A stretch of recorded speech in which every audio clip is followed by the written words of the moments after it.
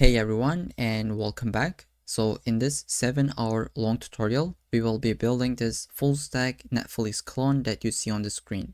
Before we get into the tech stack and the code base, let's just take a look at the end result that we're gonna have at the end of this video. So we start with this homepage, which is kind of like an authentication page as well as the landing page that we have. So let's scroll a little bit. We have a video that is being displayed inside an image, which is a TV image. We will take this video and put it in the middle of the screen, and it is going to be muted and it'll be loop. Then below this, we have a different section with this downloading text as well as an animated GIF. Below this, we will have a different video that is being put into this desktop image, right? Then below this, we will have one more section. And at the very bottom, we're going to put a footer component so that you could put your name at the end of this tutorial and link it to your GitHub repo. And this could be a really good project for your resume. Let's scroll to the top and just try to sign up. So for my email address, I'll just say Jesse, let's say at pinkman.com, and I'll just say get started, which is going to take me to the sign up page by putting the email that I already provided, which is going to be coming from the URL there you can see, and we will learn how to actually implement this logic. Let's say for the username, I just have a bunch of different suggestions. Let's just say it is going to be Jesse Pinkman. And for the password, let's just put 123, which is going to give us an error that says it should be at least 6 characters. Let's say 456. And if I just don't provide the username, it should say something like all fields are required. And we're going to be handling all these errors. Let me just bring this back and try to sign up. We have a loading state. Then there we go. It just says account created successfully. And we had a really cool loading animation. Here you can see. And this is our profile. But first, let's take a look at the hero section. So this is going to be a trending movie that is going to be fetched once we just refresh, and it'll be randomly fetched, right? So it brings this back. Let's refresh. Okay, now it is a different movie. Now let's try to scroll a little bit, which is going to give us 4 different categories for movies, such as now playing movies, top rated, popular, and upcoming movies. Let's try to maybe scroll this movie slider. There we go. It just looks really cool, and it works on all different movie sliders. Let's click to one of them. It doesn't really matter which one it is. Let's click to this one. There we go. It took us to this watch page where we can see all the trailers on this movie. We can go forward, and if we are in the first one, we cannot go. It just says cursor is not allowed. But if we go to the forward, now we can go backward as well. Okay. So this is how that works basically. Let's scroll. We have info about this movie as well as some similar movies or TV shows. And again, we have the exact same component where we can just use this slider. And from here, we can just select any of these movies, which is going to take us to the related movie page. And again, it is the exact same page, but with different details. So let's take a look at the search page. I'll just go here, click to it. We can search for a movie, TV show, or an actor. So I'll just say for the movie extraction. Let's test this out. Okay, there we go. We just got a bunch of different results. Let's click to this one, which is going to take us to the movie page, right? Let's say we'd like to search for a TV show. I'll just say How I Met, and this is going to get all the related movies, such as How I Met Your Mother, right? We can collect it or maybe search for a person. Let's say Aaron Paul. Search for it, and we should be able to get the results that are related to this name. And let's take a look at the search history now. I'll just click to it. There we go. We have 3 different search history, right? Extraction, which is a movie. This is the today's date that we searched. TV show as well as the person. We can delete it. Let's delete all of them. And here it says no search history found. We can go to the TV shows page as well, which is going to take us to the home page, but this time for TV shows. And we can just toggle the state. Now I am in the movie and now I am in the TV shows, right? And if we go into a page that doesn't exist, let's just put something like this, right? Just something random, which should show us a custom 404 page. This is exactly what Netflix does. Here it says lost your way, then go back to the home page. Let's click to it. There we go. And we can log out and it just works as expected. So this is the demo application that we're going to be building. Let's take a look at the code base that we'll have at the end of this video. So this is going to be the code base that we're going to have at the end of the day, where we have a backend folder and a front-end folder. In the front end, we're going to be having a React application with a couple of different packages. Let's take a look at it. There's going to be things like Lucid React, Axios, React Hot Toast, React Player, and ZooStant for the state management. And we're going to be building a bunch of different components, hooks, pages, and global state, utility functions, like bunch of different components, and we're going to see how to build all of them. And most importantly, we will learn how to build a server and API endpoints in a Node.js and Express.js environment. And at the end of the day, we will just make this be ready for the deployment. So we will configure everything and we will add the authentication on top of it. So we will have our auth routes and movie routes, TV shows routes, and search routes. So all these routes will be protected. That means if users are not authenticated, they cannot fetch movies, TV shows, or they cannot search for anything. We will have different configurations, controllers, middleware functions, models, routes, services, and finally utils. So it's going to be so much fun. I really enjoyed it while building it, so I hope you will like this too. So if you are new here, you can just subscribe to the channel to support this work. This takes really long time and effort, and I almost forgot, but this is completely responsive. So this is the movie page that I just open it up. Here you can see it just works really fine in mobile devices. Here we can just scroll to this slider and let's try to go to the home page. I'll click to this. This is a larger screen, right? Let's go into the tablets. This is how it's gonna look like, and in the mobile phone. There we can see it is completely responsive, and let's just try to log out. Here we can see this is gonna be the home page. Once we hit a breakpoint, this is gonna be in the vertical direction, just like in the Netflix application. So if you are ready, let's get into it. So to get started with, I have created an empty folder on my desktop. I called it as Netflix clone, and then I just open it up in VS Code. Now we're gonna need two different folders, one for the backend and one for the front end. So in the first part of this course, we're gonna be focusing on the backend only. And once we build this part, we're gonna go and build the front end part, right? So I'll just open up my terminal and install all my packages for the backend. And to be able to install packages, first we need to initialize a Node module with npm init-y, which is going to give us a package.json file under the root. And here we can see this is the simple file that we just have. Now let's say npm install, and let me just first clear up my console and give a little bit space. Just like this, let's say npm install, and let's install all of our packages that we would need. So we're going to need the Express package, which is going to be our web framework so that we can have a server in the first place. And for the authentication, we will need the JSON web token package so that we can create the tokens and decode them for the authentication. And to be able to interact with the database, we will be using Mongoose, and our database is going to be MongoDB. So we'll also need the cookie-parser package, which is going to be the package that will allow us to parse the incoming cookies under the request. And we will need the .env package so that we can really work with the environment variables under the .env file. And this is going to make sense just in a second.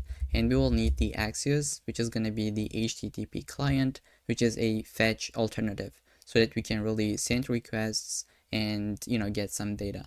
And finally, we will need the bcrypt.js package so that we can really hash the passwords.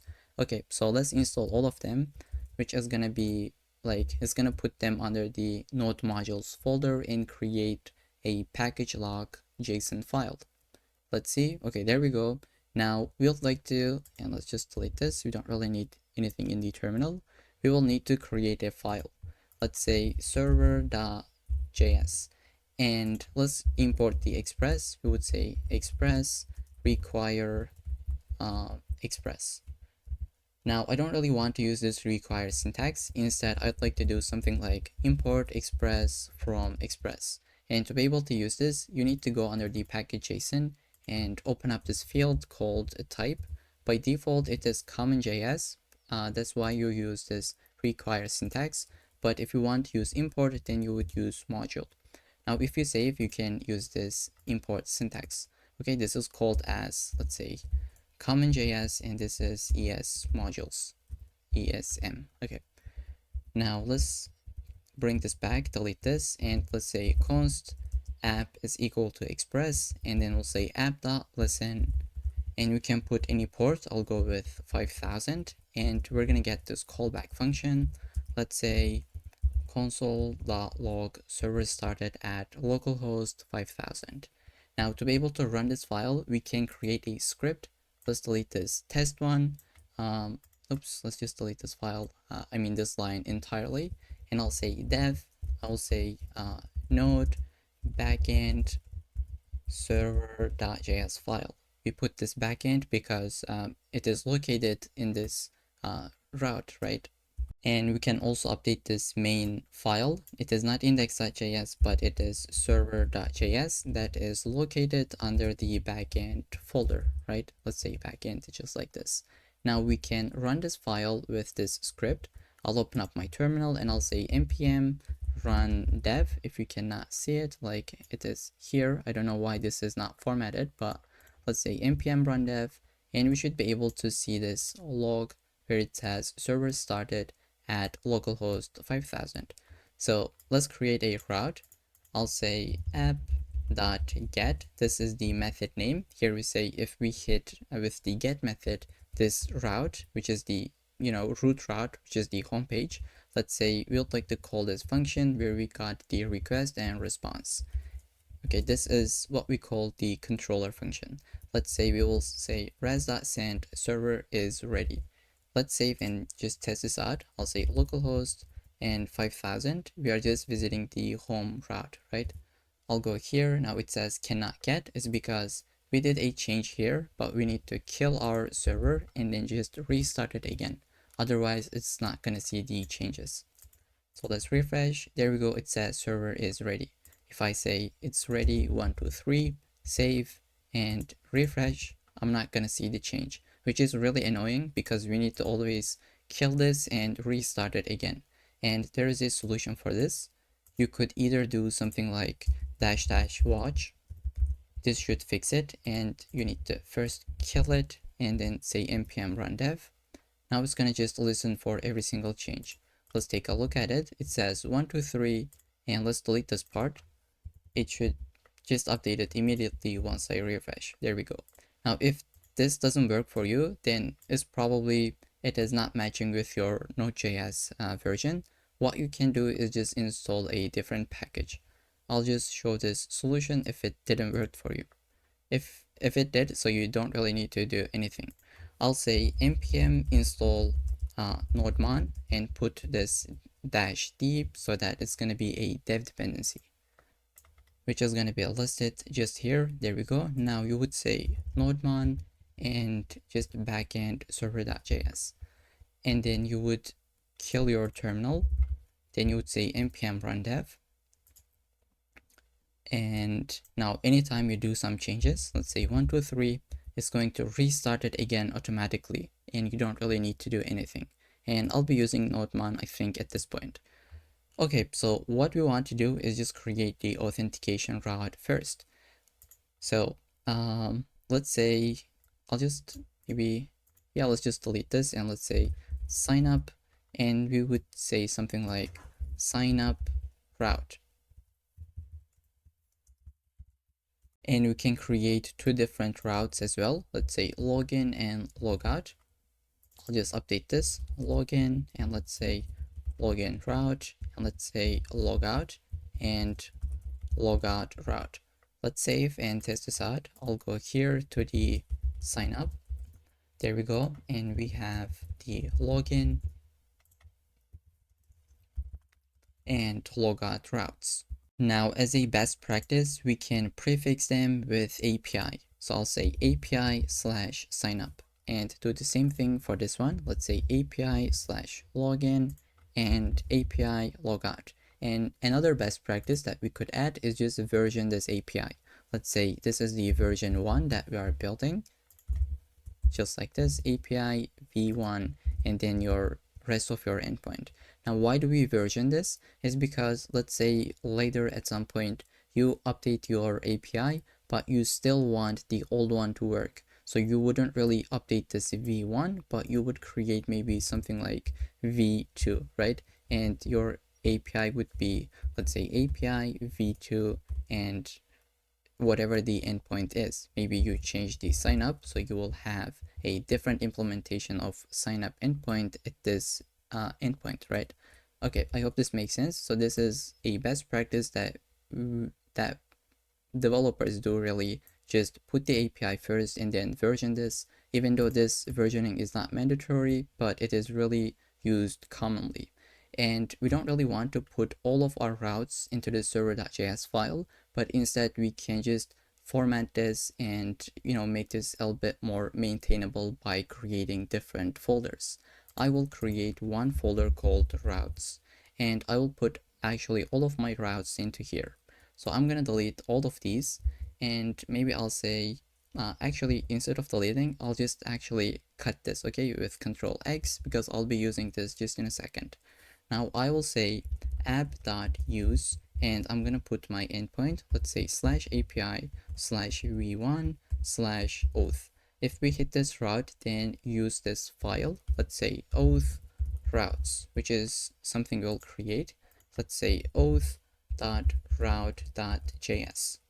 Now, this route.js is not really important or mandatory. You can delete this route and just have this file called as auth.js. But as a convention, I just want to keep this so that when I take a look at it here, I just know this is a route file, and I just like this convention in general. Now we need to create a router. First, let's import the Express.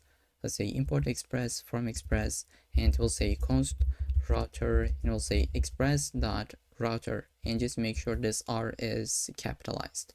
Then we'll say export default the router. Now we can put all of our routes that are related to authentication. So I'll say something like router.get, and maybe in this point I could paste everything that I just cut it, right? Now instead of app, we don't really have app in this file. Let's rename them to be router. And we have API v1. We can delete this part and just leave the sign up. Let's say login and logout. Now here we need to import this router in the server.js. Let's say import auth routes coming from this file, and just make sure you put this .js at the end so that you don't get any errors. Now let's save, and I'll explain what we have just did. Let's just put them side by side. So here we just say if we visit localhost 5000/API/v1/auth/signup, then call this function. And if we hit login, call this one, and same for the logout. So we just say, hey Express, if someone visit our application at this endpoint that is followed by one of these, right, because this is the file that we are referring to, then you should handle with the related function. Let's visit API v1 auth and sign up. What are we gonna see? Just test this out. API, let's just make sure this is lowercase, API v1, let's say auth and sign up. Okay, here we can see we just hit the sign up route. Let's hit login. It is working, and same for the logout. So this is the basic setup that we just have for the authentication endpoints, right? We just have sign up, login, logout. All of them are listed under this endpoint. Now what we can do is even take these functions and put them into their own folders and files. This is what I'll be doing. I'll just say controllers and create a auth controller file. I'll say auth. You can call it just auth.js, but I'll be doing the exact same convention, which I'll just put controller.js, just like I have done here. So it is easier for me to navigate this code base. So yeah, the first controller that I'd like to have is going to be for the sign up, then for the login, and for the logout. And by the way, you can make these functions to be async, just like putting this keyword, because this is nothing than a regular function. It just takes the request and response arguments. Like it takes more arguments such as next, and maybe we can see that in the incoming sections. For now, just know that this is a regular arrow function that is just handling the response or request, and you can do a bunch of different things here. So I will take this and put it into its own file. I'll say export async function. You can use arrow function as well. I'll just go with the regular functions. I'll call it as a sign up, which is gonna take the request and response, and let's just say sign up route. Now we can take this function, delete this part, and just import the sign up function from this file, and make sure you put .js, otherwise it's gonna crash because we're using module, right? Type is equal to module, and you always have to put the .js extension if you are importing a local file. In this case, this is a local file that we have in our code base, and we're going to create the login function as well as the logout function. So I'll just delete both of them and let's create it. Maybe so let's just do it manually. I'll say export async function login, and we'll just say login route, and do the same thing for logout, just like this. And to be able to get this auto completion, I am using GitHub Copilot. This is the extension that people always ask me in the comments, even though this is really popular, but some people still don't use it or just even don't know it existed. It is free if you are a student. You need to fill up a form in their website, but if you are not a student, then you would be using this for $10 a month. And so yeah, that was the extension. Let's save this file, and let's say give us the login function coming from the auth controller, and let's say logout function. So we didn't change anything. I mean, it is working the exact same way, but we just organized our folders and files a little bit. If you visit signup route, you will still get the exact same result. If you visit the logout, it just works as exactly the same before. And with this setup, I think we are ready to just get started with the authentication. And the first one is going to be the sign up, right? So I will save this file, and maybe, yeah, let's just keep them open. And to be able to sign up the users, we need to create a database and store the users in that, right? So for this, we will just head over to the MongoDB. If you don't already have an account, you can create one for free. I already have, so I'll just sign in. As I said, it is free to get started with. You don't really need to pay anything upfront, and no credit cards required. So this is going to take us to the overview page or the dashboard where you can create a project. So let me just zoom in maybe a little bit. And if you just sign up, I think you need to create an organization, which is pretty basic. And once you do this, then you can create a new project. Let's say new project, and this is gonna take us to this page. I'll say Netflix, and I'll just put YouTube at the end. You can call it as Netflix clone. I don't know, like anything. And let's say next, project owner is gonna be you. At this case, this is the email that I am logged in. Let's say create the project, and then it's gonna take us to this page where we can create a cluster.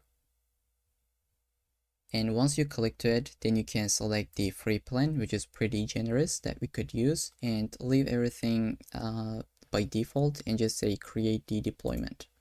And then it's going to take you to this page where you can see your username and password. Let's copy the password and paste it to here for now. We'll be using this just in a second. And let's say create the user. And then it took us to this page where we would like to connect to this database from our Node.js application. Now we can really get this connection string. I'll be copying this and pasting it to my .env file. Let's create one under the root. So just make sure you create it here and not in the backend or frontend. Then I'll say mongo underscore URI and put that connection string. So in your case, here you might see something like password like this. If you see this, then you can really take your password, cut it, and replace it with it. In my case, I already had it. I don't know why. Sometimes they give you the password, or maybe I have this option selected. So if you say don't show the password, it's gonna put this placeholder where you can put your password into. But if you like toggle this, you can copy it and put it as your connection string. And let's delete this, save. Okay, now we would like to use this connection string to be able to connect our database. But first, let's just say close. We just got everything. And just one more thing, when you're building this application, your IP address might change, so you might not be able to connect to this database. For now, let's go under the network access. And from here, just click to the add IP address. Before you click to it, you'll see your IP address is listed here. Probably you cannot see mine because I will censor it while editing, but you know, your IP address should be here. If not, you can say add IP address, and then you can put your current IP address, but I'm sure it's already there. So you can say allow access from anywhere. And we'll say confirm. This is going to take a bit time. It says pending, and once this is active, it should be good to go.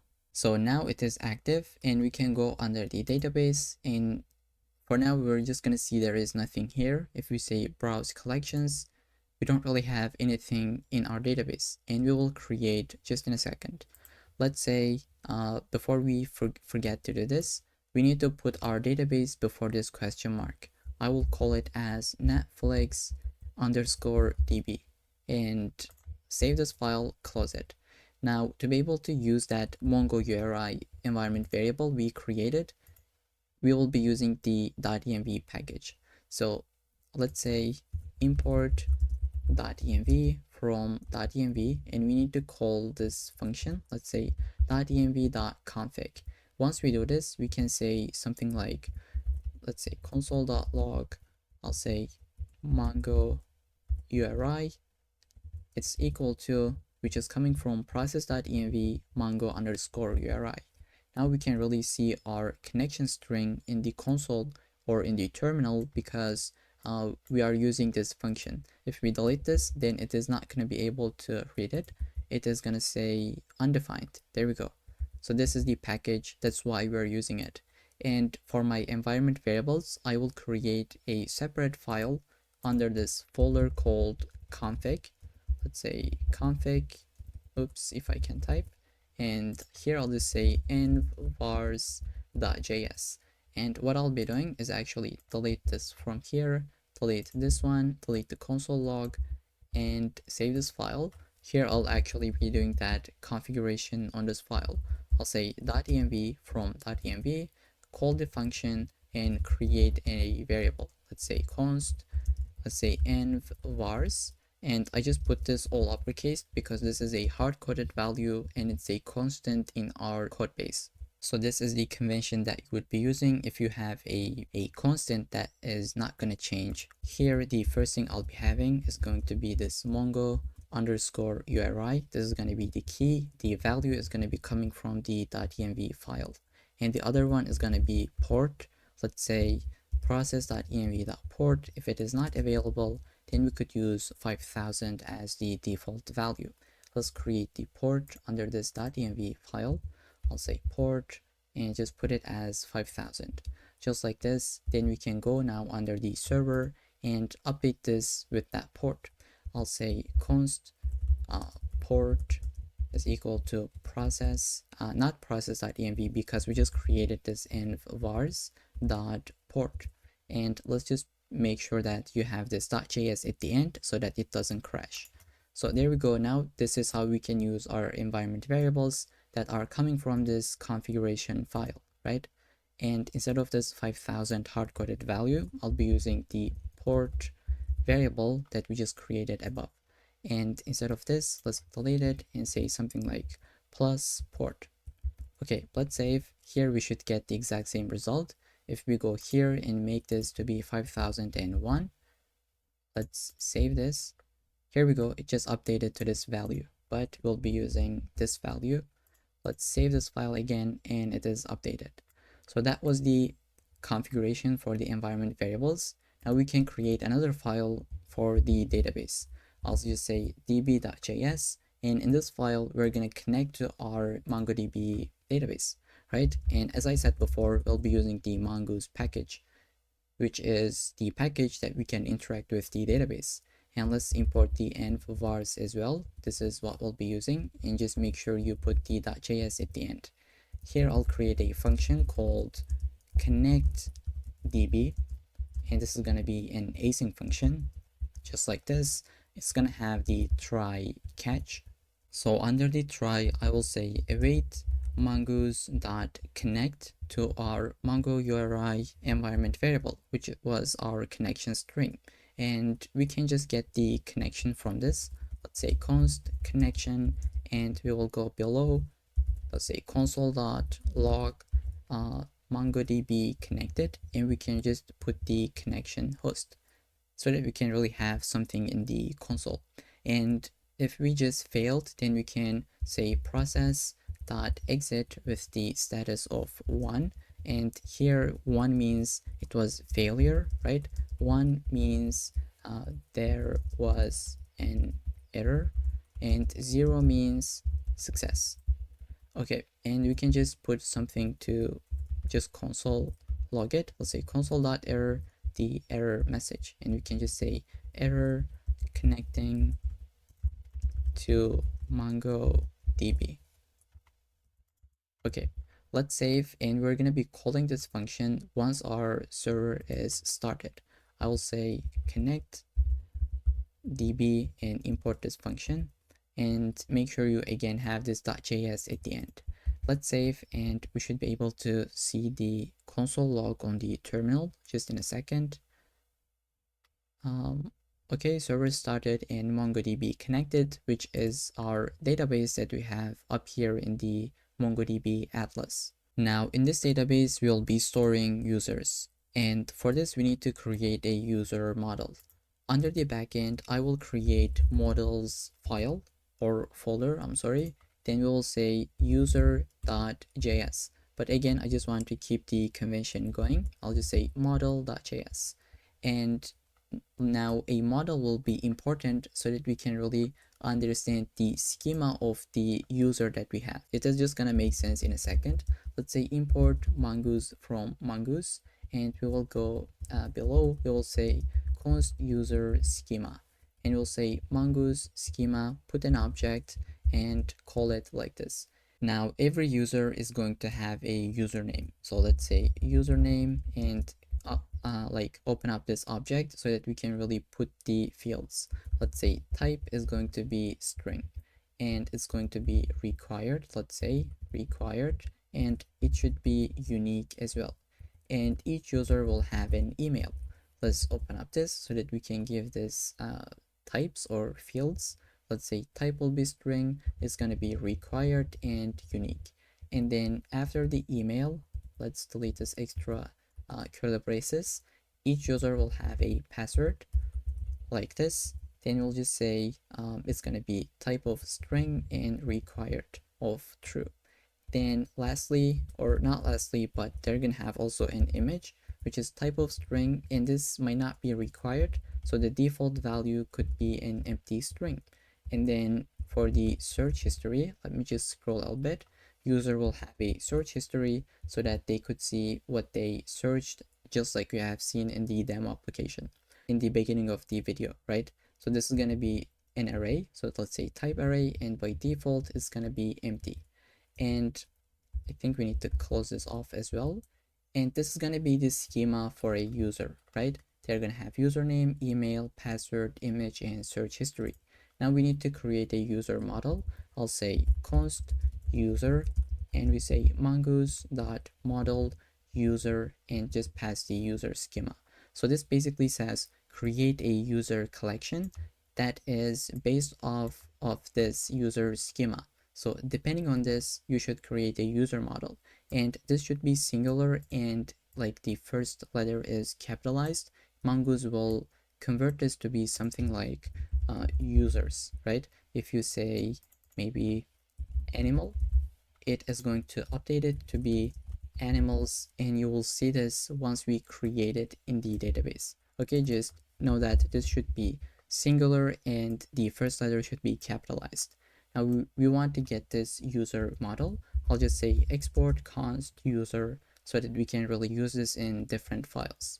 So that was our user model. And I think we can now go into the auth controller and implement the signup function. So what I'll be doing, maybe just close all these files that we don't really need for now, and we can get started with this function. Now, let's just say try and catch. The user wants to send us a couple of different credentials, such as their email, username, and password. And I think before we write any code in this file, it would be better if we just see some kind of diagram that explains the authentication workflow, and then we come back and write the code so that we understand everything. So let's just do it now. So this is the authentication workflow that we will try to understand, and we'll just jump into the code and try to implement this. So just imagine we have a user that they wants to sign up, right? So they will just click the button that says sign up. I'll just put S for this, and let's change the color and maybe the size. So the trigger, the request will be triggered to our API, right? So let's say they want to sign up. It's going to be /API/v1 auth and sign up. What we'll be doing is just create a user in our database, right? And we need to create a token as well. So we will generate a JWT token. Once this has been generated, we're going to send this token in cookies to the client, and we will show some success message. Maybe we would take them to the home page, right? So they were in the login or sign up page. They just signed up. We take them to the home page. And let's say now they want to get some movies, right? So they say API v1 movies and give me the trending movies. We're going to take the request and we will just check if it has this token or not.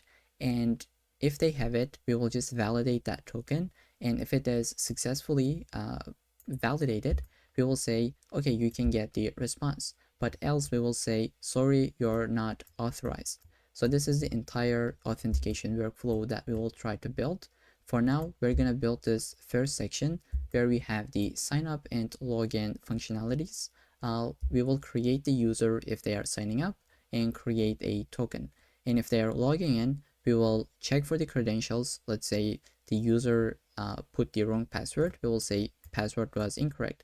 But if it is correct, we will just log them in by creating a token, and we will send this token in the cookies to the client, and user will have that token in the client in his cookies. So this is the general overview, and I think it's gonna make a lot of sense once we try to code as well. Okay, so back into the VS Code, and just before we forgot, we need to go under the user routes or auth routes.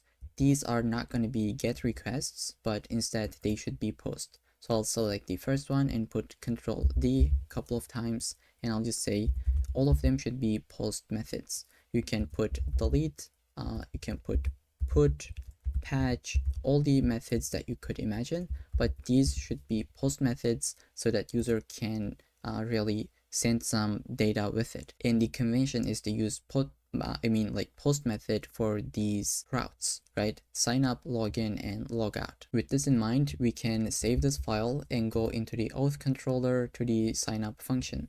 So user will try to send us the email, let's say password, and the username. All of them are going to be coming from this object where we have request.body.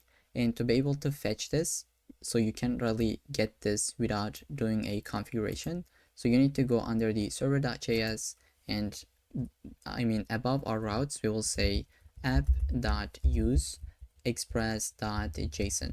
So this is the function that will allow us to use request.body. Let's say parse, or maybe let's say will allow us to parse request.body object. Okay, so this is really important. If you don't add it, then you cannot really get these values.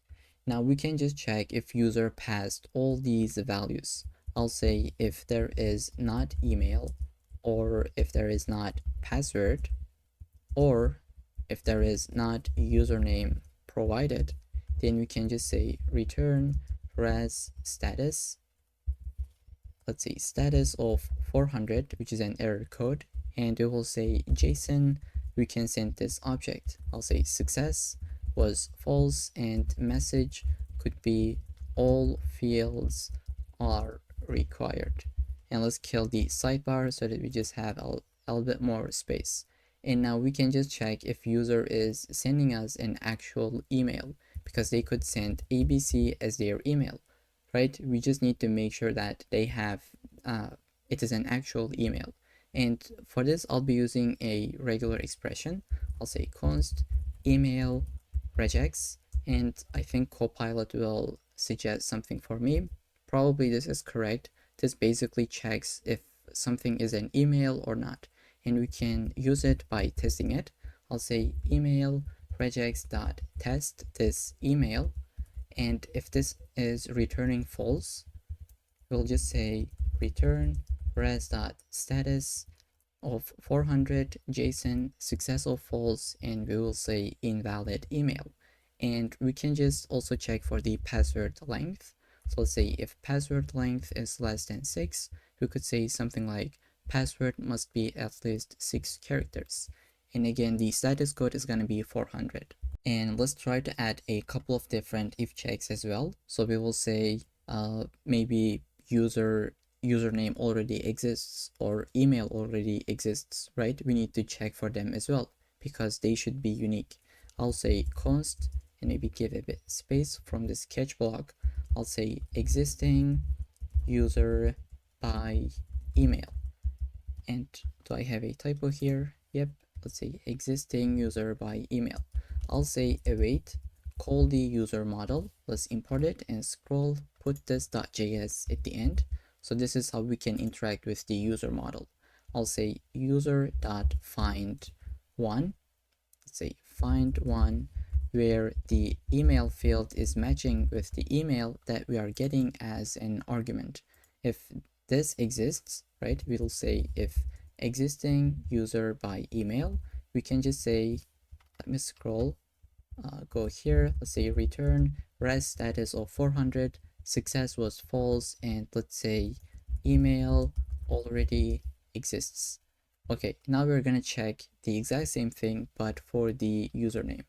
I'll say const, maybe I can actually copy this line and paste it, existing user by, let's say, username, and we will just check this field username that is matching with the username that we are getting as an argument, right?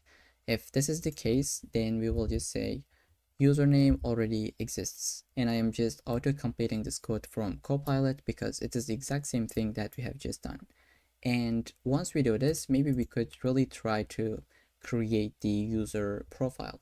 And I'll say const, let's say new user is going to be equal to new user, call this class, open up the object, and we will just say this is the email, this is the password that they just provided, and let's say the username. We can skip the image. By default, it's going to be an empty string. But what we can do is create a default image. Now I will just show you 3 different images. So these are the images that user can have as a profile image. This is the first one, second one, and third one. We will just select one of them randomly. So here I can go below this new user and just say const profile pics. We have 3 different avatars, avatar 1, 2, and 3.png. This these are going to be in the front end folder. Once we get into the UI design part, I will try to explain this once again once we get there if you don't really understand this, but this is basically a local file .png that is coming from the public folder in the front end, and we can really see this later in the video. Now to be able to just get one randomly, we can just say const image, and we can say profile pics math.floor. Let's just auto complete this. So this will give us one of the indexes randomly, right? This could be 0, 1, or 2, and it is going to be replaced here. Let's say it is 1, then this image is going to be equal to this avatar2.png. This is what it really does, giving us a random index depending on this array. Then we can just use this as the user image, just like this. And since these fields are same, right? Email, email, password, password, we can shorten this by using this JavaScript trick. Okay, just like this, it should be working the exact same way. Now, once we just created the user object, and let's save it to the database. We'll say await new user.save. And for the catch case, we can just return an error. I'll just say res.status of 500, which means like there was an internal server error, right? Server crashed or something like that. So we'll say JSON success was false. You can send the message as it is, or we could just put a generic message as well. Let's say error, not error message, but let's say internal server error, just like this. And for debugging purposes, we could put console.log and let's say error in signup controller and put the error dot message, just like this. So let's try to actually test this function out, right? We will send the email, password, and username. And if we just pass all these if checks, it should hopefully create a user and save it to the database. And to be able to test this out, I'll be using a desktop application called Postman. It is free and I have already installed it. If you don't have, you can install it just to be able to follow along with me. So this is the application. I just logged in, and if you don't have any workspaces, you can create one by coming to here. I have all of these. They are coming from the previous tutorials, but let's just try to create a new workspace. I'll just give it a new name, but before we need to just say blank workspace. We could say Netflix clone, and like it could be for anyone. I'll just say only me and just say create. Okay, so this is gonna create a workspace for us, and we can just really test our endpoints. Let's create a collection. Let's say blank. I will rename this to be Auth, right? And later we will have for the movies, TV shows, and maybe for the search. Let's say we'll like to add a request. And this is gonna be a post request. And let's say this is sign up, just like this. Let's put our endpoint HTTP localhost 5000 /API /v1 /auth /signup. And we need to send a body, which is going to be raw JSON. Make sure you select the JSON, open up this curly braces, and send username. Let's say this is going to be John. And for the email, let's say we're going to send john@gmail.com and the password. So I'll just try to put something like 123, which should give us an error that says password must be at least 6 characters long, right? I'll save this and just try to send it. There we go. It says password must be at least 6 characters and success is false.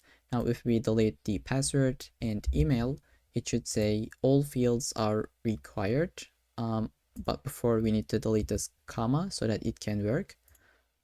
Okay, now it says success was false and all fields are required. If we bring both of them, and even if you don't add one of them, right? Let's delete the comma. It should still give us all fields are required. But now let's just try to put 4, 5, 6. Hopefully this should create the user in the database. So here it just keeps sending requests, or it just keeps loading, right? Because we didn't return anything. But if we take a look at it to our database, we should be able to see the user. Let's test this out. Refresh this page, go under the collections. We have our database, and there we go. We just have a user This is the username, email, password, and the image. This is the random one that we selected.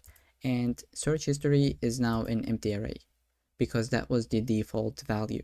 And now our postman is keeps loading is because in our VS Code, we didn't really return anything after we save this user to the database.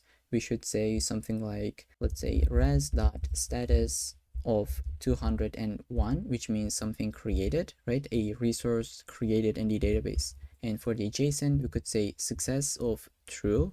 Let me just close this object first. And here I'll just put the user object. I'll just return the user as it is.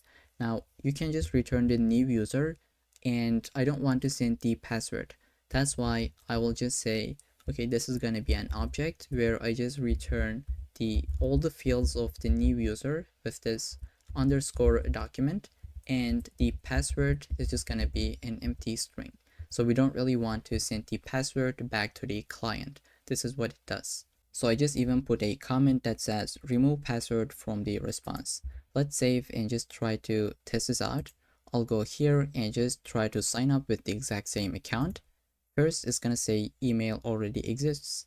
Let's say email is Bob, and it should say username already exists. Okay, let's say Bob and send it. We got the response, and here you can see the password is empty, but all the fields are returned us. Now there's an issue with our implementation. Let's just refresh and I'll try to explain. Okay, let me just maybe zoom out a little bit. So we just store the password as it is, which is not really something that you should do. Instead, as a best practice, you should really hash this. So the first reason, you shouldn't be able to see the passwords of your users. That wouldn't be ethic. And the second one is, if someone hacked your database, if they have the access, they can really access to every single account. So they would put their username and password and just log into their account, right? So that's why you should hash this password, and this is the reason why we even imported this bcrypt.js package. Let's see, we have this bcrypt.js, and this is the place that we'll be using it. After this if check, we could say const salt, and let's say await bcrypt.js. Let's import it. Okay, we should do it manually. Let's go here and just say import bcrypt.js from bcrypt.js. Then we'll just say like gen salt of 10. So this is going to create a salt that we could use to be able to hash a password. And I'll say const hashed password. We will say bcrypt.js hash this password that user pass in with the salt that we just created. So if user pass something like 1 2 3 4 5 6 as the password, this is going to take it and return it to something like this, where it is not really readable at all, right? So it is not going to be like this, but it is just going to be a little bit different, and we can just see this in a second. Okay, so we'll be using this hash password in the database. So we'll say password field in the database will be equal to this hashed password that we just created above. Let's save and test this out by creating a different user. I'll say Bob, I don't know, let's say Sally, and just create this.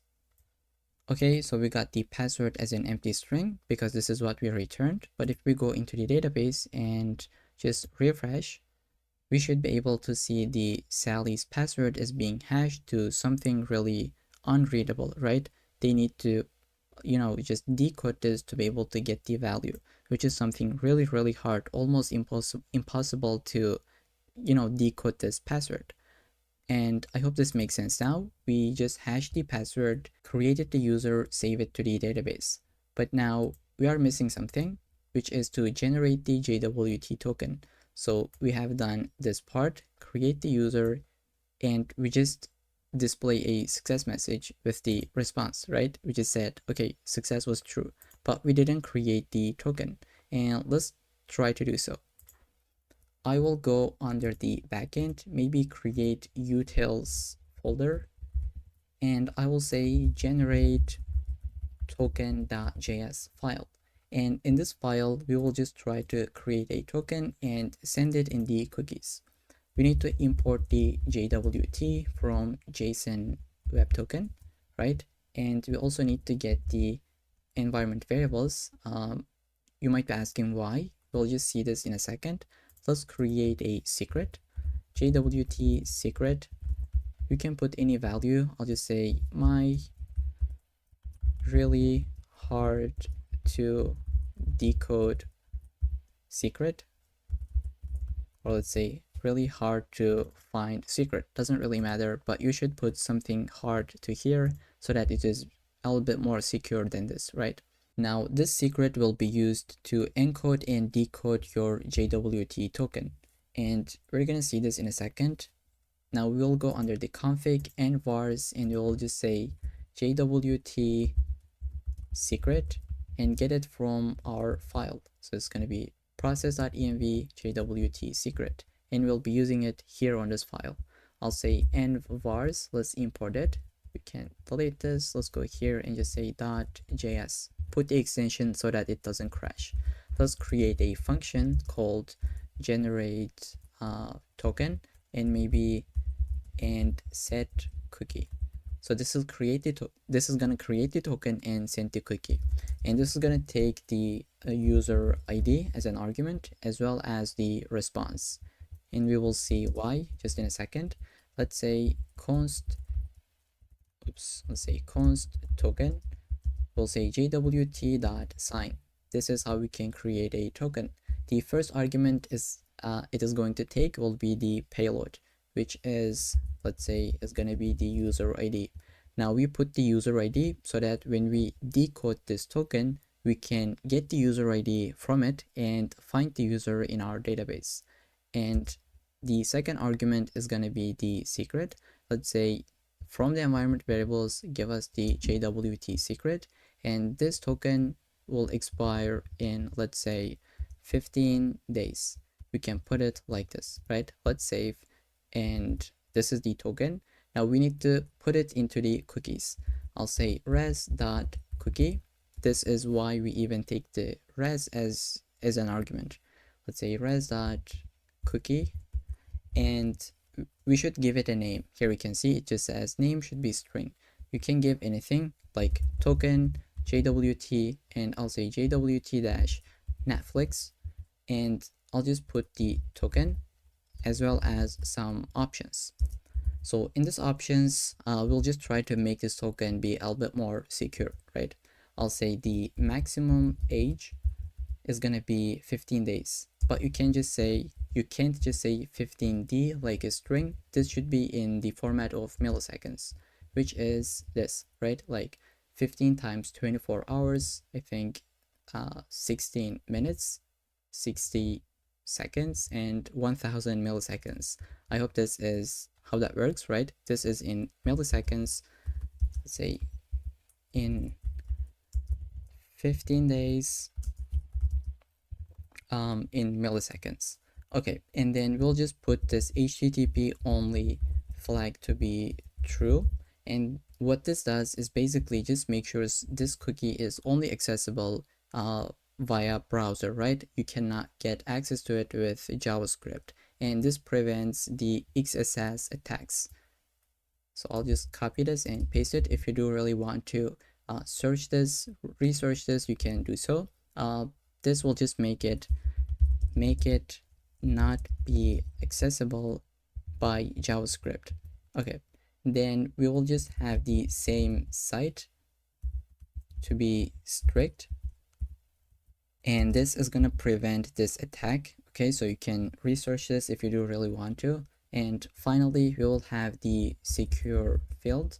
This is only going to be true when we deploy this application. So only in the HTTPS, this is going to be true, but in the localhost, we have HTTP, so it's going to be false, right? And we can check this by doing something like env vars.node_env if it is not equal to development.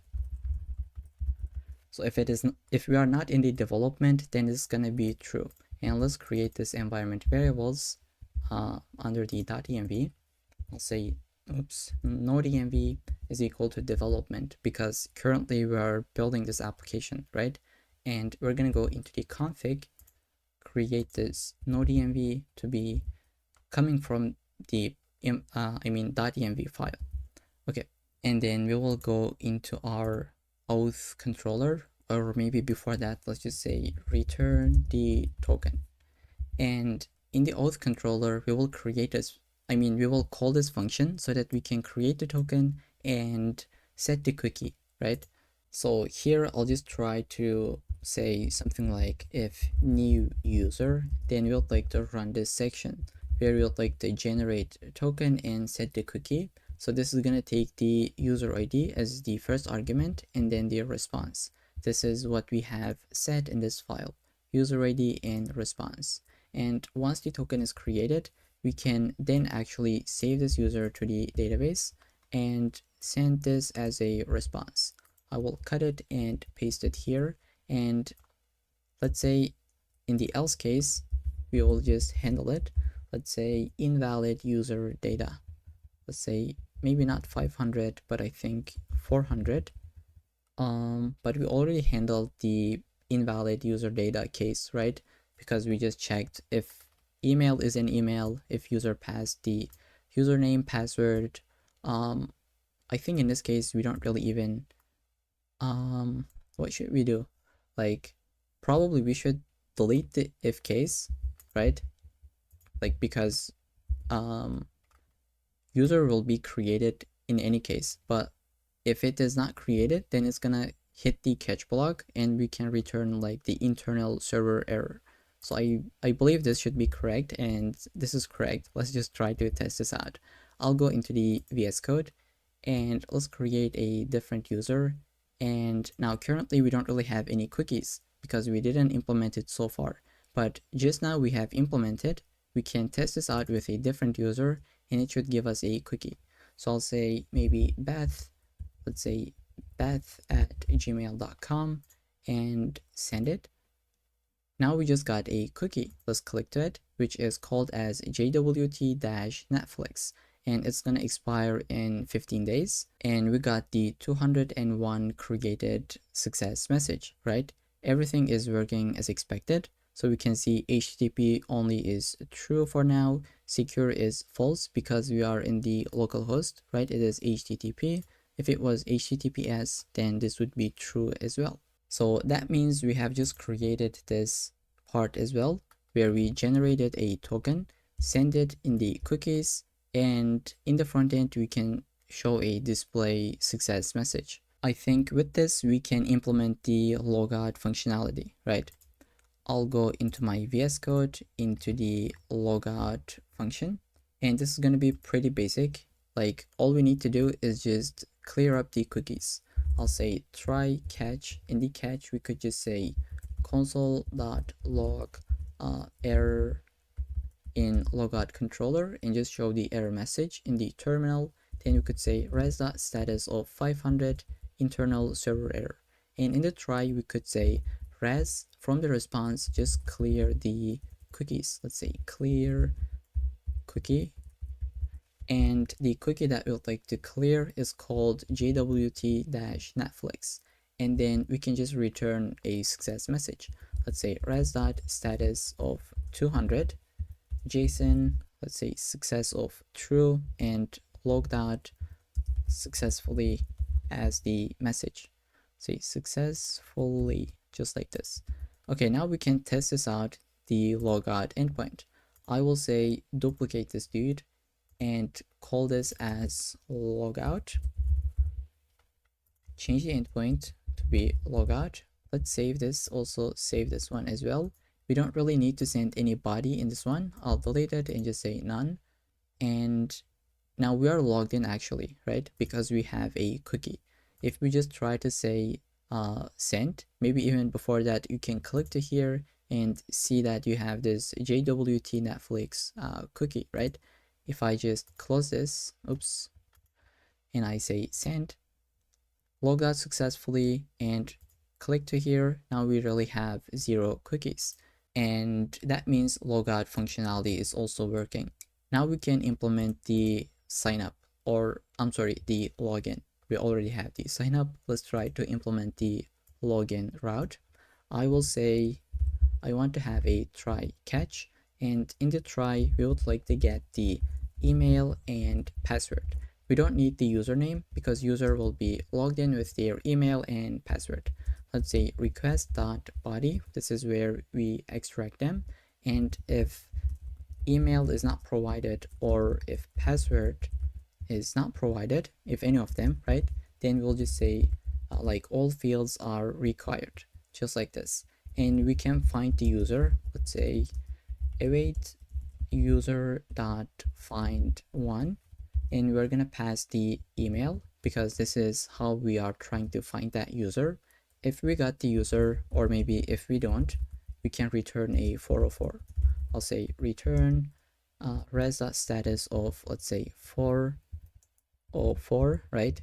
Invalid credentials, or maybe let's say invalid email or password, but I think I'll just go with invalid credentials, right? So you don't really want to say like invalid email or invalid password itself, so that other users cannot just check if an email is existing in your platform or not, right? This is what I like to do, is just say invalid credentials, more like a general message, so the other users can't really check for different emails.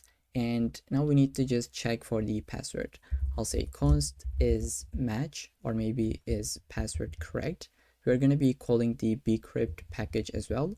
Let's say bcrypt.js.compare the password that user passed in, right, with the password that we have in the database. If this is the case, then the password is correct. But if password is not correct, let's say is password correct is false, then you would say invalid credentials. But if we pass these if checks, then we can just generate a token and set the cookie, just like this. Then you will say res.status 200 and return the user. So I just auto completed all this code because this is what we have done previously, where we just have a success message and we return the user object by deleting the password field. And in the catch, we can just say something like console.log error in login controller and internal server error that we have just done previously. Okay, so this is going to be the login function. Let's try to log in with one of these accounts. I'll first maybe duplicate this one. So sign up copy, this is going to be called as login. Let's update the endpoint. Let's say login and save this, go under the body. So this is the account that we have created. Let's put the wrong password. It should say invalid credentials. Let's put the correct password, but maybe wrong email. And by the way, when we log in, we don't really need to send the username. So let's delete it. Okay, so if I put the wrong one, it is going to say invalid credentials. But if I try to put the correct email and password, it should create a cookie in the response. Okay, there we go. We got the cookie and we have the user object where the password is deleted, right? And if you just click this cookies, you can see we have it. And let's try to log out. Here we go. We just logged out and we don't have any cookies in the localhost. Okay, so with this, I think we have completed the authentication endpoints. Let's just try to quickly do a recap, right? I'll close everything. So first of all, we have created this backend folder and initialized a node module where we installed our dependencies, dev dependencies, and put a script as well as changing our type to be module, so that we could use this import export syntax. Then we have created a config file where we have the database connection as well as the environment variables. To be able to use these, we need to use this .env package, and we need to put our environment variables under the .env file. We set it up our database by getting this connection string and creating all these other, like the environment variables that we needed. Then we created our route. The first one was for the authentication, and just to keep this code base clean, we created a folder called routes, and we have this auth route.js file. As the convention, we put this .route.js at the end, but that wasn't mandatory, but it was an optional. Then we have all these routes: sign up, login, and logout. We even extracted the logic into its own file and folder, which are this auth controllers, right? Let's click it. We have three different functions. Let's just say Control Shift P and fold all. If you do this, it's just gonna fold everything in this file. And let's start with the sign up. I think it just fold everything, but basically we got the username, email, and password from the body. To be able to get this, we need to use this middleware, right? Which is a function that just runs, and it allows you, allows us to use this request.body. It parsed that data. Then we got all of them, added a couple of different checks just to make this working, robust.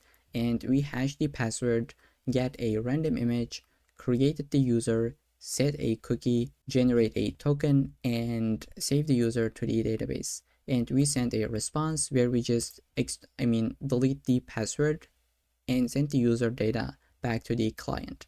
We have the login function in the same way with a couple of different if checks, then generate the token, set the cookie, and finally the logout function.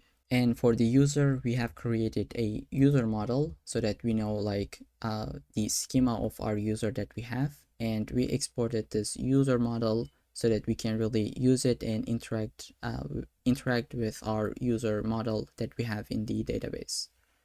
So this is gonna be it for this part where we implemented the authentication, and I'll see you in the next section. So in this section, we would like to fetch movies, and for this, we're gonna be using an API that is called the movie database. And I already have an account, so if you don't have, you should create. Then under these settings, we need to create an API key. So I have already done this, but these are the steps that I have done. So under the API, under the create tab, I selected the developer option. Then I accepted the terms and conditions. Then I just put the information about my application. So type of use, application name, URL, which is localhost, then the application summary, and then just a bunch of information. Then I just submitted this. Then I got my API key as well as the access token, which is something that we'll be using. Now let's go under the API, which we should be able to visit the API reference. And here we can really just fetch lots of different things. Let's say we go under the movies and try to fetch popular movies. Once you click to it, it's going to give you a code example with JavaScript or any other languages that you could see from this list. I selected JavaScript, and let's try to just call it. So there is an API and authorization header with your API key. If you try it, it is going to give you the example, which is the response, right? Let's zoom in. So there we go. We have a results array that just has a bunch of different objects. So each of them is a different movie. And so this is the basic usage. Let's try to copy this code and paste it to our VS Code just for a second. So here we have the API key for us, right? I'm gonna cut this and put it into my .env file. I'll say tmdb API key and delete this part, put my actual value. Now I'll take this environment variable and create it under the config. Let's say the movie database API key is gonna be coming from the .env file. I'll go here. Now instead of putting that value hard-coded, this is how we'll be using it. We'll just say envars.tmdb API key. But we are not going to be using this in this file, is because I'd like to create a separate service that is going to help us to really connect to this API. So what I'll be doing is to just delete this completely, right? This is the server.js file. Let's create a different folder called services, and we can put this file called the movie database.service.js. So this is just a regular JavaScript file, even though logo is different, is because I am using an extension called, let's say, create VS Code icons. Let's see. Okay, I'm using this extension, that's why it shows this, so to say, a logo, but it is just a regular file, and same for this one. Now in this file, we would like to create the service, which is going to be the function that will help us to fetch data from this API. So I will just scroll a little bit and I'll say export const, which is going to be my function. Let's say fetch from the movie database. It is going to take the endpoint, or we can call it as URL, and it is going to return us some data. Now here in this file, we will be using Axios instead of fetch, and let's go here, just try to use it. Again, let's get this, so the example request, paste it above so that we could really have an example. Now in this function, we can take this option and put it here. Instead of this authorization header, we could delete this value and get it from the environment variables.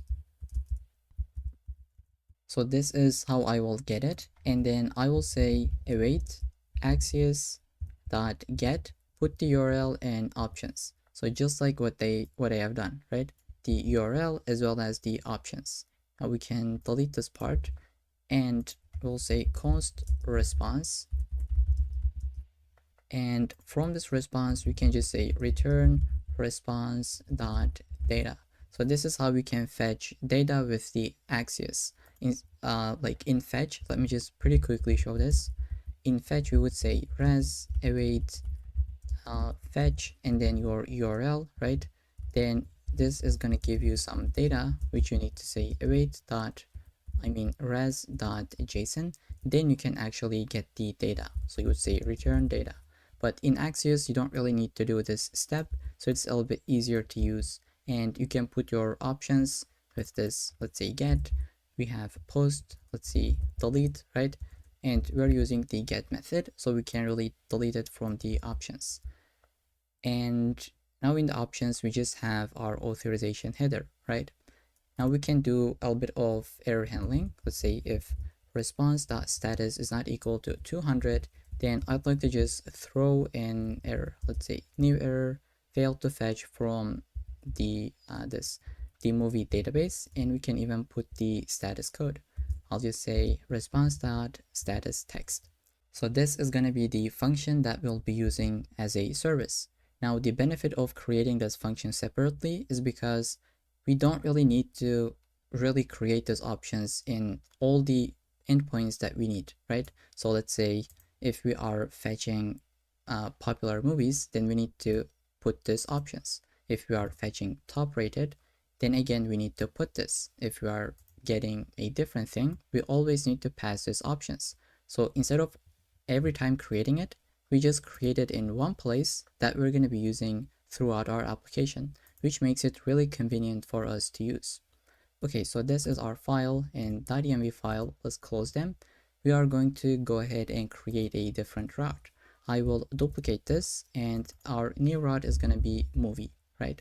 And let's say this is the movie routes. Let's create it. Maybe we could import it here. I'll just duplicate this one, give a little bit space. We have our package imports, config imports, and route imports. Let's say movie routes, and we'll say movie route.js. This is going to be the file name. Let's copy it and put it under the routes, movie route.js. So here I'll say import express from express, create a router with the express, and let's say export default this. So this is what we have done in the auth router as well. Get the express, create a router, and export default it. Then we just have our endpoints, right? Our methods. So what we can do is even create a controller for this. I'll say movie.controller.js, and we're gonna have all of our functions that are related to movies, right? Now here, the first endpoint that we'd like to have is going to be the trending movies. So I'll just say router.get into the trending endpoint. Then we would like to call our function. So instead of putting it here, as I said, we just have the movie controller file. Let's say get trending, not movies, but just movie. It is going to return us only one movie. And the reason is in the home page, let's see. Okay, so here there is just one movie that we will show, which is going to be the trending movie. Even though the API return us multiple different movies, let's just see. I'll say Control F trending. Let's say movies. When you try to fetch, it returns you multiple different movies under the results array. And what we'd like to do is just fetch one of them randomly so that every time we refresh, we get a different movie in this background. Okay, so this is the function logic that we will create. Let's go here, maybe first save this file and save this one. And like if you don't get this like purple formatting on this one, if you delete this line and bring this back, it should fix. So this is kind of like VS Code hack to just keep in mind. So we got our routes, which is for the movies we have trending, and we would like to just fetch one trending movie. I'll go here and just say export async function get trending movie, and this is going to take the request and response, and here we'll just try to fetch that trending movie, right? I'll say try catch. In the try, we'll say const data. We're going to be calling our function, which is fetch from tmdb. Let's try to import it. Can't be. Let's just see fetch from the movie database. For some reason it doesn't give us. Let's see, did we export it? Yes, we did. Fetch from the movie database. But anyways, let's go up here and import it manually. I'll say import the, like if I can type, fetch from tmdb, right? And we will just put the .js at the end so that it doesn't crash. And by calling this function, we need to pass the URL, which is, let's see, under the trending movies, we need to copy this URL. Oops, if I can get it from here all the way up here. So this is our URL that we're gonna fetch, which is gonna return us the results array, right? So let's say data.results. And from here, we would like to just fetch one of them randomly. We can open up this square brackets and let's say math.floor, math.random, data.results.length. And let's put this optional chaining. So if this is null, so that we don't really get, so our code doesn't break.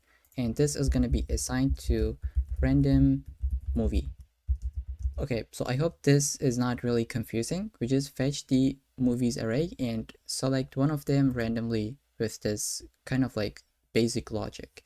And we will say res.json, and we're gonna say success of true, and I'll say content, and it's gonna be random movie. And let's make sure we don't have a typo here. We'll just say content. Now, why do we say content and not movie or TV?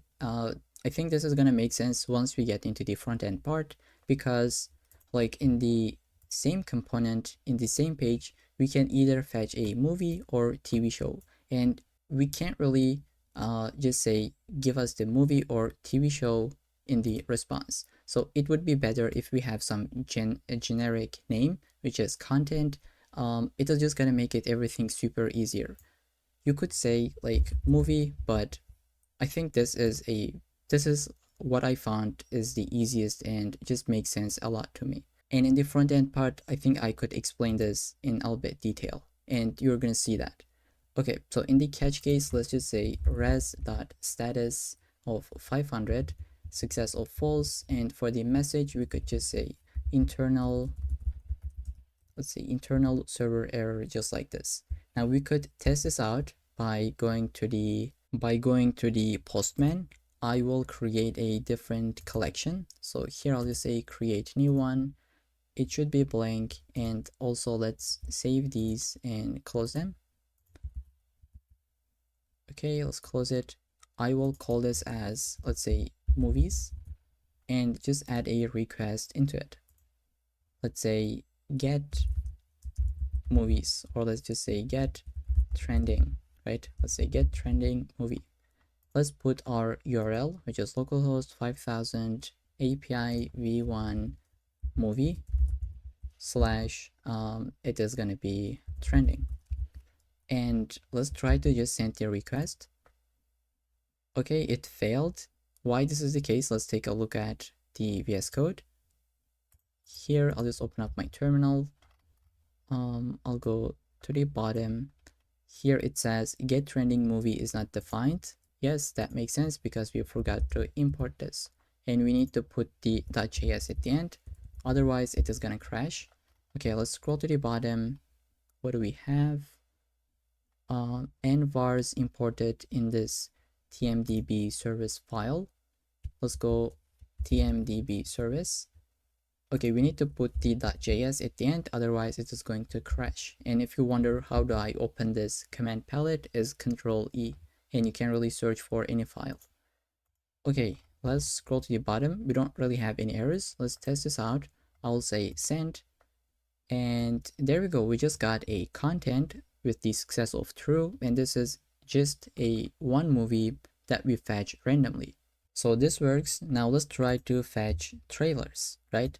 For a movie, when we visit the detail page, let's just see that. Where is it? Okay, when you visit the detail page, we should be able to see all the trailers so that we could go to the next one and go back to the previous one. And for this, there is an endpoint. Let's just say video from here, search for it. So we have videos for movies. Let's collect it and maybe get the endpoint for this one as well. I will copy this and we will go into, let's say from here, we need to first create a route. Now I will say router, if I can type router.get, and we would like to fetch the trailers of a specific movie. And that's the reason we need to put the ID. This is how we can put dynamic value, and you'll see what that means. We'll say give us the trailers. This is going to be our endpoint, and I have a typo here. Let's say trailers, just like this, and I'll say get movie trailers. Okay, let's try to create this function. I will shrink this one, say export async function get movie trailers. Let's say request and response. We'll have the try catch, and we would like to get the ID from the prems. So we'll say request.prems, which we have the ID on top of it. If you call this something like IDX, then this should be IDX as well, right? I hope this makes sense now. Let's try to import this function as well. Save this file, and we need to put the logic here. Let's even take this above the try, and in the try we will say const, and first we need to just call our function with Axios. Not Axios, but we imported this service, right? Let's say await fetch from the movie database function, and we're gonna just put the URL that we have, right? So I'm gonna put this backticks, paste the value that I grab. Now here we need to put the movie ID, which we are getting as a prem. I will delete this and make it to be dynamic, just like this. I will say ID, and this should give us data, right? Const data, it is coming from our service function. We could say res.json with the success of true, and we can just say instead of content, now we can call it as trailers. This is what we return, and we'll just say data.results. Why do we say data.results? Is because this is what they return us. I'll say videos. Let's put some random movie ID. I'm not sure if this is gonna work because this ID might not exist, but okay, it worked. And under the results, we can see we just got one trailer. For some movies, there are gonna be multiple trailers, and in that case, we'll be able to just navigate them. So yeah, this is going to be our function, and in the catch case we could really just check if it is a 404 or is it an internal server error, right? Let's say if error dot message, if it includes something like 404, then we could just return nothing back to the client, right? We'll say return res.status of 404, and let's just say send null, because we couldn't find anything. And we'll say res, in the other case, we'll just say internal server error. I think this is going to be it for this function. Let's just try to test this out under this endpoint. I will go into the Postman, duplicate this one. I will say get trailers,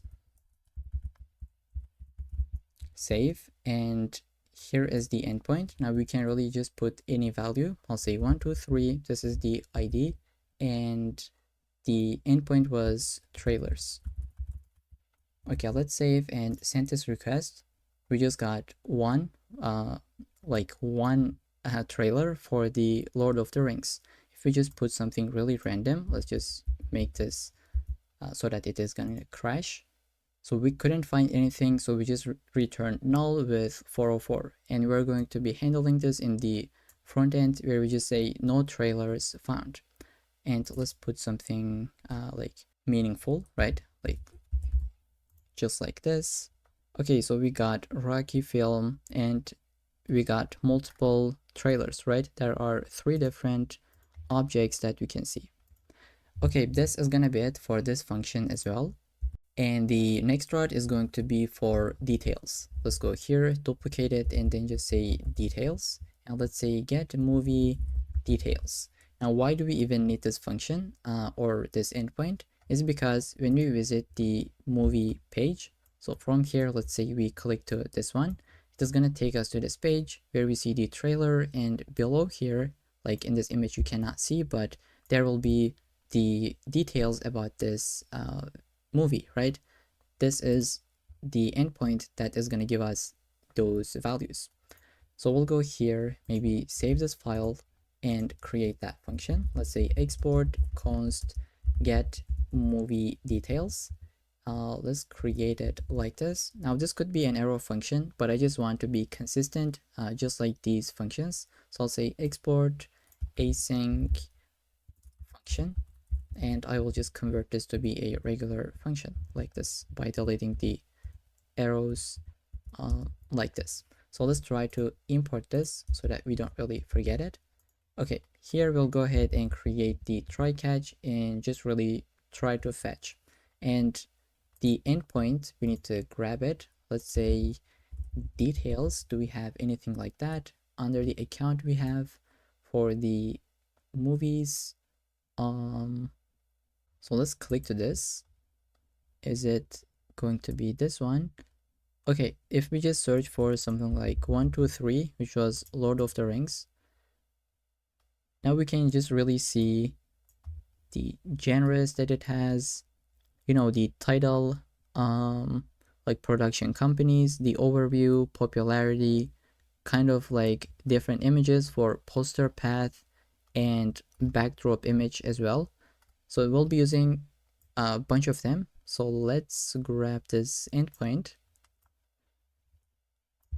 and we'll go ahead, paste it to here. I'll say const data, and maybe first we could again just extract this ID. Let's say const ID that is coming from request.params, because this is what we put here, right? We would like to get details of a specific movie. Let's say await, call our function, fetch from the movie database, and open up this backticks, paste the URL and close that off. Instead of this 1, 2, 3, we'll just put whatever the user passes in. Let's say ID, and okay, so we will say res.status of 200, success of true, and under the content we will just return the data. And again, we could really just check for the if case. If it is 404, we'll say not found, and in the else case, that means there was an internal error. Okay, let's test this out. This was under the details, so I will just duplicate this at this point. I will say get movie details, and here let's just say 1, 2, 3 and details. Let's save and send this. Okay, we just got the details under the content, right? This is what we'll be using in the front-end application later in the video. Let's go into the VS Code and try to create the next route, which is gonna be the similar movies. I will go here and then just say similar endpoint. Let's say get similar, let's say get similar movies. Now we'll be using this endpoint so that we could really show this similar movies under the trailer, right? So this is going to be a slider where we have a button here. When we hover over it, we're going to click it, and these are just going to go to the left, and we can go back as well.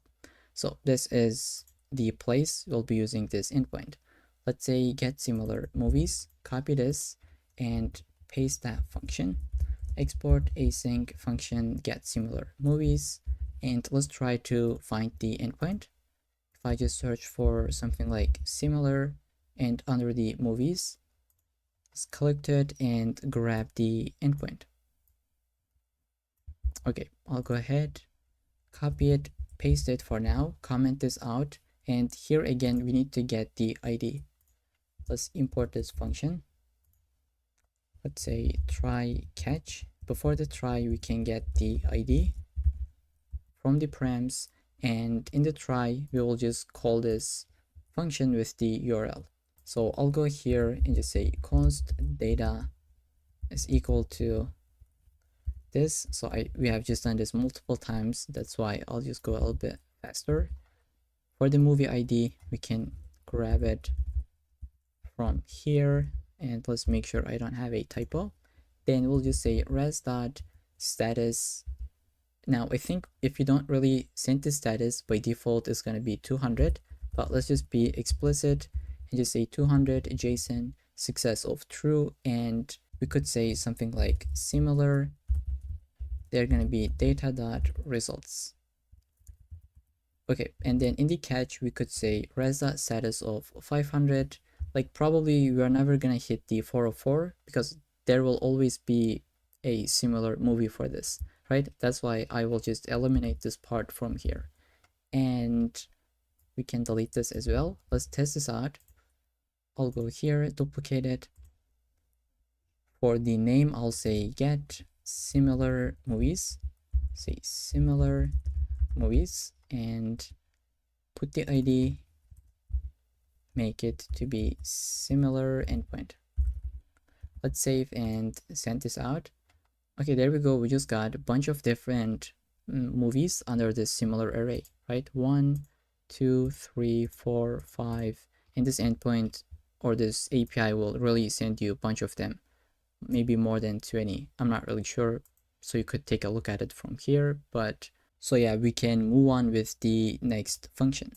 Let's go into the VS Code. Under the movie.route, the very last one is going to be the category. So let's duplicate this and put it at the very bottom.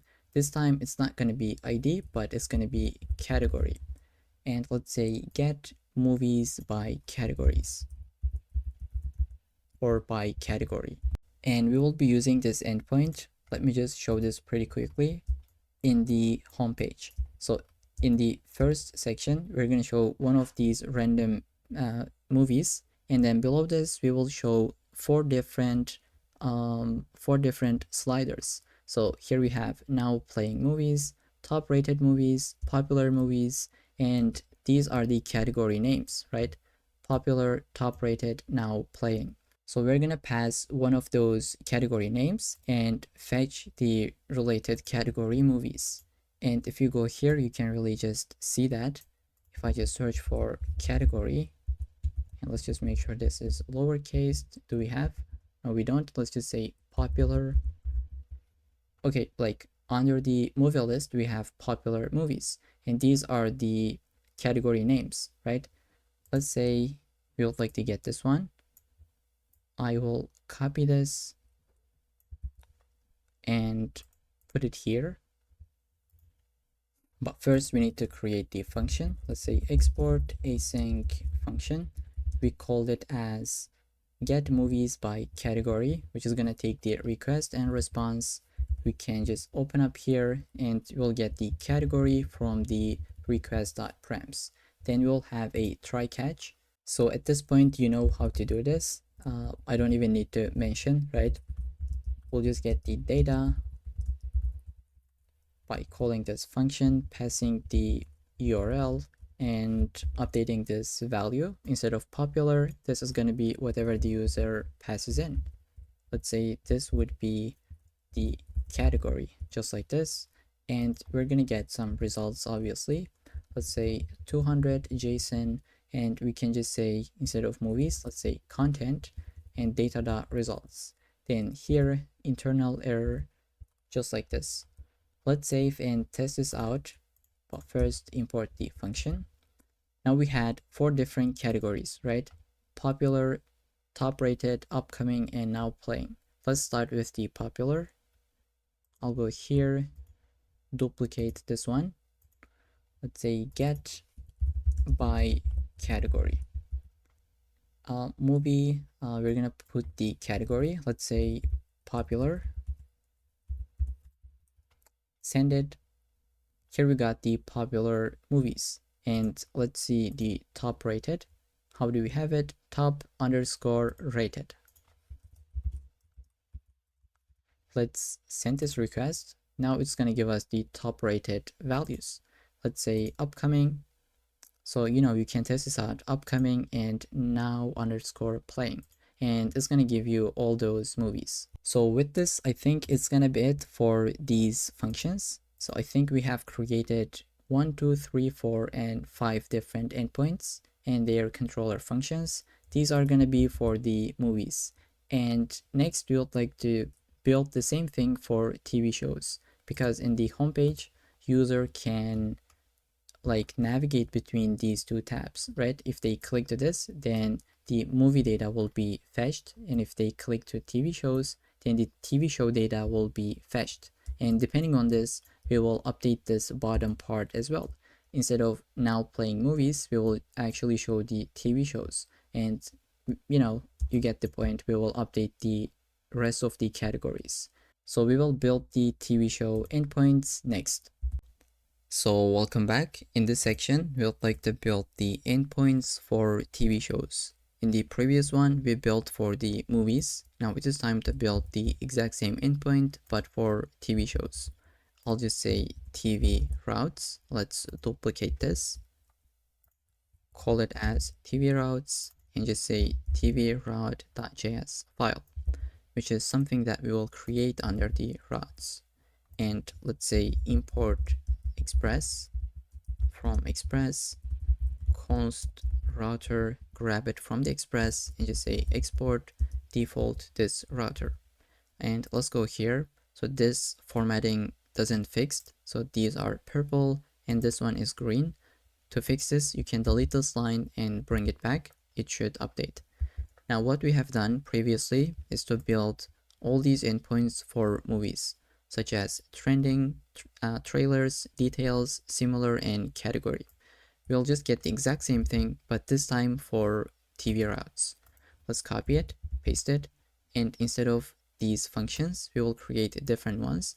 Let's say get trending TV, get TV trailers, get movie details, get similar TVs, and get TVs by category. And these are the functions that will be coming from under the TV controller, let's say .js. And the content of these functions would be exactly the same with these ones, right? What we have here, let's just scroll at the top. We have get trending movie, get movie trailers, you know, all these functions. And the only change will be the function name as well as this part. So instead of movie, we will just put TV under the endpoint, and it's going to give us the data for the TV shows. And this is something that you can learn from the documentation. Let's say trending movies. If we click to it, this is the endpoint. Let me just zoom in a little bit. So trending and movie. But if we go to the TV shows, it is the exact same thing, but the only change is this part. Instead of movie, we see TV. So this is what we will be doing. I'll go into the VS Code, copy this entire file, and go under the TV controller, paste it. And we'll just update all of them one by one. So get trending TV. And instead of movie, we'll just say TV, right? Get TV trailers. Let's say TV. We'll go here, get TV details. Update this. Get similar TVs, let's say, like this. And get TVs by category. Now we could save this file, go back into our route, and import all of them one by one. So this one, this, and this, and just make sure you put .js at the end, otherwise it is going to crash. Now you might be asking, instead of creating these functions, both in this file and in this file, why don't we create one of them and take this movie or this TV as an argument?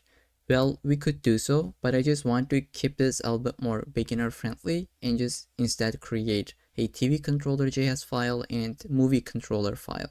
If you really want to, you can create just one of these files and make all these functions that they would take the type as an argument. So you would take the type, this would either be TV or movie, and you would put it under here as the dynamic value. So you would just say type, and you would do the exact same thing for all these functions and it would work. But as I said, I just want to leave it as a little bit more beginner friendly. That's why I just copied and pasted these functions. Okay, so I hope this makes sense. Now let's go ahead and test these out pretty quickly. I'll just go into Postman, duplicate this one. Instead of movies copy, let's say TV shows, just like this. And we'll go here, get trending TV. So we'll just update the endpoint and hopefully it should work. We just got one trending TV show, right? Let's copy this ID. We will say get trailers for this one. This would be TV, not movies. Put the ID and give us the trailers. So it just has one, right? Let's say get TV details, and let's put that exact same ID. Send it. Okay, so we can get the name, the title, the overview, original name, the path for the image, and all that. You could update this name also to be get TV details. Okay, let's say get similar TVs. Let's just make it uppercase. We're gonna put the ID and this is gonna be TV, like this. Let's say send. This is gonna give us an array of similar TV shows. And let's get by category. Let's see what do we have for the categories for TV series. So we have things like airing today, on the air, popular, and top rated. Let's click to this one. On the air, this is how they do it. Underscore separated. Let's send it.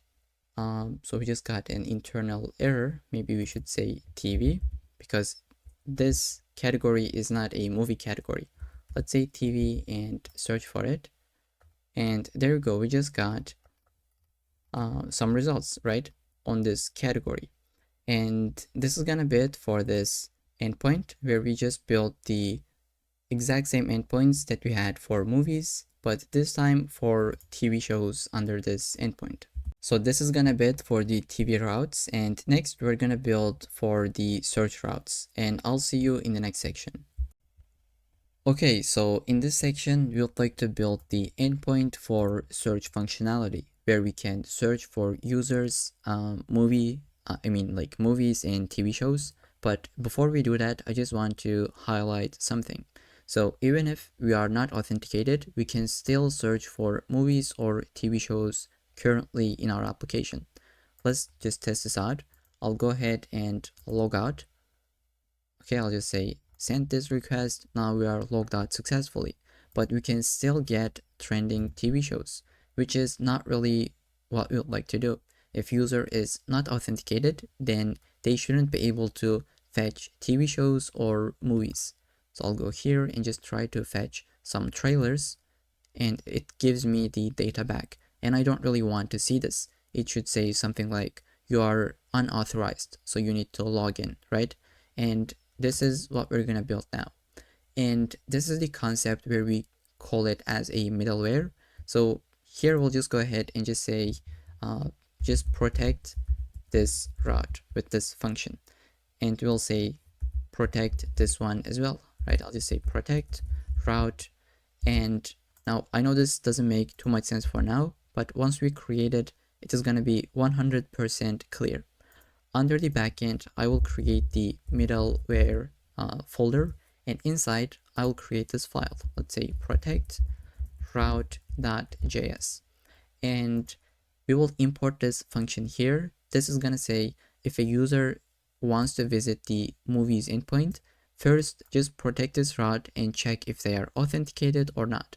If not, then throw some errors, but if so, just call the next function, which is going to be our movie routes, right? From there, they can just get the trending, trailers, and all these endpoints with the related data. Okay, I hope that this makes sense now. We'll just go ahead and implement this function. And as you can imagine, if we want to protect this route, we need to decode the JWT token that user has in the cookies. So let me just show the diagram. So that was the diagram, we talked about it before, right? When a user wants to sign up or log in, we would create a token and send that token in the cookies back to the client. And now if user wants to send a different request, let's say they want to fetch movies, then first we would get the request and just check if it is valid or not. If it is valid, then we would show some success message, or else we would show an error message. So we built this part previously, and now it is time to build this part where we protect the route, right? I'll just say protect route, and this is the section now we would like to build. Take the cookie from the take the token from the cookies and validate it. Okay, let's go ahead and try to just build it, and it's actually easier than you think. Let's say import JWT from JSON web token package, and we'll like to get the user model. Let's import it and just make sure you put .js at the end, and also we'd like to get the env vars, and again just make sure you have .js at the end. So we'll go here and create this function. Let's export it so that we could use it in different files. Let's say protect route, which is going to be an async function that takes the request, response, and next. So this next function is going to be, as I said, once this is completed successfully, we'll just say call the next part, and this is what that means. And we'll create a try catch. In the try, we will just first try to get the token. Let's say const, if I can type, const token. We'll like to say from the request, go under the cookies and find the token. Now, how do we call this? Well, it was JWT dash Netflix. So this is how we called it. If you remember previously, when we generate the token, we said that it is going to be JWT dash Netflix. And now this is the exact same thing that we are just trying to extract from the cookies. This is not going to work if you don't do this. So how do we call it? If you don't do this configuration, app.use, we will say cookie parser call this function, and make sure you import this package, right? So this is the package that we have installed previously. I just put it at the top. Let's go here. We had the cookie parser that I said, this is the package that we use to be able to parse the cookies from the request. So this is time to use it. And this now allows you to access to the cookies under the request. I hope this makes sense now. And we'll say if there is not token provided, then we will say return out of this function with the status of 401, which means unauthorized. And we'll say JSON, let's just return success of false, let's say.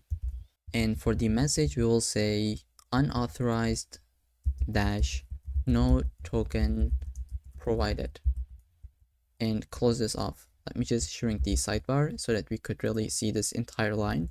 And then let's say const decoded. We will say JWT verify this token. And we need to pass the token as the first argument, and then the secret key that we hash this, right?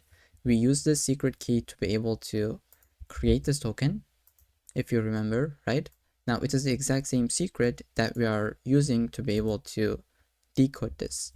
And if this decoded is a falsy value, let's say decoded is false, then we will just return out of this function again with the res status of 401. We'll say success was false and unauthorized, let's say invalid token. Okay, but if we pass this, then we can just get the user from the database. And to be able to do so, again, in this function, we pass the user ID as the payload to the token, right? Now we can extract that ID from the token. I'll say const user, we'll say await user dot find by ID, where we have, so let's say find by ID. We'll say decoded dot user ID. This is the field that we passed into the token. Now this would return you the entire user document, and I just want to deselect the password. So I'll say select and remove the password. Then we will say if there is not user in the database, we could say return res status of 400 user not found, and we could just go below, finally call the next function, right?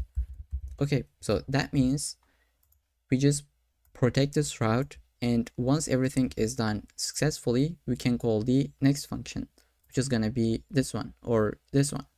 And what we'd like to do, also add the user to the request. So let's see, request.user is gonna be equal to the user that we just fetch from the database, so that we could know that this user is authenticated. And we'll be using this, I think, later in the video. Let's save, and finally for the catch, we could say console.log, let's say error in protect route middleware, and just say error.message. Also here we could return an internal error. Let's say status of 500, internal server error, just like this. Now I hope this makes sense. This is the concept of middleware, where it is a function that you call before you do something, right? Before you return the response back. In this case, we protected these routes so that when a user wants to fetch movies, we'll first check if they are authenticated or not. And same thing for the TV shows. Let's import this function and just test this out again.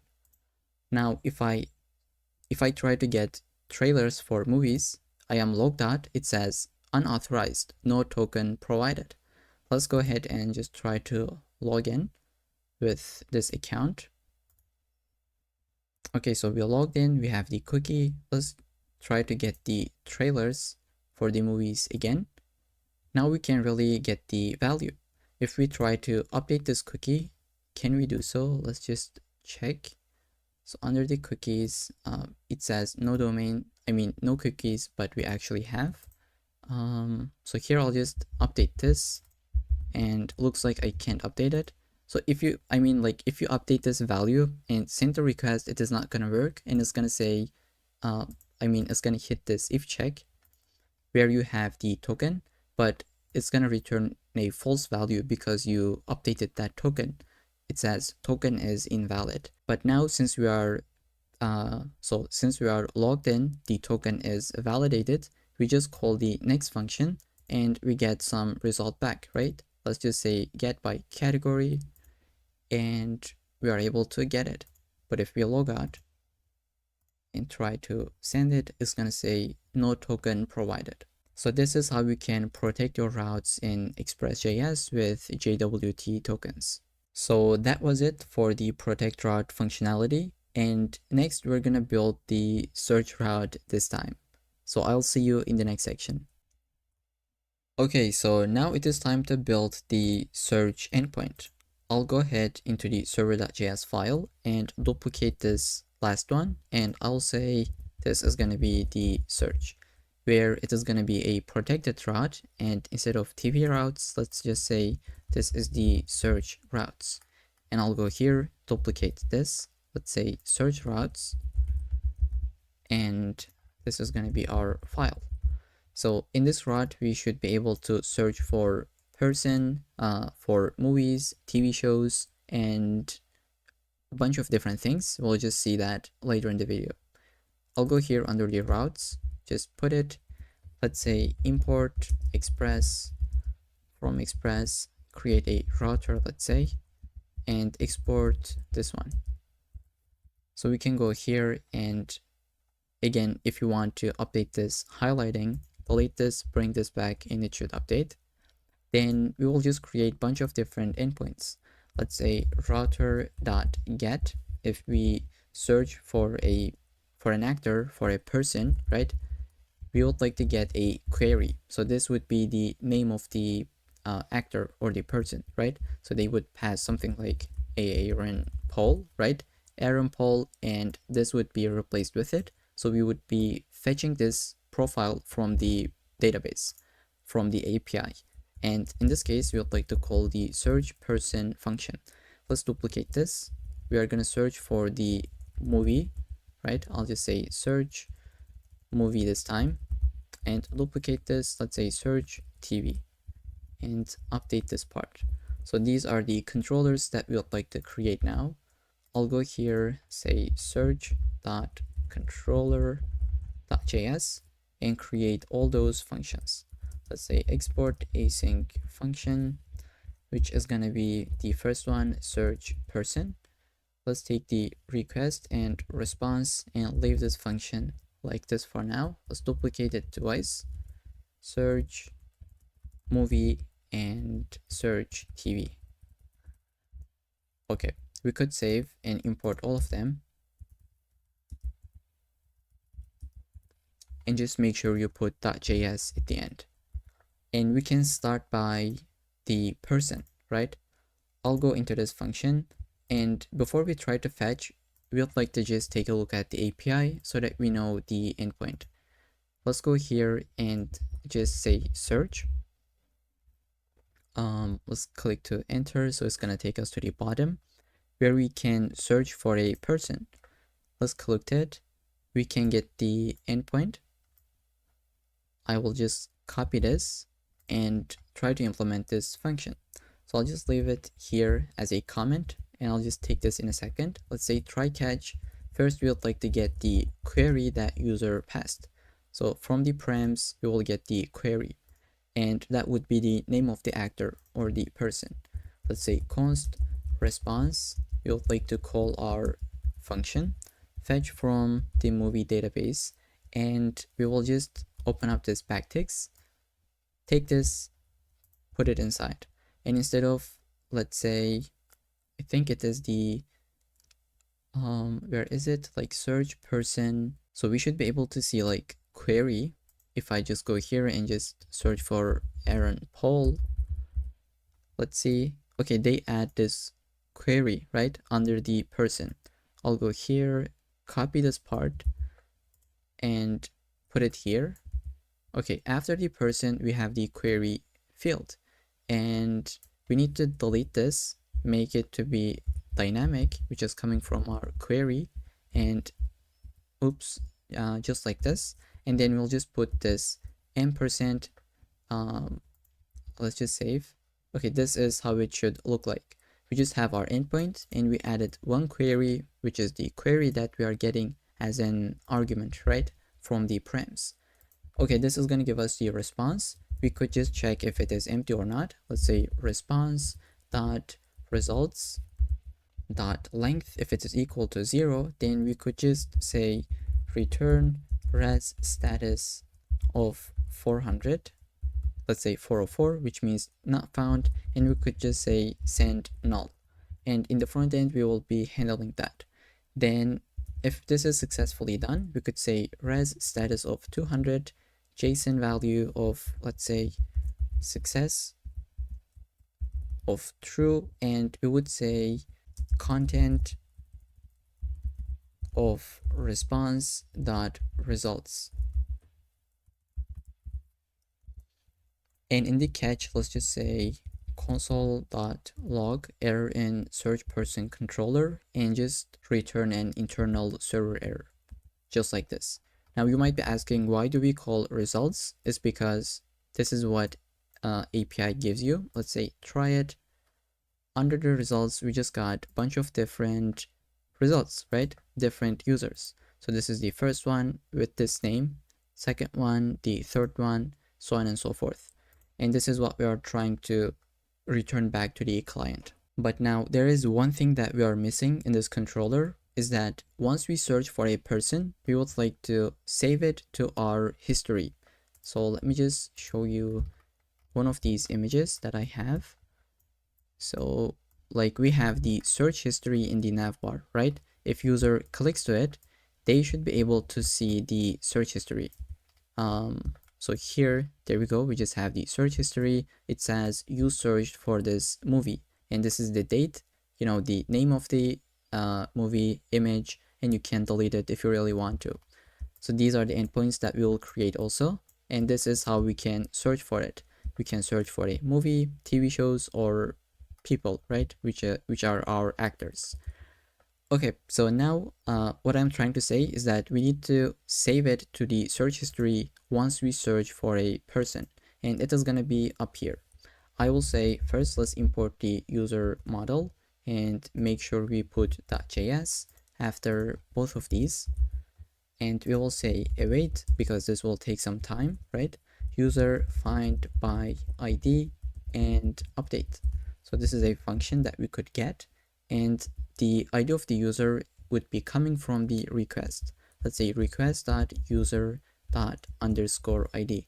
So how could we get the ID from the request? How this is possible? Well, it's because we protect this route, and in this function, we added the user under the request.user, right? So this user object is now accessible from the request, right? And this is the user that we would like to update. And let's just try to push some data. I'll say push, open up this part. Under the search history, we would like to just add a bunch of different data, right? So first we will put the ID of the person that we just got. Let's say ID response dot results, and we'll just take the first one because it returns us an array. Let's say results of 0.id. Then we will just get the image. Let's say response.results 0 and profile path. This is the field that API gives you for the image. And let's say title. This is the query name, right? We'll just say results.name, and we will get the search type, which is gonna be person. And finally, we will put the created at date. Let's say created at, and this is going to be date.now, or let's just say new date, just like this. And we are putting this search type and created at fields so that we could see like the search type. Is it a movie? Is it a TV show? Is it a person? And created at date here. And as well as we have the image and title of the search. Okay, I hope this makes sense, but this is what we'll be doing for these functions as well. Let's move on with the search movie. I'll go here and just actually do the exact same thing. I'll just get the query from the params, and I'll have a try and catch. In the try, I think at this point I can just copy it and paste it. So this is the, I think, exact same URL. Instead of person, we have movie, and we just pass the query. We have the language. So here it says include adult is equal to false. You could delete it or leave it, doesn't really matter. I'll just delete it from here. And like, I don't even know why do we have this. I think by default the endpoint adds it. So here it says this is the default value, it's equal to false. If we search for a movie, let's see, is it also equal to false? Yes, it is. So let's just add all of them right? I'll just include false, grab this, and paste it to here as well, and put an ampersand here. Okay, so this is what API gives you by default, so I'm not going to change it. And then we'll just say if response length is 0, then we'll just return 404, but else we'll like to again update the search history. So you could really type this out from scratch. I'll paste and try to explain. So this time, since we are trying to fetch a movie, instead of profile path, we have poster path. And instead of name, we have title. And for the search type, we will just put movie just like this, and then the created at date. So I hope this makes sense. I didn't really want to type this out from scratch because it's the exact same thing with a couple of different changes, such as poster path, title, and search type. And here we can go ahead and just return 200 status. Let's say res.status of 200 and JSON of success with the content. And in the catch, we could really return something like this, right? I'll just paste it. Error in search movie controller. Okay, so this is gonna be it for the search controller for the movies. Let's finally build the search TV. Again, I'll get the query and build a try catch. And then in the try, I'll do the exact same thing, where instead of person or movie, I select a TV, and let's include the adult will be false up here, and just put an ampersand. Okay, if it is null, then we just return null, but else we will just update the database. Okay, so here I just paste it again. Instead of TV show, let's just say TV like this, and we have poster path, name, ID, and search type created at, and these fields are coming from the endpoint. I checked it out previously, and you can really do so as well. When you just search for a TV, let's just say How I Met, and just try it. So here, what do we have? Like name and poster path, right? For the title, we have the name and we have poster path. We'll be using those values in the front end. That's why we're selecting it like this. And then here, finally, we'll just say success of true, and in the catch, we could just show the console log as well as the internal server error. So hopefully this is gonna be it for this file. Like we just built 3 different functions. For each of them, we search the value and then save it to the database so that we can see that in this page, right, in the search history. And now we'd like to add 2 different endpoints as well. One of them is going to be get the search history. For now, all of them are get for a search, right? Now we'd like to get the search history as well. I'll say router.get/history, and let's say get search history like this. Then let's say router.delete, where we will be able to delete an item from the history, right? I'll say history past the ID that we'd like to delete, and we could say remove item from search history, just like this, so that when we click to this button, it would delete it. And when we visit this page, we would like to get all the items, right? I hope this makes sense now. So we will go into this file and just try to create these functions. Let's start with this one, which is going to be pretty basic. Let's say export async function, paste it, and for the content for this file or for this function, it's just going to be one try catch block. In the try, we will say res.status of 200, let's say, and let's say JSON of success of true. And for the content, we don't really need to fetch it from the database because we already have the user under the request, and we could just send it like this. There we go.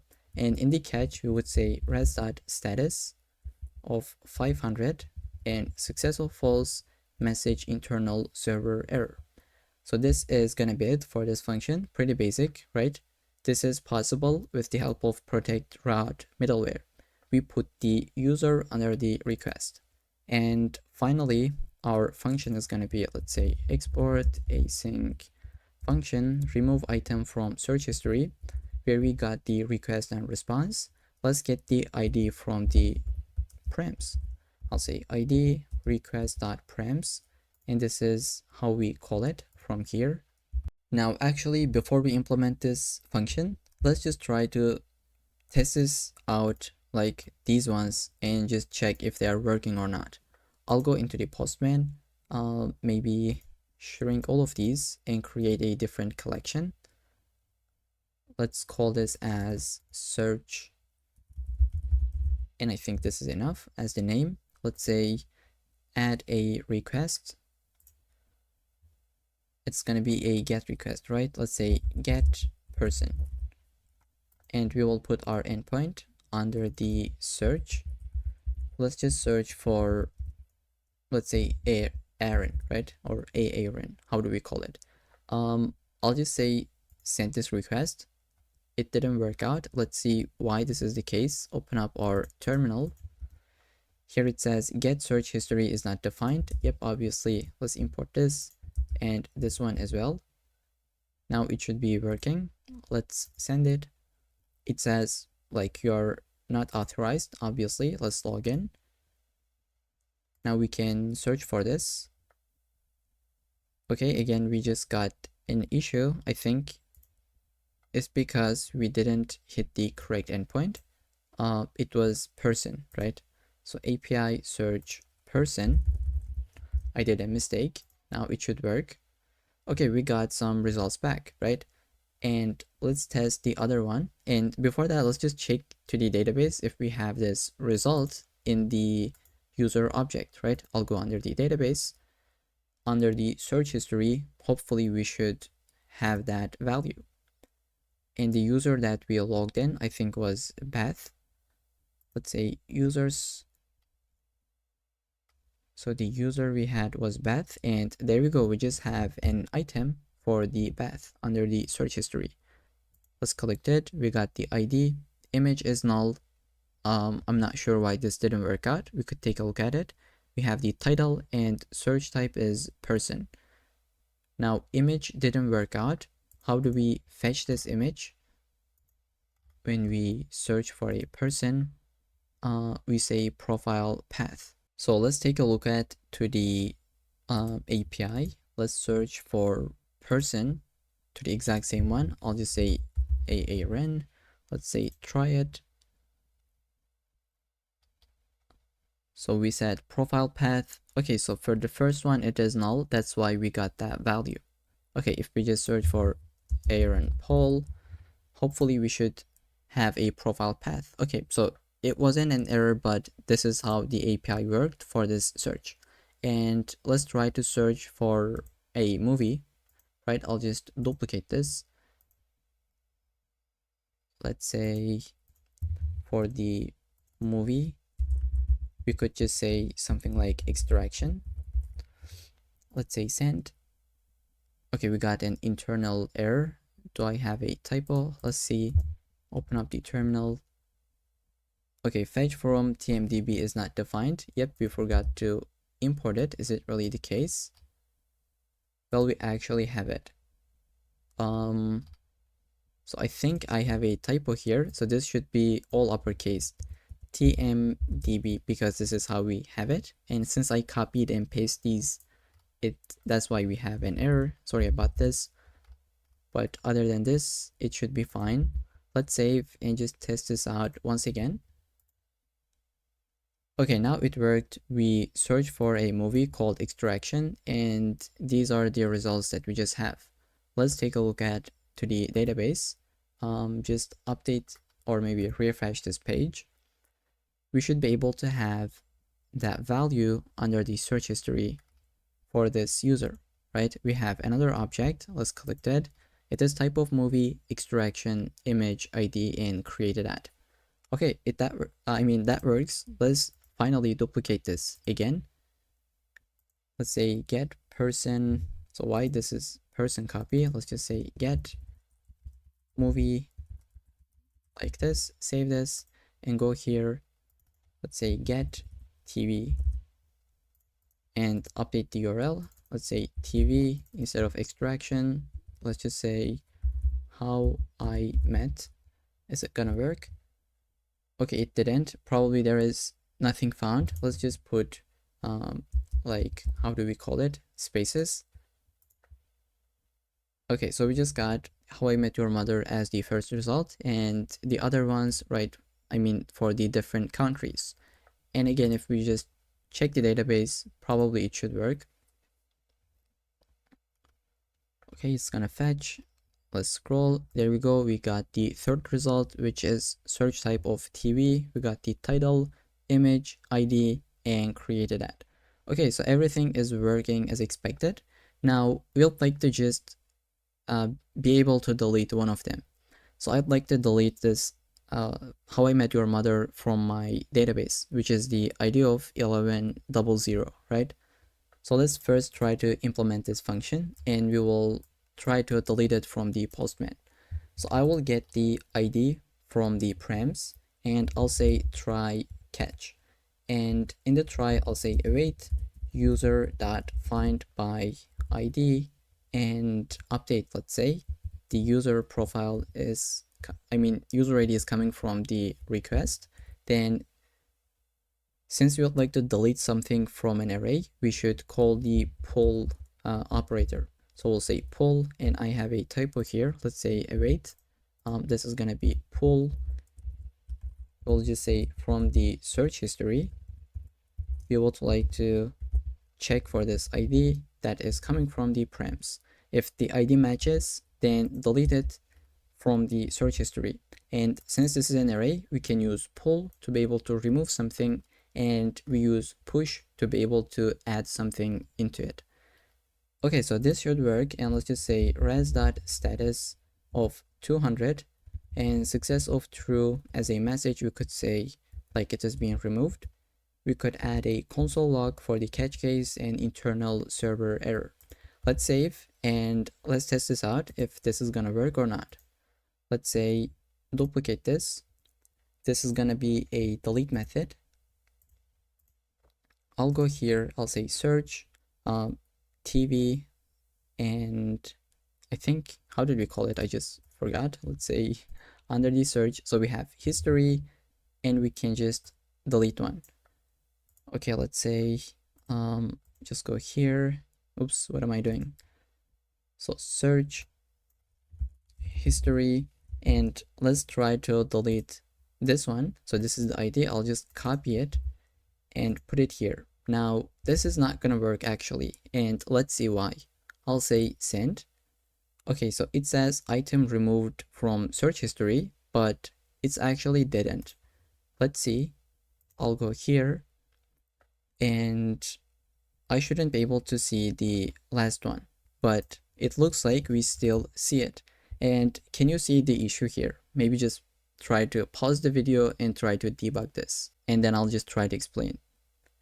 So the issue here is that the ID is type of number. Here you can see it is not wrapped with strings, and what we get from the prems is always going to be type of string. So if you just go ahead and say console log type of ID, you should be able to see something like string in the console. Let's scroll to the bottom, send this request, and open up the terminal. It says type of this is string, and type of string is not equal to the type of integer.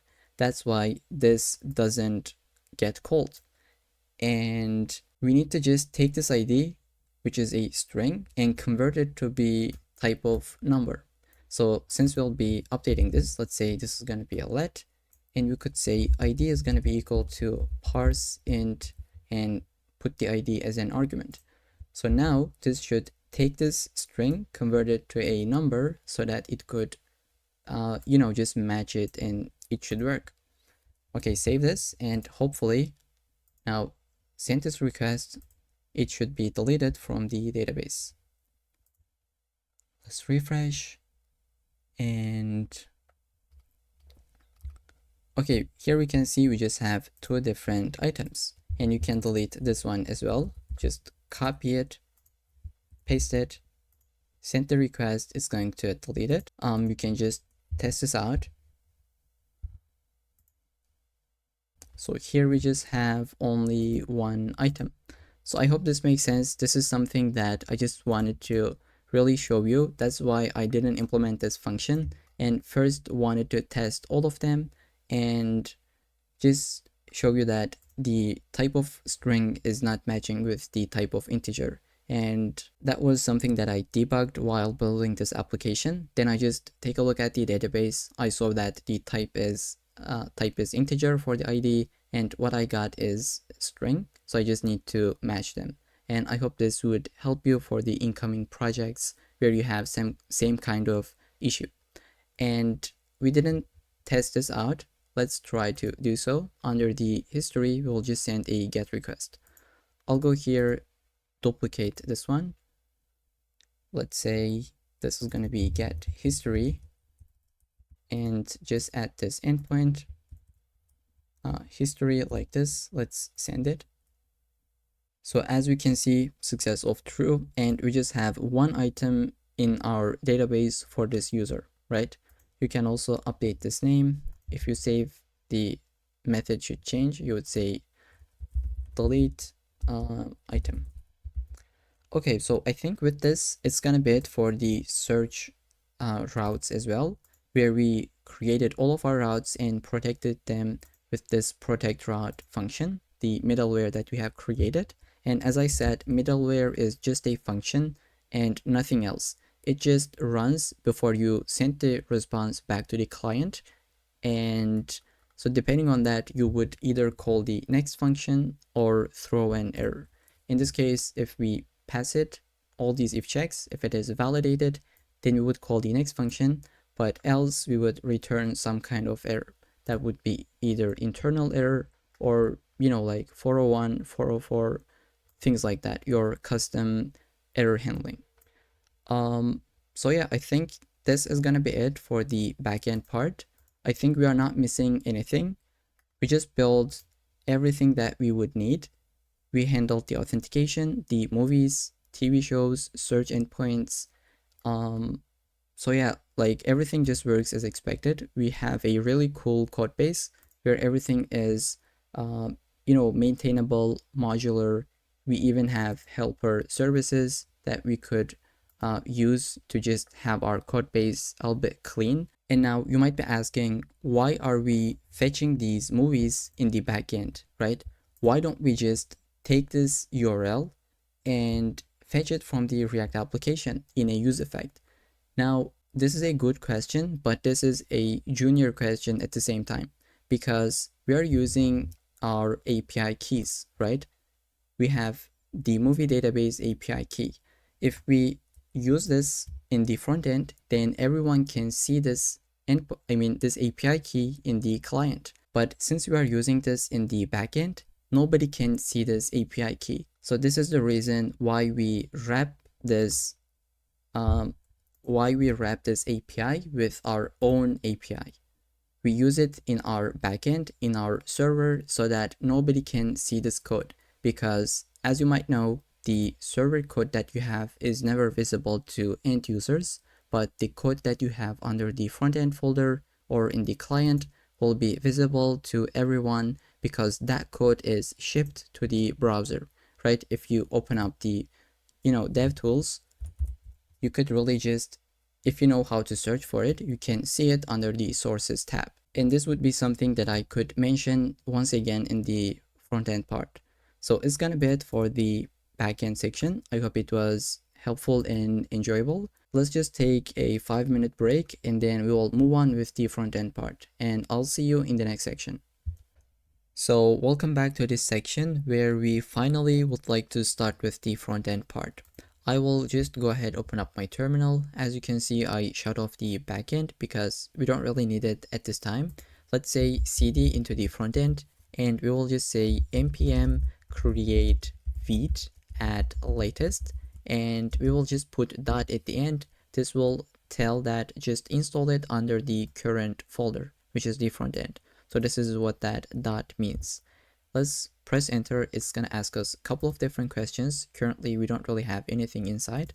Let's just say yes to this one. Okay, we'd like to go with React and JavaScript. Now, it just created all these files and folders, but we don't really have our node modules folder, which is our dependencies. That's why it says run npm install. Let's just say npm I for short. It's going to install all the dependencies that we would need and put it under the node modules folder under the front end, right? So let's just wait for this to complete. And while this is installing, let's take a look at the packages that we'll be using in the front end. So first of all, we will be using React Hot Toast package so that we could really get this beautiful notifications for success case and error case. There are different things that you could use, but these are the ones that we'll be using. And we'll be using Lucid React, which are for the icons. So they have really great icons that we could use. You could search for anything and get the value, get the code and use it. So you'll see how we could use it. And then we have the React player, which is going to allow us to just grab a video from YouTube and show it in this kind of player. This is the demo application, right? This is what we'd like to build. And we'll also be using the Axios package. Let's just install everything while we are here. I'll just say npm install first. Let's just say Axios. And if you cannot see it, let me just bring it up here. And we will have lucid-react. We will have react-player, React Hot Toast, and we will have react-router-dom. So let me just shrink this. Okay, we'll be using this package so that we could navigate navigate to different pages where we have the sign up page, login page, home page, etc. And finally, we will be using the zoo stand package, which is going to allow us to really have a global state. And it'll just make sense once we use these packages. Let's press enter. It's going to install all of them.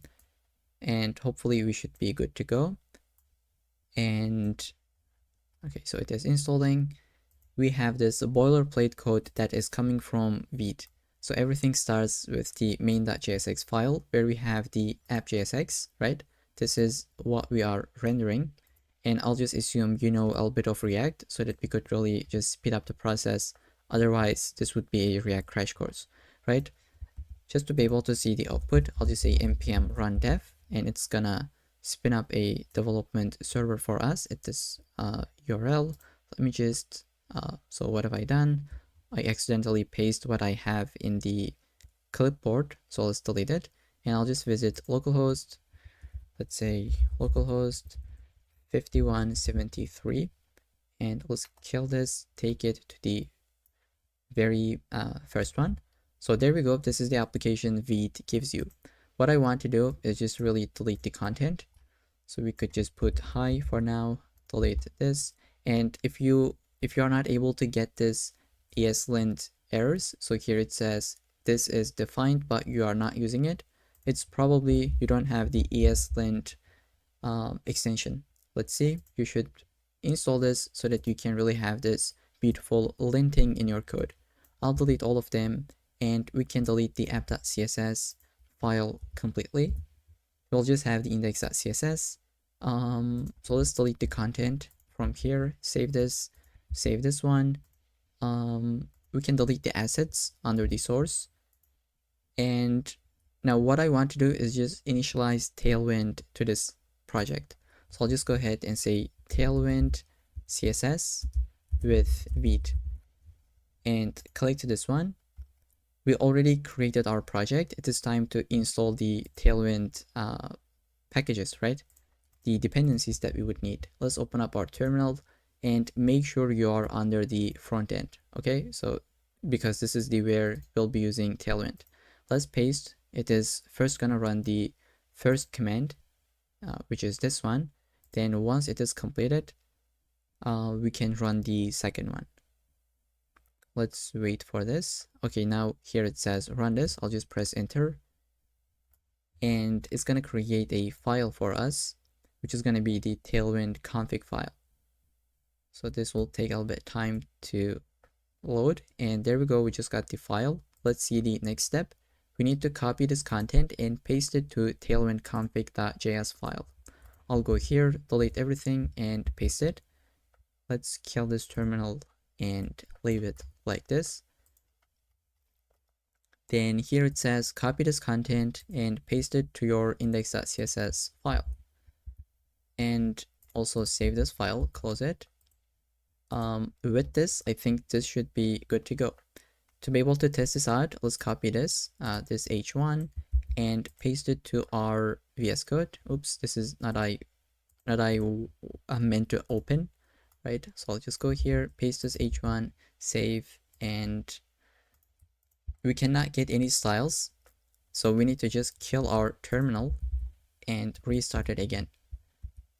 So we have text of 3x large, font bold, underline, and let's say text red 600. So these are the classes coming from Tailwind CSS. And to be able to get this highlighting, right, you need to install this Tailwind CSS extension called IntelliSense, and it's going to give you all the other options you have, right? So it's both going to give you the autocomplete as well as this highlight when you hover over it. Now, if we just go ahead, refresh this page, we should be able to get all these styles that are coming from Tailwind CSS. And by using Tailwind CSS, we're going to be building our pages. So let's go under the main.jsx. First, we'd like to set up the browser router. So let's say browser router, wrap our application with it, just like this. And let's try to import this.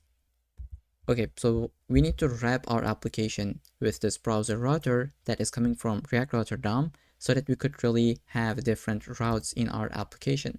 So pages like the login page, sign up page, home page, and that kind of thing.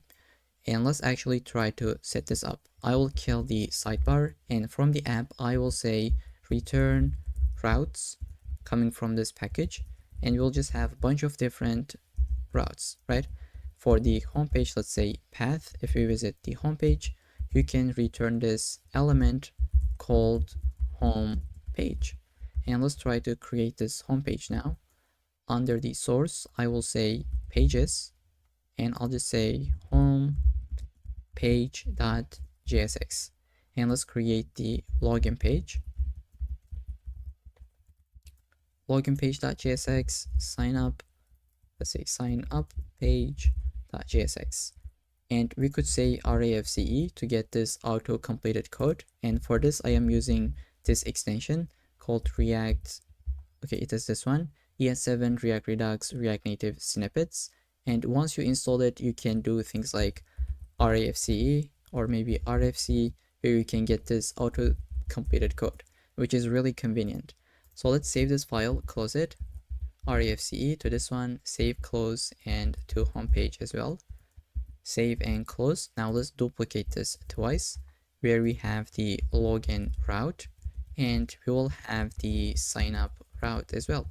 For this, we will get the sign up page. Let's say sign up page, and we will have the login page. Let's try to import them one by one. We will try to get the home page from the pages folder and login as well as the sign up. If we save, hopefully we should be able to see that pages. So we are in the home page. Let's go to the login page. It works, and we can go to the sign up page as well. So for now, let's just try to build these 3 different pages. And now to get started with, we'll be using a bunch of different images and different assets. So I will provide them all of you in the description that you can find. And let me just copy the link and paste it to here. So let me just delete this comment, right? Copy it, paste it. This is the link that you can get from the description, or a link might change, but the content will be the same. So we'll have different images. This is what we'll show in the 404 page. This is what Netflix does as well. So these are the avatars we will get. So we will have different images. Really, we could use them in our application. So go ahead and install all of them and then put them under this public folder. So what you can do is just delete this content completely and drag and drop all these images. This is what I'll be doing just in a second. So I just drag and drop all these images and we'll be using them as we move forward with this tutorial. Now the very first thing I'd like to do is just go into the index.html file, and I just want to update the fav icon, which is going to be coming from the public folder. That's what the slash means. Let's say fav icon.png.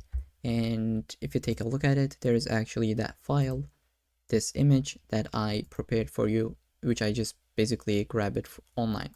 Let's save and just take a look at it here. It's already updated our fav icon. And the other thing we'd like to do, as the Netflix does, where we have this background, right? So this image is also provided, which is going to be the hero.png, and we'd like to just set it as a background. We will go into the index.css and just create a class called hero, let's say hero-bg, and I will say background image, let's say URL, and we'll just go under the, let's say hero.png, and this should already work out. Let's save. We can go here under the homepage.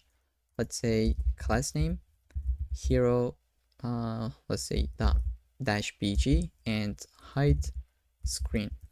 Let's see how this will end up if we visit the homepage. Okay, we can see the image. Now we could add a bit more. Let me just zoom out. We could add a little bit of gradient on top of it.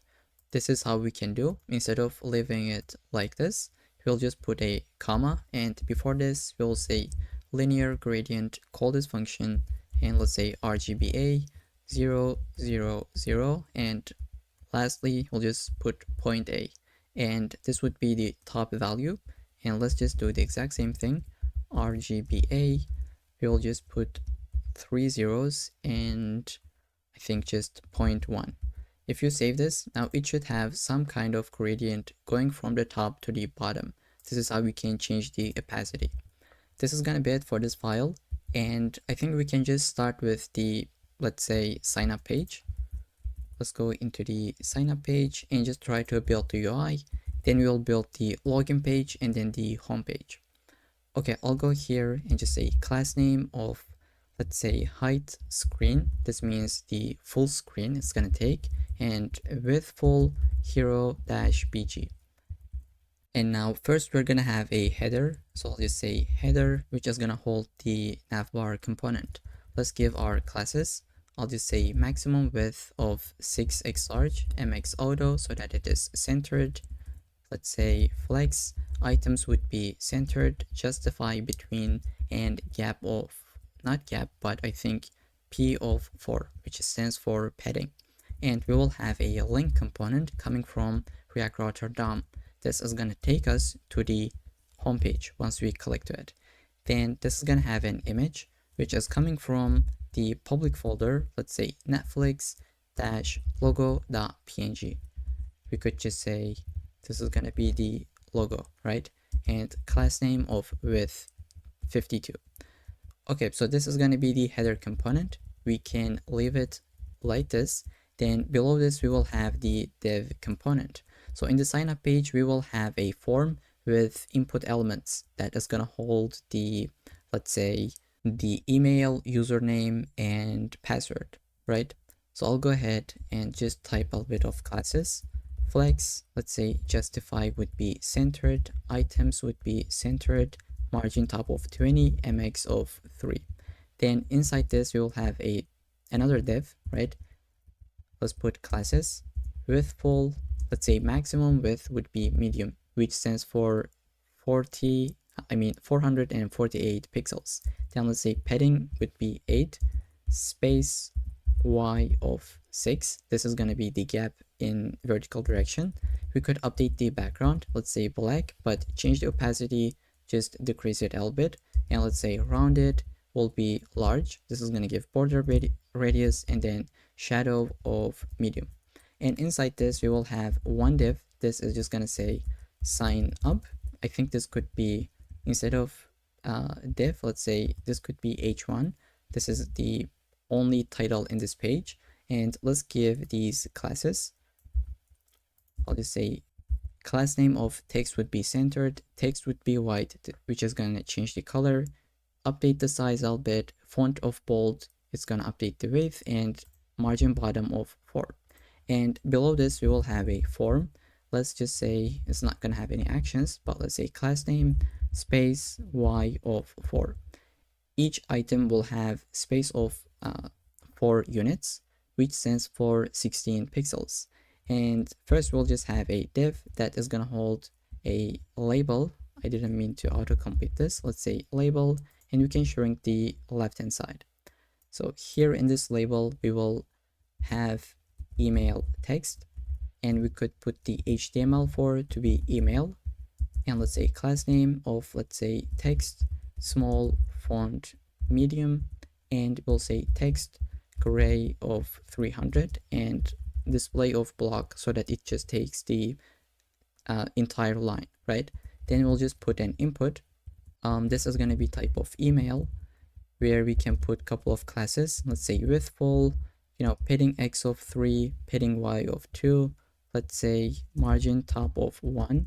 We'll put the border gray 700. Let's say rounded MD, and then we will just give the, let's say background would be transparent, and we'll say text white. In the focus state, we'll just say outline would be none, and focus would be ring. Okay, so I know this is just getting a bit boring, but just bear with me. We'll see the output just in a second. Let's say placeholder will be something like you at example.com, and I think we can just also give the ID because we said HTML4 email, so we just give the ID to that input. Let's save and visit the sign up page. Here we can see we have the navbar, which holds the icon, right? The logo. Then we have this black div with this, how do we call it? Like we change the opacity to 60. That's why it is a bit transparent. Then we have this input. Here, let's just delete those. And this is the title as well. Now we'll just duplicate this a couple of times. We will have the username as well as the password. So it doesn't make sense to write this from scratch, right? I'll just copy it, paste it. Instead of email, let's say this is going to be the username. HTML4 is going to be username. Since we updated this part, we should update this ID as well. Now, why do we have this label of HTML4? Is because if you click to the label, it is going to focus the input, right? This is why we even add this in the first place. And type for this will be text. And let's save. What are we going to see? There we go. We have the username as well. For the placeholder, let's just say John Doe as the placeholder for the username. And lastly, let's copy this again and paste it. We will just say this is the password. Type would be password. And let's say password so that we don't really have a typo. HTML4 is not going to be username, but it is going to be password. So I just updated both of them. And for this, what I'll be doing is just really put this put this character. If you cannot get it, you could put something like this, but I'll just leave it like that. Let's see, there we go. We got the password, username, email, and we can just have a button at the very bottom. So below this div, we will just say button. Let me just scroll a little bit. This is gonna say sign up.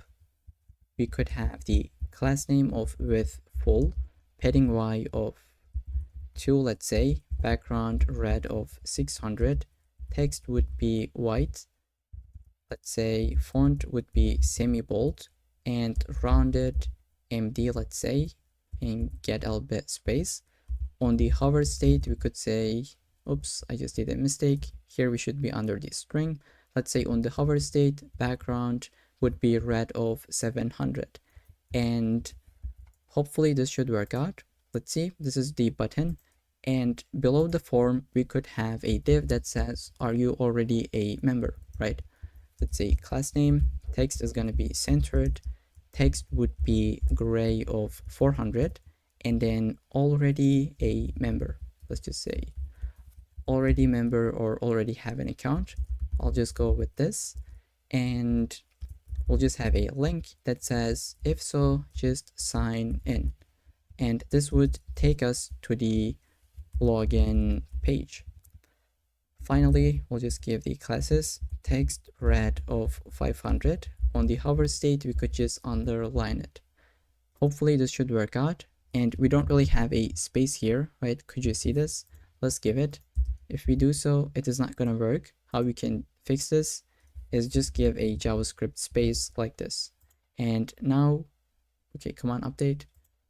So it didn't update it because I forgot to add the space. Now it should work out.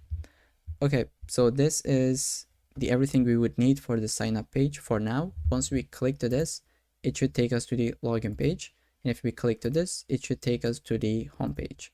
And while we're here, we could keep track of these states, right? Why don't we just do so? I'll go here, create 3 different states. As you can imagine, the first one is going to be for the email. Let's say email, set email, use state, grab this. Let's get for the username and for the password. And when we submit the form, we would like to call a function. I'll just say const handle submit function, or let's just say handle sign up. Doesn't really matter. It's going to take the event, and we don't want to refresh the page once we submit the form. So I'll just say event prevent default, and we can just console log all of our states. Let's say email, username, and password. Now we need to bind these states to the inputs.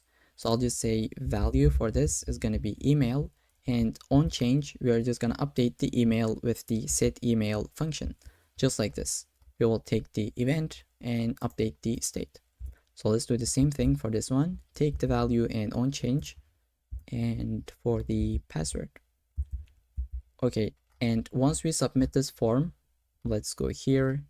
We'll just say on submit, you should call the handle signup function. Let's test it out. I'll just open up my terminal. I'll just say my email is john at. So I accidentally paused the video while recording. So what I've done is just put the email, username, and password. So this is 123, and I just say sign up, and I can see this in the terminal, and it should be working the exact same way. Let's say 456, and here we just got the password as being updated. We could say John 2, John 2, and sign up. We just got the expected values. So this is gonna be it for the sign up page. So let's try to build the login page, which is gonna be pretty similar. Instead of username, we will only have the email and password. This is gonna say login or sign in. Then we will have the button updated, and this is gonna say, don't you have an account? Then visit the sign up page. So it is gonna be pretty similar to this one. That's why we could really speed up the process a little bit by copying and pasting the sign up page. So this is what I'll be doing. I'll go here, maybe just copy this entire return statement and put it into the login page up here, right? And let's see, we should have only one return. Let's import the link. Instead of handle sign up, let's say const handle login, which is going to take the event, and we will just prevent the default, which will just show the email and password. Let's keep them in the state. So email and password. Let's grab this and paste it to here. So we have the email. We're not going to have the username on the login page, so I could delete this, and we'll just have the password. Instead of sign up, we could say login, and let's say don't have an account, then sign up, which is going to take us to the sign up page. Now this is not an error, this is a warning that we'll just fix in a second. For now, let's save and test out the login page. Okay, there we go. It just works as expected. Let's update this header as well. I'll go up here and I'll just say, login. Okay, so I can go here and just test this out as well. I'll say my email is this one, my password is from 1 to 4, and it just works as expected. And we can navigate from these two pages. Now we would like to update this error where it is not an error, but it is a warning coming from ESLint. Here it says instead of single quotes, you should use one of these. If you take this and update it, it works, but I think this is really annoying. The fix is going to be under the ESLint, where we go here and under the rules, I'll just say React,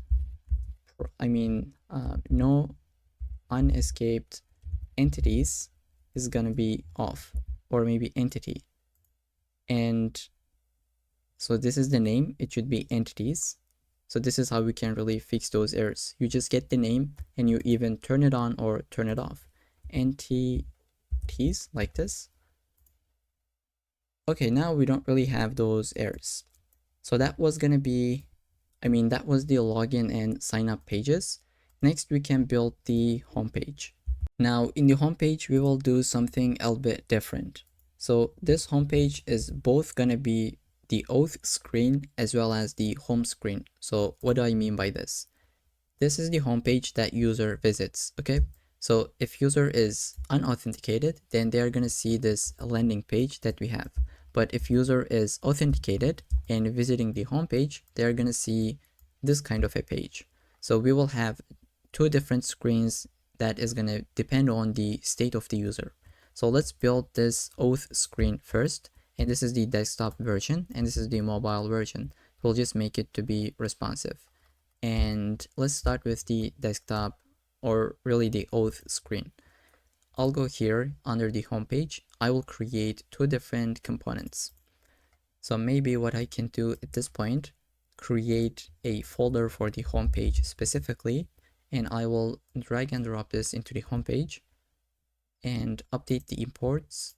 This is gonna update that this is coming from the home folder, and I will say auth screen.jsx, and I would like to have the home screen.jsx.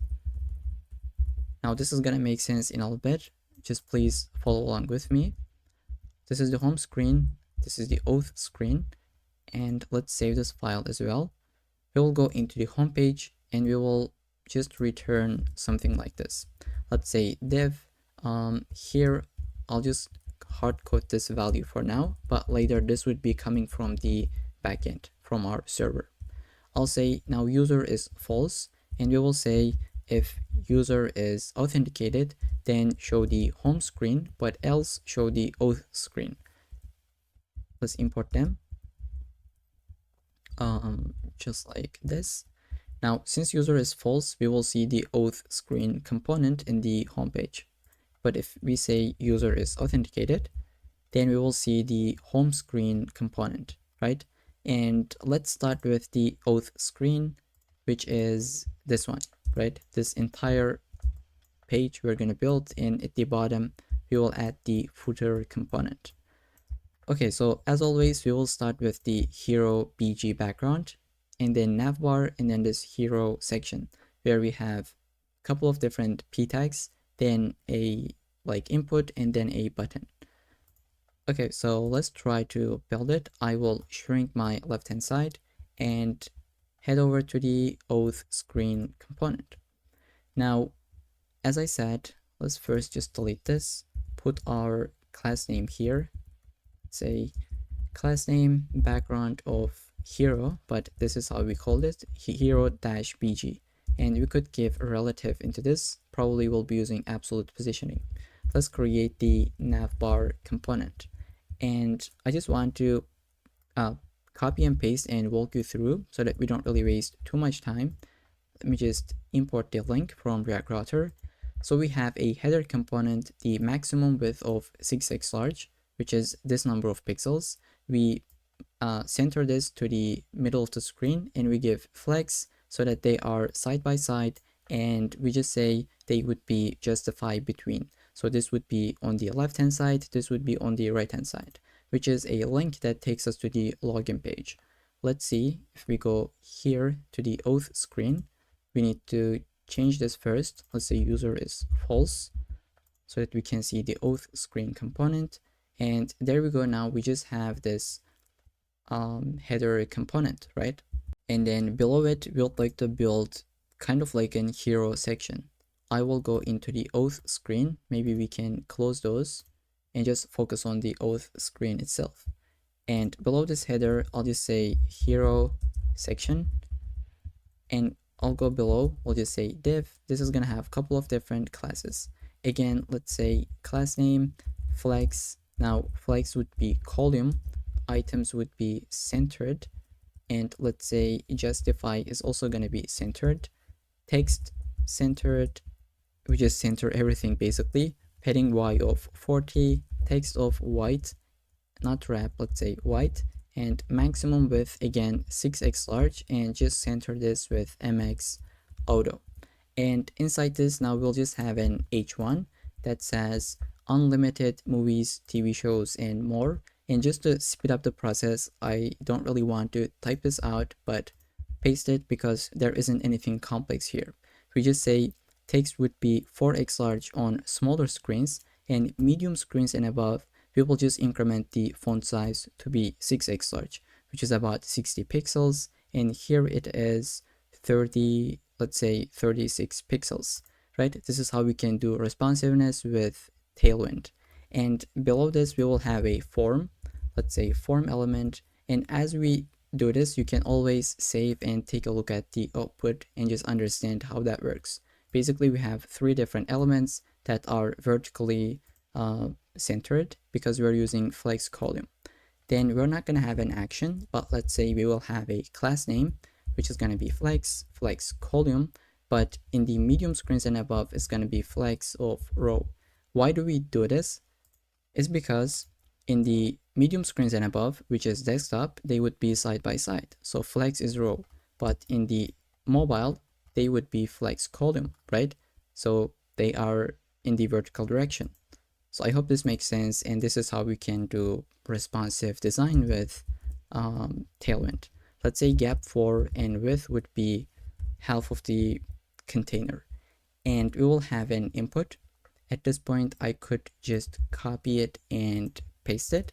Let's create a state for this as well. I will say const email, set email, get it from the use state. User will be able to type their email, and we will keep track of it with this input with this state. So we have these styles with a placeholder, type being email, and then we'll just have a button. Again, I'll just copy and paste the button. So please feel free to type this out or grab it from the source code. I'm not typing this all from scratch because I just want to focus on the full stack development instead of these super basic Tailwind CSS classes. So let's import the chevron right from our icons, which is going to be the Lucid React. So I'll just go here. This is going to be coming from Lucid React package. Let's save and just see what we're going to get. Let's refresh. Is it going to work? So probably it crashed. Let's see why this is the case. It tries to reload. Okay, now it is working. Let's open up our terminal or DevTools. Now here, once we hit the medium breakpoint, they would be in the vertical direction because we're using flex column, and this is already responsive. Okay, I hope this makes sense. Now below this, what are we gonna have is basically a separator component. Here we can see. Let me just zoom in. I cannot zoom in more than this, but I think you'll just see it in a second. Let's go here below this form, below this div, which was our hero section. We could put a comment, we already have. And below this, let's just put a separator component. I'll say separator, I think it should be with a, like this. And we'll say div. This could be a self-closed div. Let's say class name of height of 2, width of full, and we could put a custom background color. So I'll just say hash 23 3 times, And since this is just a decorator, screen readers doesn't really need to see this. So we could say area hidden would be true. And with this, we should be able to get this, so to say, separator. I hope this is visible, right? And now let's try to build the next component, which is going to be our very first section. We will have text on the left and image on the right. And in this image, we have a video. Let's visit the Netflix website. Okay, so this is how it works. Basically, they just put an image. This is the image that I provided you. Then, like, we have the video that is playing, and they position this video into the middle of the TV. And this is what we're gonna be doing. We'll go here below this separator. We'll just create our very first section. So here, let's just say one div with padding y of 10, let's say, under the class name. Background would be black and text is gonna be white. Okay, inside this div, we will just have a left side and right side.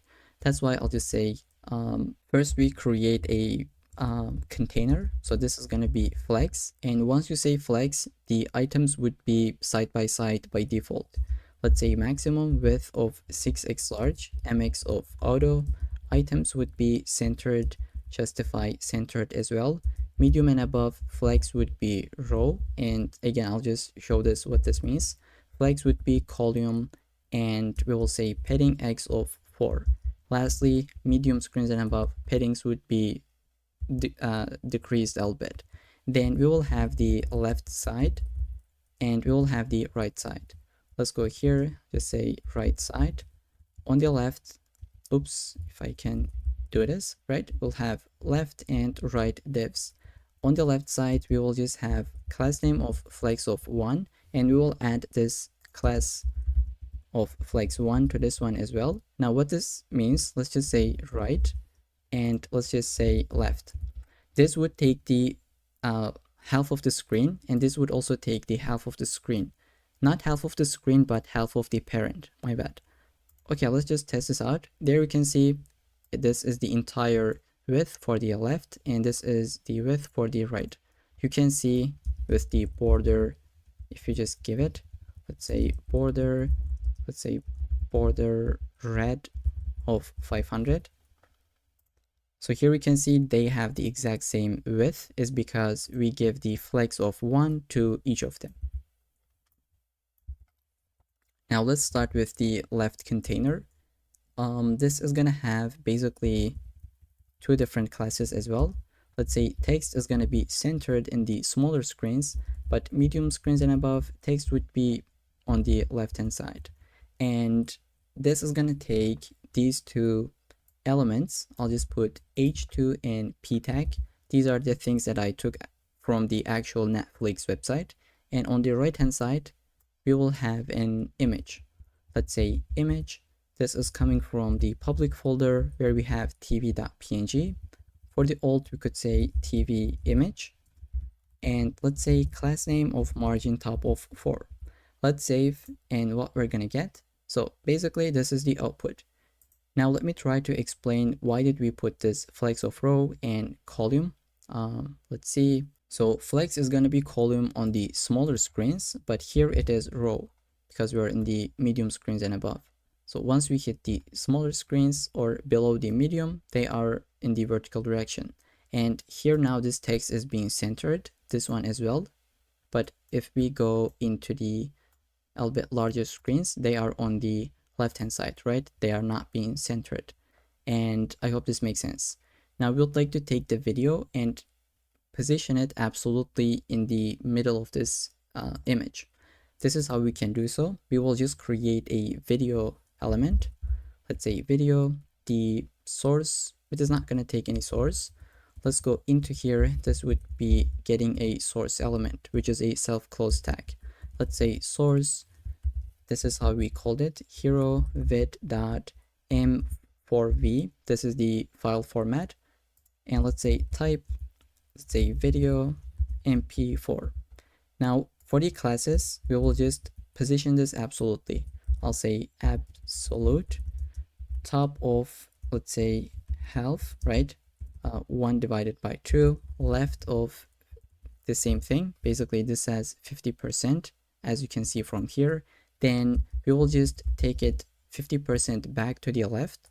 Let's say translate x of, okay, if I can type, 1 divided by 2. And I'll do the same thing for y. I'll just copy it, go ahead, paste it. And then we'll just say height would be 1 divided by 2. Okay, so I just had really trouble typing this out, but basically this should work out now. It didn't. Let's see. Maybe we should say this would take the relative class. Okay, now it just works out. And why does this work? Maybe we could also change the z index for a second. I'll just say maybe z should be something like 0 or maybe minus 10. Okay, it has just gone completely. Maybe just say z index of 0. Is it gonna work? And we could take the image to the front by putting z index of 10. Okay, so this doesn't really work out because here you can see like this controller is back of the video. Maybe we should say something like this would be play inline. Let's say plays inline. We will say also this would be autoplay of true. And we will have muted, and this video would be on loop. Let's save. Is it gonna fix it? Let's refresh. Okay, so it is playing, but here we have the controller in front, right? Let me just debug this and come back to the video. Okay, so what I have done is just give this z index of 20 and z index of 10 for this one. So it didn't really work out until I add this relative positioning. So if you leave it like this, it doesn't work out. And to be able to make an image get the z index, you would add the relative class. Once you do so, now this would be in front of the video because the z index is higher than this one. Okay, so this is the output that we'd like to have. And so the video is now being centered. It is muted and playing automatically for us, right? Like this is how it's gonna look like in the normal zoomed in level. Now, next, what do we want to do is just add a different separator as well, or the same one. Now this time we will have image on the left and text on the right. So this is how they do it as well. And we will put this GIF as well. Okay, so we'll just go ahead and try to build the second section. I think first we need to just put a separator below this. I will copy this 2 lines, paste it, and this is our first section. Now let's just say second section and try to build it. It is going to be mostly the same with the first one in terms of classes, but this time we will have the left side as being the image, and on the right side we will have the text. So let's scroll and try to build the second section. I'll say class name of padding y of 10, background of black, text of white, just like this. And below this we will have the exact same div that we had above, which is going to be this one. So we could copy it and paste it. Let's say class name. This is going to be that container. On the left hand side, let's first try to build it. Then we will also have the right hand side. So let's just go here and just say right side. This is going to be the div, but we'll fill it later in the video, right? Just in a second, I mean. Let's say on the left hand side, we would have the class name of flex of 1. Let's delete this space, and this is going to be relative as well. Then inside, we will have one more div. Let's say this is going to also have the relative class. And then we will go inside, we'll say image. And if we have the relative on this one, I think we don't need to add it into this. So we could delete it. On the image, we will show the Stranger Things large image. Let's say Stranger things-lg.png. This is the image that you could take a look under the public folder. Let's just say stranger things image, and this is going to take the class name of margin top of 4, and then below this image we will have this div. Let me just show it. We will get this div and position it absolutely on top of this image. So this is stranger things, a large image, and this is the small one. So this is the div. Now we would like to position it absolutely on top of this. Okay, it is going to be this div. Let's say this is going to take the class name of flex. It is going to be items would be centered, gap of 2, absolute. Let's say it is going to be bottom of 5 and left of let's say half of the parent, let's say 50%, and you would like to say translate x would be 1 divided 2, so it is 50% back. bg of black, let's give a bit space. Then width is going to be 3 divided by 4, and this should be inside, right? But in the larger screens and above, width would be half of it, just like this. And height would be 24. It's gonna have a border with the color of slate 500, and we could say rounded would be MD, finally padding of 2. Now inside this parent we will have an image which is going to be the stranger things dash small dot png, and we could give it a name. Just say image. You could give a appropriate alt. I'll say class name. This is gonna take the full height, and below this image we will have a div that is gonna say downloading the stranger things. I will just give a couple of classes to this one. Flex, let's say justify. It should be between. Items will be centered. Width is gonna be full, and we will have one more div. Let's say flex of column and gap of 0, so we'll not have any gap in between these span elements. So we'll have two different, let's say stranger things, and then we will say downloading with the 3 dots. Let's say this is going to take the text of small and color of blue 500, and we can go here and also say this would be a little bit larger text, such as medium. Larger screens and above, this is going to be a little bit larger. Font would be bold, let's say. Okay, so finally below this div we will just say we would like to have one more image. This is going to be the download gif. I'll say download dash icon dash gif, and class name of, let's say, height 12. Let's save. Hopefully we should be able to get the output that we would like to have. This didn't work out. Let's see why it didn't. So are we missing something? Let's just say this is going to be a relative. Is it going to work? So it didn't. Obviously that wasn't the case, but first we are just having the wrong image. Let's see why this is the case. We have download icon.gif. So this gif is working, but the small image is not working. Stranger things. Okay, I have a typo here. Let's leave it like this. But this is a bit too large. Let's see class name of height full. So I think it's because height 25 is not defined. It should be 24. I just had a typo here, and we could delete this relative class. Let's save. Okay, now it works, at least the height, but the position is not correct. Do I have some kind of typo here? Let's see. Left like 15%. I mean 50%. This also works. So I just paused the video and take a look at it. It's because we are missing the class name of flex1 on the right hand side. Now they would be having the exact same height, or I'm sorry, the width. Let's say right side.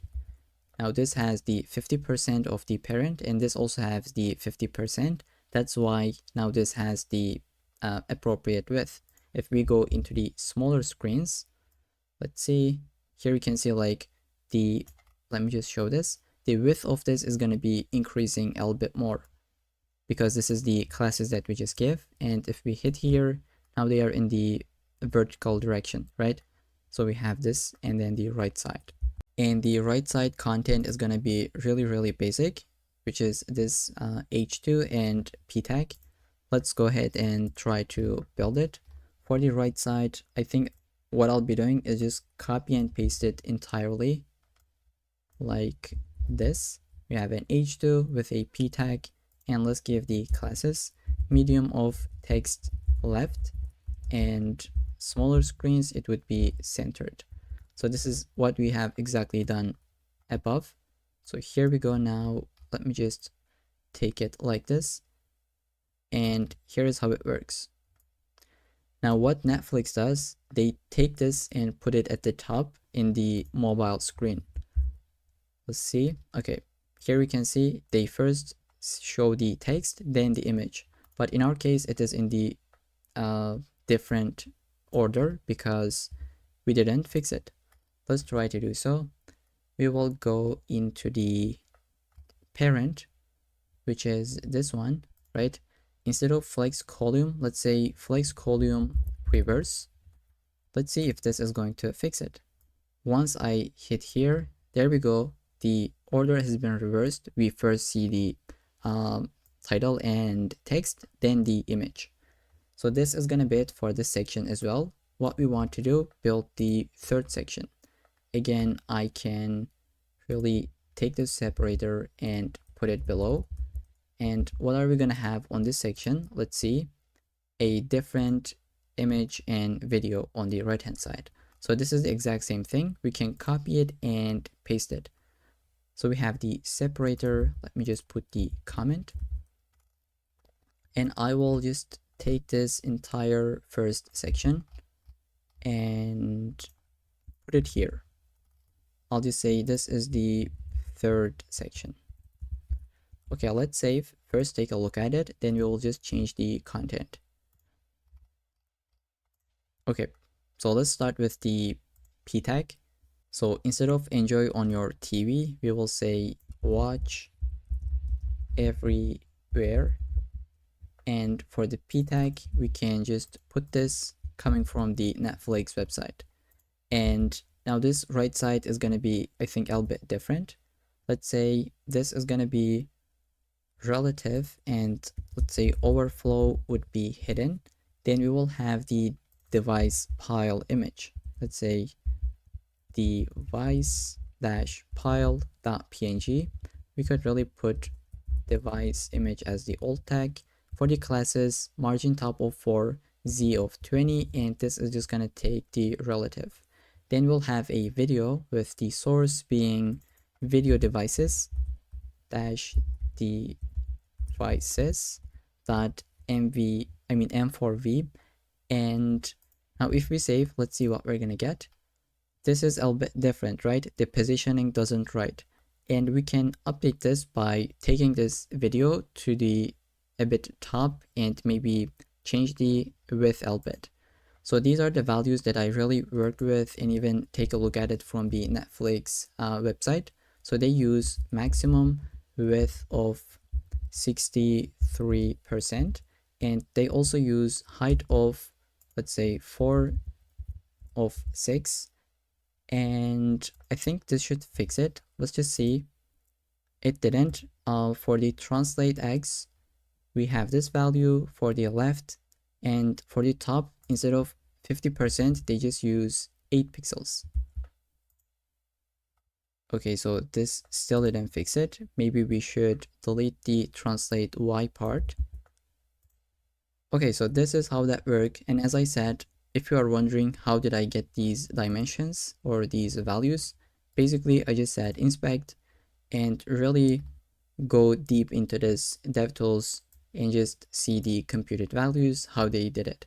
And I was able to come up with these values just to make that work the exact same that we have here. For the video, let's update the value. Or did we already update it? So it looks the exact same thing, but like they have this video. Let's see which is it this one? So video devices, hero video, so it should be this one actually, video dash devices. For some reason it didn't work. Let me refresh this page. Okay, so now we just got this video, right? And finally we can build the next section. And as always, we will just get a separator. Let's copy it and paste it after this section, which is this one. Then we'll put the fourth section, not footer. Let's delete it. Let's see what we have. An image and a title, right? So just like this one, but it is a little bit simpler. So I will say not footer, fourth section, and create a div. Let's give it space. So this is going to take the exact same classes that we give above, padding y of 10, background of black, and text of white. Let's say white. And inside this, we will have flags. Let's just say class name of flags. Okay, this is getting a bit annoying, but let's say maximum width of 6x large, mx auto, items of centered, justify centered, flags of, let's say, column, and medium screens and above flags would be row, and I think this should be flags column reverse, so that we got the exact same thing as we did above.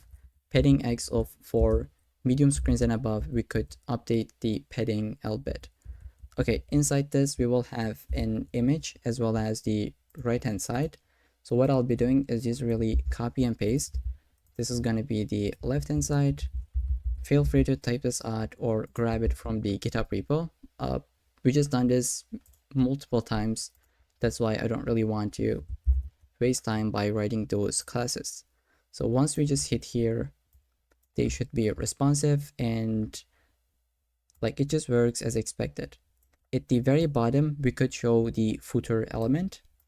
So it is going to be looking like this, built by you, and the source code is available on GitHub. Let's build that footer as well. So let's close this. Under the front end, let's create a folder called components. And I'll just say footer.jsx. And this footer component is going to be pretty easier than what we had so far. So let's say this is going to be a footer component. And now, you know, like footer is pretty basic at this point. I just don't really want to waste time. Please don't get mad. I'll just paste it and you can really update these values with your own. We have a bunch of classes that just includes a p tag with 2 different links. You could put your own GitHub repo and GitHub profile. And we would like to show this footer component below all of our routes. Let's wrap this with fragment and just call the footer component. And this is the entire file if you really want to just type this out. Okay, so let's test this out. If we go here, we should be able to see the footer. And why do we put this footer outside of the routes? Is because we would like to see this every single page. If we go to the login, sign up, or homepage, we should be able to see it, right? So I'll go here into the login. Let's say our localhost was this. Let's say sign up. We should be able to see the footer component here. And if we go to the login, again, we should be able to see it. So this is gonna be it for the Auth screen page as well. We just built this entire page with the footer at the bottom, and I'll see you in the next section. Okay, so in the last section, we have built this Auth screen and we even made it to be responsive. Now maybe it is time to build the sign up functionality. And to get started with, we'll just put our email here, and once we say get started, it should take us to the sign up page to here. And if your user just visit the /signup, we will take them to this page immediately. But now the benefit here would be if I just put my email here, let's just say I put abc@email.com. If they say get started, this should take them to the sign up page by filling this email. So let's just try to do this and let's see how we can implement it. So under the Auth screen, we have this form where we can submit this, right? I'll just say on submit. Let's say on submit like this. I'll say handle form submit. And we'd like to create the function for this. I'll go here, say const handle form submit.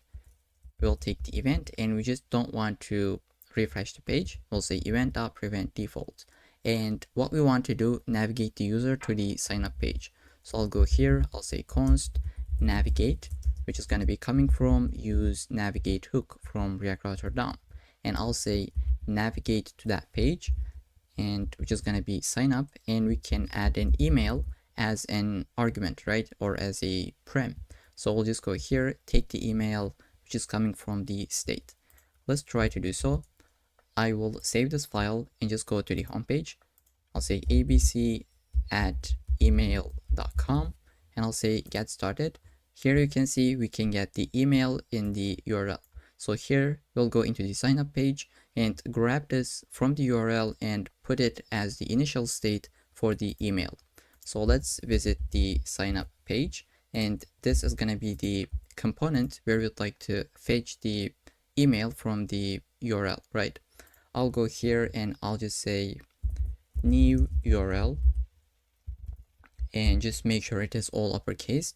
We will say document.location, and this is going to give us, let's say, search params. I'll say const and let's grab the search params just like this. We will go below and we can just get the email value.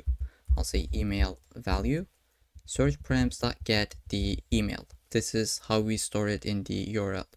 And I'd like to take this above the email so that I could give it as the initial value. I'll just say email value. If it is null, then we can just have it as an empty string, right? Let's save. And now if we go here, we just got that value as the initial state, right? Let's just try to do so. I'll say xyz and at gmail.com. I'll just submit this form. There we go. We got the starter point. And from here on out, what I'd like to do, once I fill up this form, once I click to this button, it should send a request to my endpoint, right? Which is something that we have already created under the Auth routes. So what we can do is create a global state where we can store the currently authenticated user with the functions such as login, logout, and sign up. So you'll see just in a second why we do this. Let's try to build it. I will say create the store folder where we just store the auth user.js file.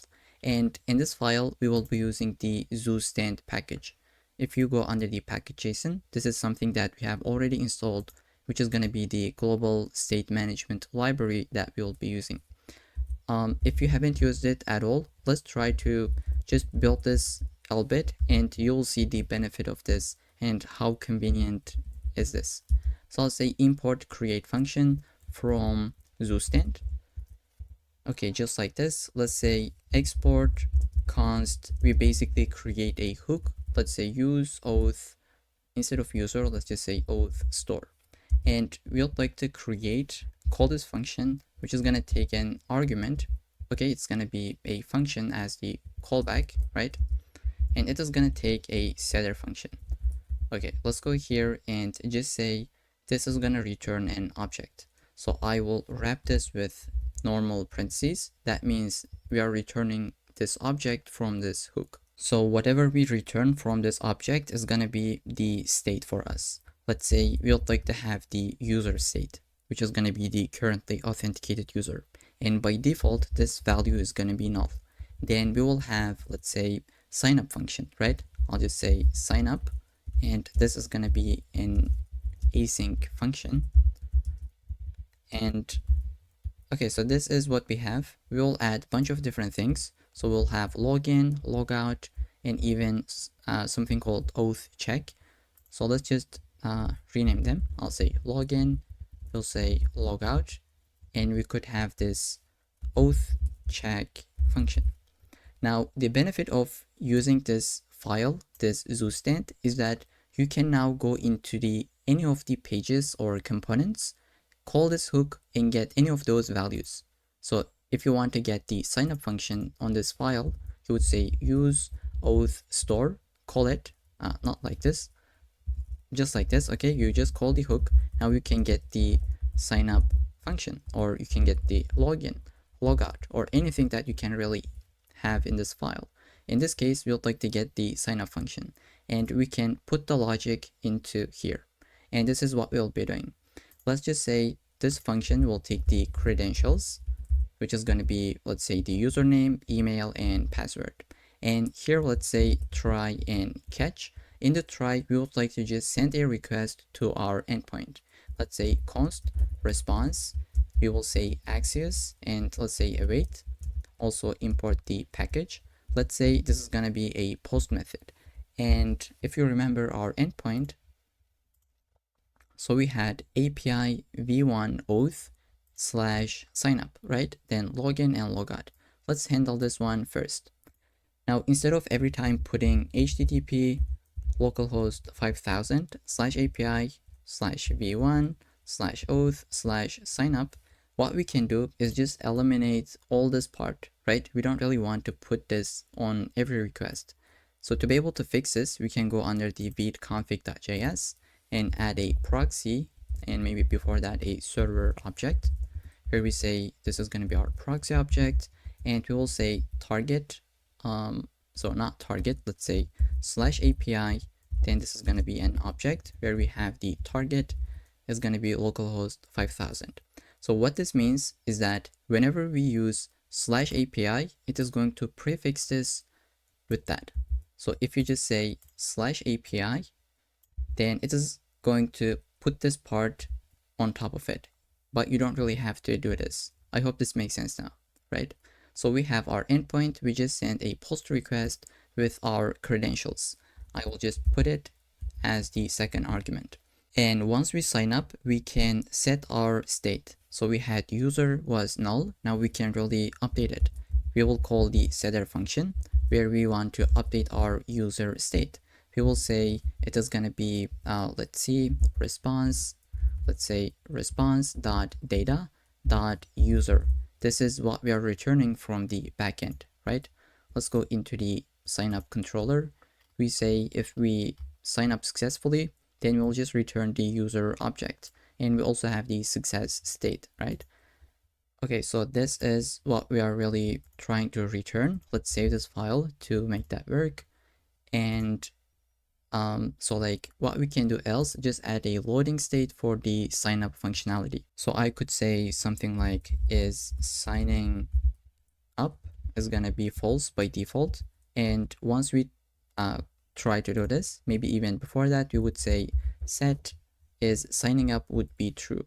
And once we get a response back, we would say is signing up is gonna be false. And while this is true, we could show some kind of loading state, right? And then in the catch, let's say toast dot error. This toast is coming from the React Hot Toast package that we installed. And to be able to use this, we will just do one configuration pretty quickly. But first, let's just put our message. So we'll say error.response.data.message. And if this is empty for some reason, we could just say an error occurred, right? Or you could say sign up failed. And below this, again, we will just say now set user is going to be false, as well as the loading state. Let's say user would be null because this one just failed. Okay, and to make this toast work, we could go under the app.jsx, and outside of this routes, we would just get a toaster component from React Hot Toast, and we could maybe put it below the footer. Okay, if you put this, then you can use these functions coming from toast object.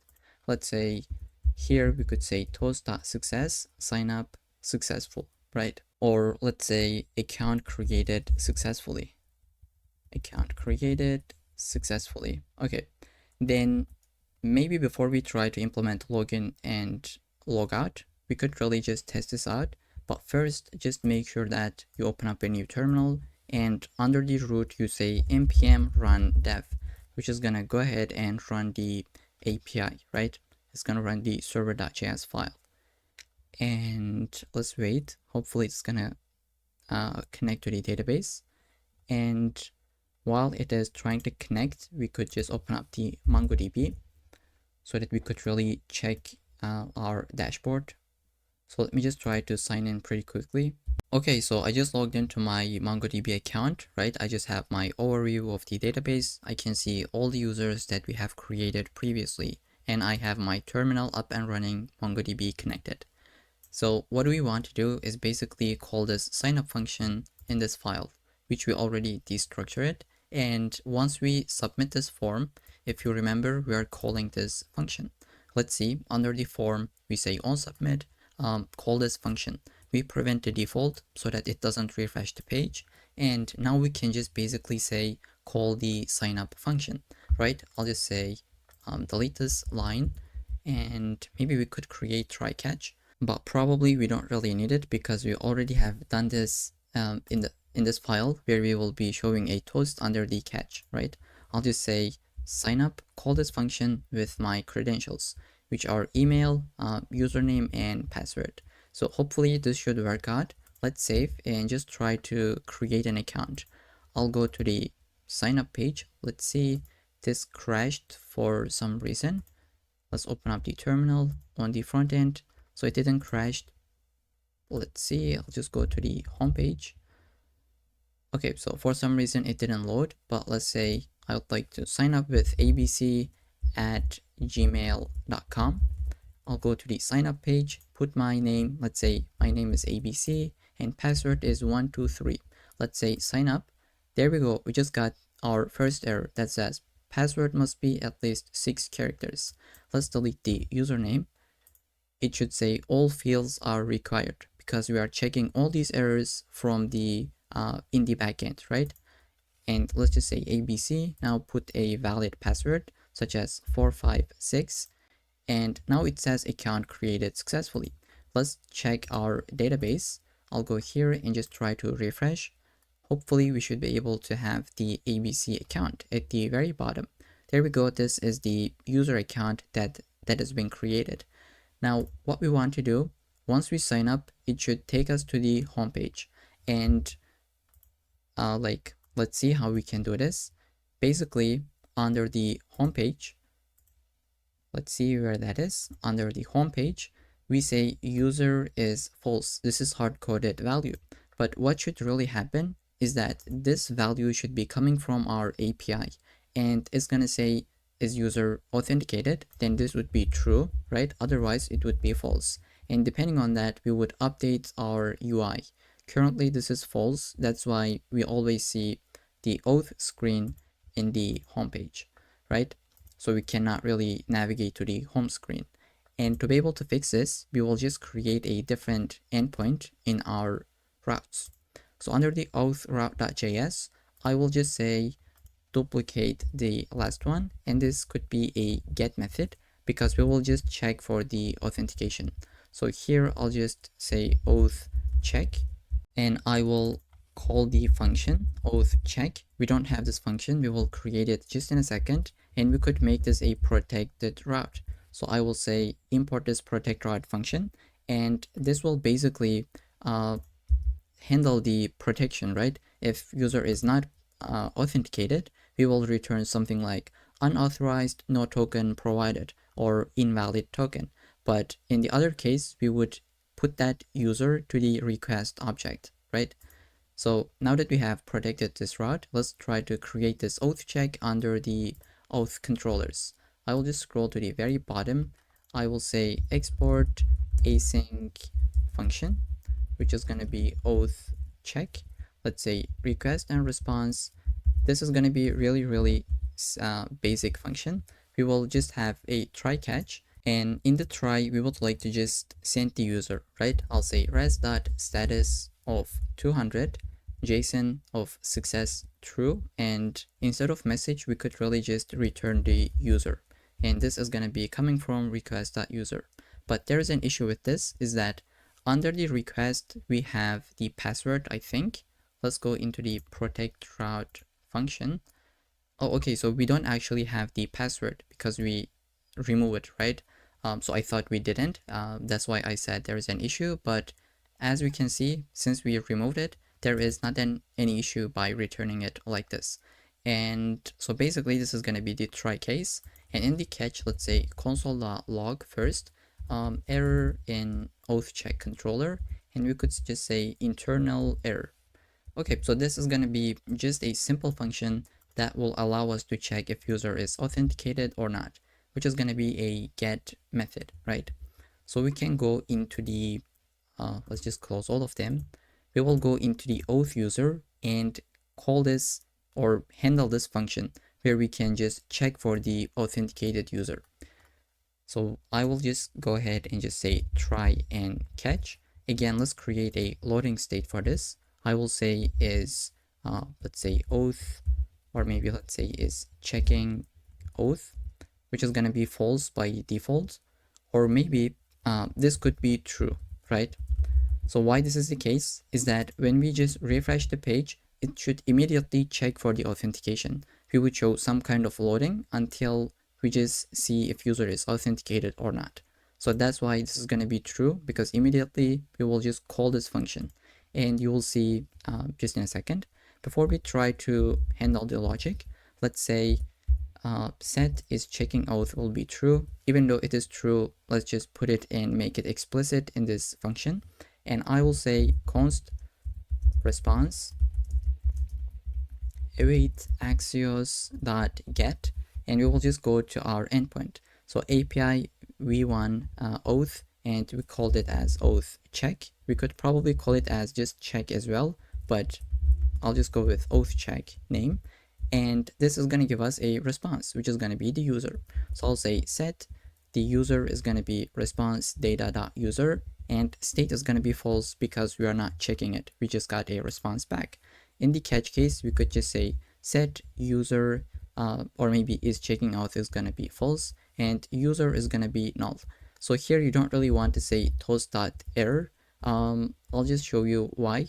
For now, let's comment this out, and I'll try to explain this just in a second. Okay, so this should be our function, and we would like to call this in the app.jsx. So for now, let's save this file and close it. We didn't change anything here, really. I will go into the app.jsx, and I will say, let me just call the use auth store, right? Which is going to give me the currently authenticated user. I can say const grab this object, and we even have the state called, how did we call it? Is checking auth. So this is going to be true for a second when you refresh the page. Let's just say console.log the user. We could say auth user is here, and just console log it.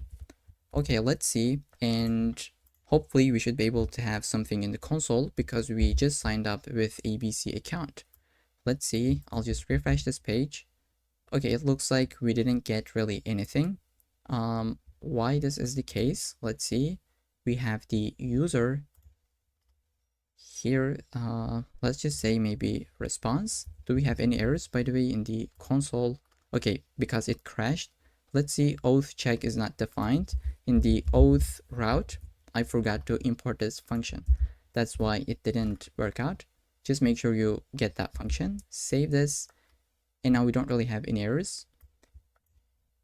Let's save this file as well. We didn't change anything here, and we should be able to have the user in the console. So we still don't. Let's see, do we have anything wrong in the terminal? Okay, so we don't. Why this is the case? Let's just take a look at the network tab, or maybe in the application. Under the cookies, do we have JWT Netflix? Okay, so we have it also, right? It says like, so we just got the token. It should authenticate us. Maybe we could just do some console login, right? I will go into this auth check and I will say console.log request.user is equal to the request.user. So this sometimes happens. Let's just refresh. Okay, so we don't even hit this function for some reason because we didn't see the console log. Let's see in the network tab. So this is some live debugging. So don't get bored, please.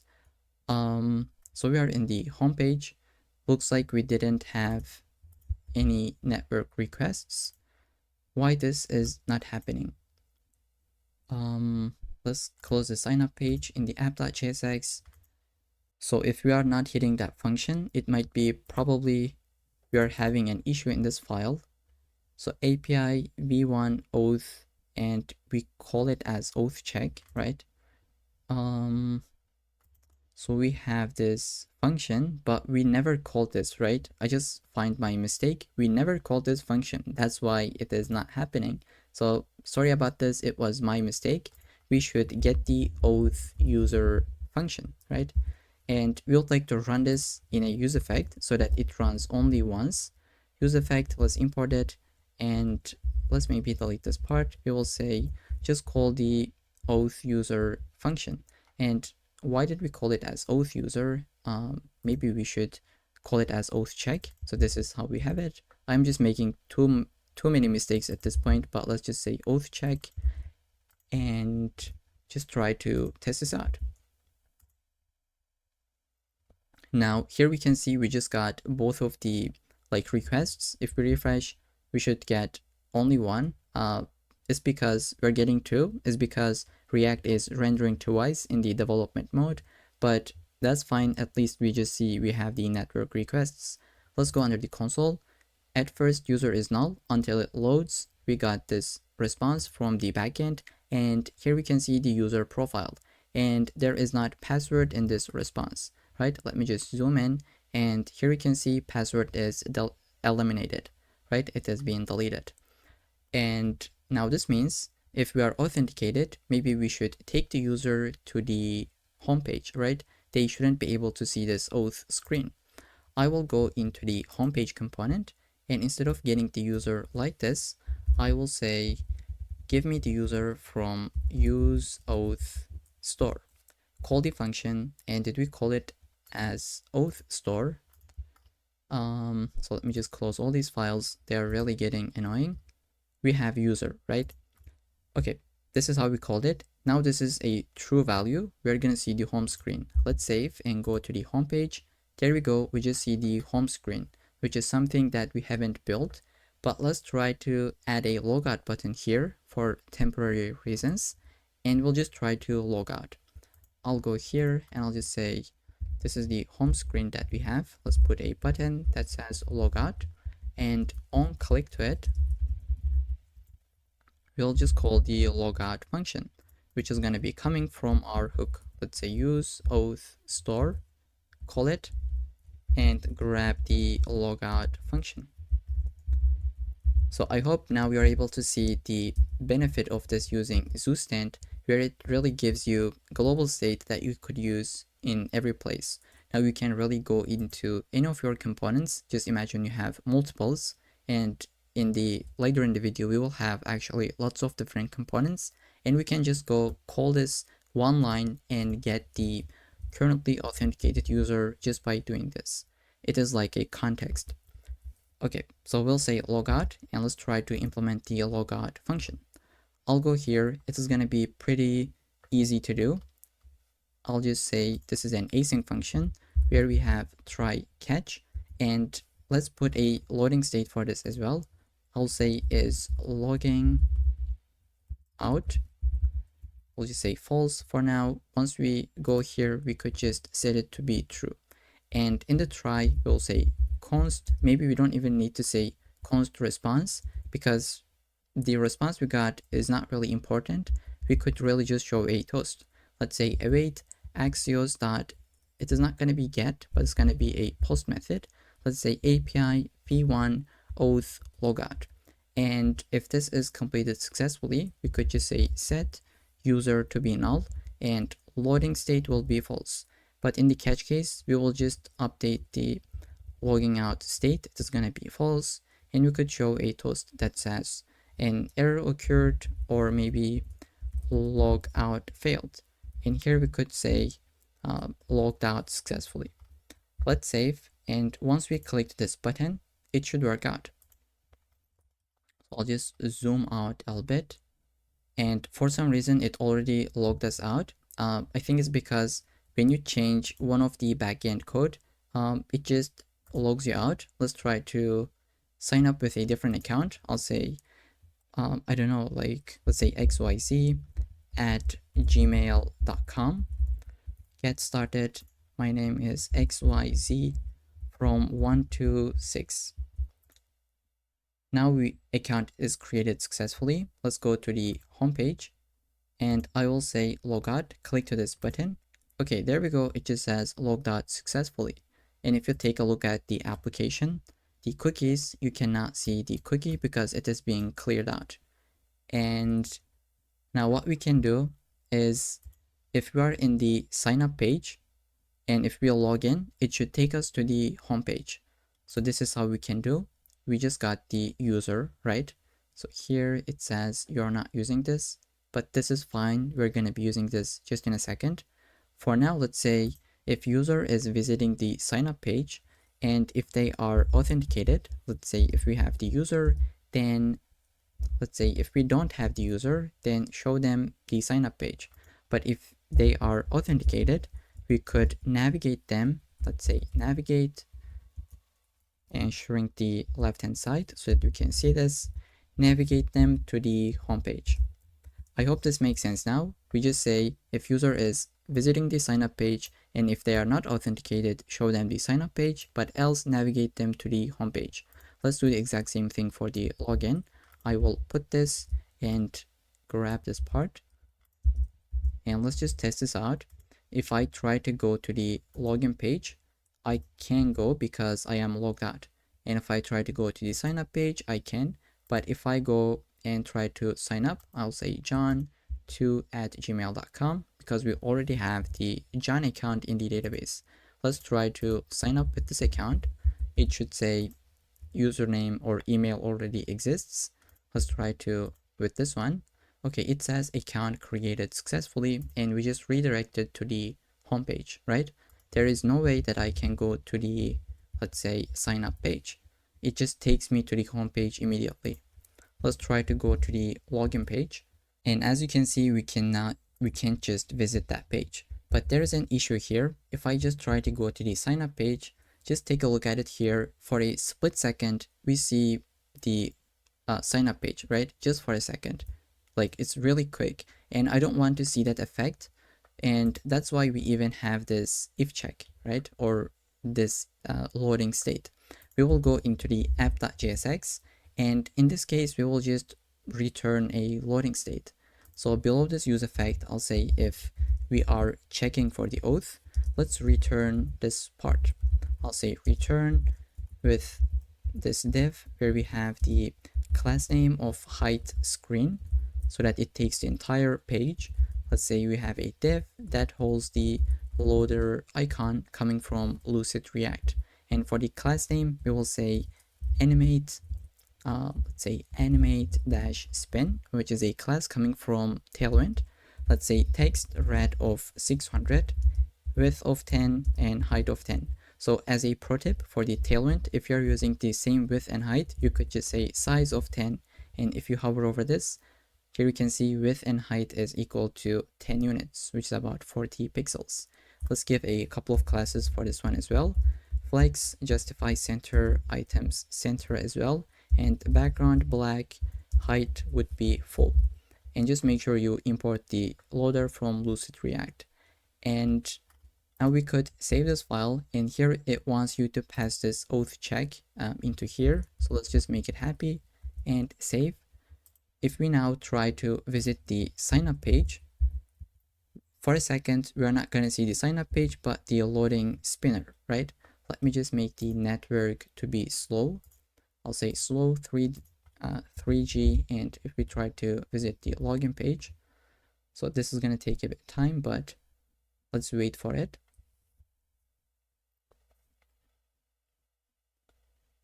Okay, so this is really slow, but here we go. We have this loading spinner until we got a response back from the server. And I hope this makes sense now. At this point, we are able to check for the authentication, show a spinner, and we are able to protect our routes. We are not protecting the home page is because we already have this logic in the home screen, right? And we don't really need to return this div. Let's make it a fragment because it doesn't really have any classes. Okay, so we are making a really good progress at this point. Let's build the login functionality. And as you can imagine, we will go into the auth user.js file, and you could pause the video and try to implement this login function just to get a little bit of practice. So I just give you one hint. Basically, we will take the credentials as an argument, and you can now try to build the logic. And now I'll just try to do so. I'll say try catch. Before we try, let's update the logging in state, which we need to create. Let's say is logging in is gonna be false. Once we call this function, is logging in is gonna be true, right? Not like this. We should say set call the is logging to be true, and then in the try, let's say const response like this await axios.post to our endpoint with the credentials, and we'll do the exact same thing that we have done above, just like this. So we set the user state with the response, which we are grabbing the user object and updating our state. And for the catch case, we could show a toast and updating our state to be false. And we could also say set user to be null, because if we failed, that means we couldn't log in and user data should be null. Okay, so here, instead of this message, I'll say login failed. And here I'll just say sign up failed, right? Failed. Okay, just like this. And I think this is gonna be it for this file. And I said I'll be explaining this. Let's see, why did I set like this, right? I'll just bring this back. Let's save this and go to the logout, right? Let's try to log out, make this to be no throttling so it is faster. So we just logged out, and now if you refresh this page, you're gonna see this toast errors that says unauthorized, and we don't really want to see this. That's why we don't put this toast. Instead, we just only update this state, and I hope this makes sense now. So this is why we don't add it. Okay, let's try to log in. So I had an account called xyz@gmail.com, and we'll just put from 1 to 6. Let's try to maybe put the wrong password. I'll just say 7. And so probably we got an error in the console. Let's see in the VS Code. I'll just scroll to the bottom. Okay, so it works, but when I click to this, okay, so because we didn't implement the login function, right? I always forget this, but let's just try to do so under the login page. Once we click to that, we should be able to call the login function with our credentials.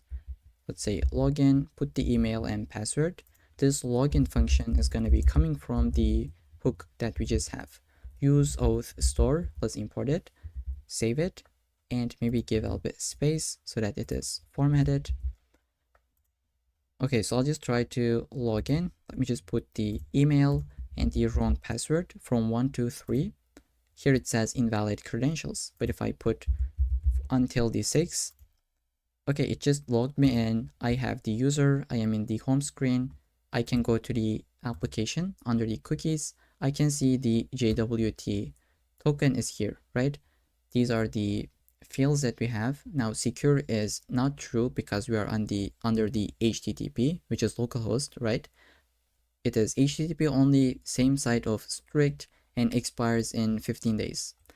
Okay, so everything seems to be working, right? Now what should we do next?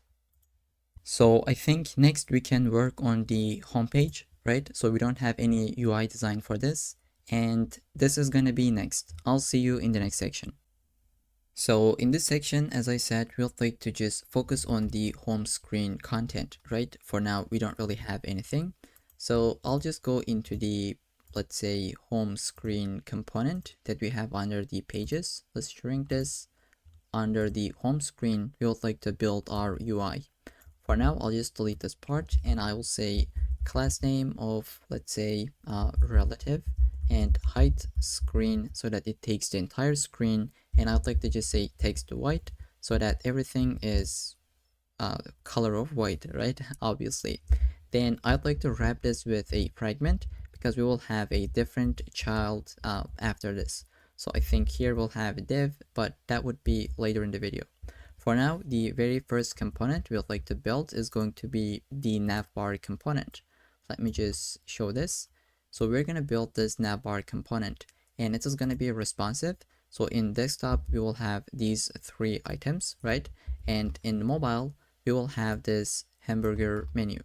Once we click it, we will just see these three items and we can close that off, obviously, right? Let's try to build this. Let's start with the navbar component. I'll go ahead and create the navbar.jsx file, and here I'll import the navbar component, which is something that we need to create. And let's import it. Okay, we're not going to be using this logout function in this file, so let's delete it, and we could delete this line as well. We'll go into the navbar component and just try to build the UI as quickly as possible. Under this return, let's delete this. This is going to be a header, let's say, and we will give a couple of different classes.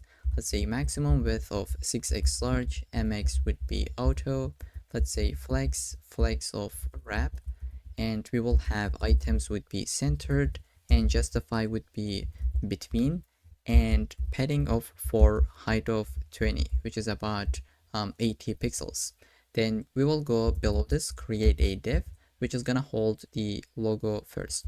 Let's say class name of flex, items would be centered, and a gap of 10. Let's say z index would be 50, so it is always at the top. Then we will have a link component that is gonna take us to the home page. Let's say to home and import the link component, which is going to be coming from React Router DOM. So let's say import link, just like this. Inside, we will just put an image, which is going to be netflix-logo.png. Let's say Netflix logo. Class name of width would be 32 on, like really small screens, and small screens and above, width would be 40. We just increment the size a little bit. Let's save, and below this link we will have one more div. Let's give a couple of different classes. Now this is going to be hidden on smaller screens, but smaller screens and above, this is going to be flex. So let me just put a comment. This is going to be the desktop navbar items. Okay, so that's why it is hidden on smaller screens and below, and above it is displayed flex. Gap of 2 items would be centered, and we will basically try to get 3 different link elements. The first one is going to take us to, let's say to the home page. We'll have a couple of classes. I think it is just going to be one. On hover, we'll just say underline. And let's delete this space.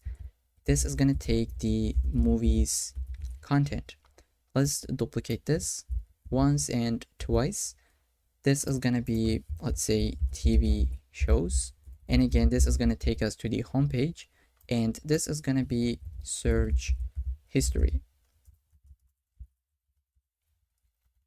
which is going to take us to the history page, right? These are the classes we have for this.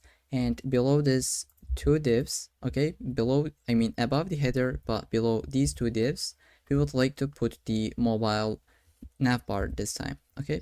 And to be able to have this, let's click to it, coming from API layer. Okay, let me just discard all of these emails. Okay, sorry about that. I just discarded all of them. Now here we'd like to create our mobile navbar items, and we are gonna need a state for this. Let's go above and just say const is mobile menu open and get the setter state. By default, this is gonna be false. And let's create a toggler function. I'll just say toggle mobile menu, which we can just really say set is mobile menu and negate it. If it is true, then it's gonna be false, and if it is false, it would be true. And we can shorten this by deleting this curly braces and leaving it like this. We'll be using this function in just in a second. Then below this header, we will go here and just say if is mobile menu is open, then we'd like to see this mobile items. And I think I could really copy and paste pretty quickly this one div with these classes. Feel free to type this out. And then inside, let's just say first to get this formatting. Inside, I'll just have a link component, which is going to take me to the homepage again, right? We'll have the class name of blog. Let's say hover would be underline and padding of 2. And here what we say is that on smaller screens and above, this is going to be hidden, but below this would be visible actually. So this is how we can create responsive navbar items. So you first create the desktop version, which is going to be visible only smaller screens and above, and this is going to be visible only smaller screens and above, right? I mean smaller screens and below. Above that, this would be hidden. So you just take this value and negate it, right? And it just works magically. Below this class names, what are we gonna have? When we click to it, let's just say on click, you should call the function, which is gonna toggle the state. Let's say this is gonna take the movies, and I think we could duplicate this twice. This is gonna take us to the search page, and this is gonna be search history, let's say. Search history, just like above, and this is gonna be TV shows. Hopefully we should be able to test this out, right? I'll go here to the homepage. So now everything is white. Let's just say for now background is gonna be black, just for a second. And okay, so we cannot see anything on the right hand side, but so I think we didn't put anything, right? Okay, so we are going to add it, but for now let's just test this out if this is gonna work. If I go to this screen, so I cannot see this icon. I think we are missing something, right? So I just got the point. Let me just build it more and I'll try to explain. So here we'll just put one more div.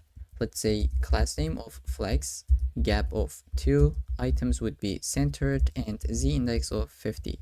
And then below this, we will have a link that says to the search page, and we'll like to show a search logo coming from Lucid React. Let's say search, and this is going to take class name of, let's say, size 6, and cursor would be pointer.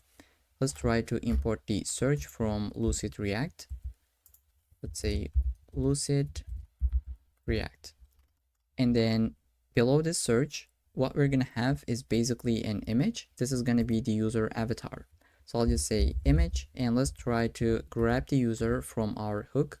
I will say use Auth store. For some reason, I cannot get these suggestions, but let's try to do it manually. So where are we now? We'll just go one up. We can go under the store, and we have Auth user file. Okay, we call this hook now, which is gonna give us the user state, and we can say this is gonna take the source as the user.image, and then alt, let's say avatar, class name of height 8, rounded, let's say rounded, and cursor would be pointer. And below this image, we will have the logout logo, let's say logout coming from Lucid React, and this is going to take the class name of size 6, and cursor would be pointer. And once we clicked it, we could basically call the logout function, which is coming from our hook, right? Let's say logout. Okay, I'll just close this off. Below this, finally, we will have one more div. Let's say this is going to be class name, smaller screens, and above this is going to be hidden, which is going to hold an menu, which is the hamburger menu icon, right? Lucid React imported, class name, size of 6, let's say cursor would be pointer, and on click, we will just toggle the state. Okay, so this was the thing that we are missing, which is going to be on the right hand side. Okay, so this is what we have. The image is null. Let's see why this is the case. So we say image, which is coming from the public folder, right? So we say user.image. Let's refresh. So what we have, avatar2.png. Do we have this? Under the public avatar2.jpg. Okay, so this is a JPEG. Why this is why it doesn't work. What you can do is update this to be PNG as well. I'll go here and just say this is PNG. Now if we try to refresh this page, okay, we can see this image, right? We have the search. If we clicked it, it's going to take us to the search page. But now let's try to do this. Okay, so here we can get the menu. If we clicked it, it's going to open up the state and we can just toggle this. We can go to the search history, the home page, and we can even log out. So I think this is going to be it for the navbar component. This was the only thing that we were missing to be able to make that work. This is going to be for the mobile items. When you toggle the state, right, you're able to see this, but else you're going to see this part. And as you can imagine, if you click to this, it is going to log you out and it'll just say logged out successfully. Let's try to log in to this account, put the wrong credentials. It just says invalid, but put the correct one. Now we just logged in. Now what should be built next is going to be this component where we have a background image, and we could position this absolutely on the middle of the screen, right? We're gonna have an, let's say, title, the year, the type of this, right? Is it 18 plus or is it not? In this case, it isn't. And we will have the, overview, play button, and more info button. Let's try to build this. We will go into the home screen. Now we can really close this navbar component, maybe shrink the public folder as well. Below the navbar component, we will try to build it. So here, I'll just go ahead and first put my image. Let's say image tag. And for this, we'll be using another image. Let's say extraction.png, which is something that I have provided. It is a JPEG. So let's try to update this part. Okay, JPEG, alt, we could just say image, and maybe you could say hero image. And for the classes, we will just try to position this absolutely. I'll say absolute top, and I have a typo here. Let's say absolute top of, let's say 0, left of 0, width full, height full, object cover, and we will just try to put it at the very end of the screen, right? So it's just gonna be pushed back with the z index of 50. Let's save. What are we gonna get? We cannot see anything because the background is black. Let's try to delete this, and it should be up here. What I want to do is just give a bit of gradient that is coming from the top. So I'll go here and just try to say maybe below the image, I'll just put a div. And at this point, I could copy it and paste it. It is just one line self-close tag. It is positioned absolutely coming from the top. And this is the background of black. And the opacity is 0.5. If you save, now we should be able to see this black background on top of it, right? It is the overlay. And since this is just a decoration, we could say area hidden is going to be true, so that screen readers doesn't see this. And this is an accessibility best practice. Below this div, we're gonna have one more. Let's just give a little bit space, maybe scroll and give all of our classes. Let's say absolute we'll just say top of 0, left of 0, width full, height full, let's say not hover but height full, just like this. We will say flex column, and justify would be centered, padding x of 8, and as we grow the screen, so medium screens and above, padding x would be 16, and larger screens and above, we will just duplicate it with 32, right? It's going to be 32 in the larger screens and above. And I'd like to just give one more div that is going to be kind of like an overlay, but it is going to be coming from the top. So here, how you can use it with Tailwind, you basically say background gradient to the bottom, starting from the black color to the transparent and via transparent. Let's save, and you're gonna see we just got an overlay at the top, right? Let me just zoom in. I cannot, so maybe I could try to do it like this, right? We have this overlay, and if you don't add this via part, let's see what's gonna happen.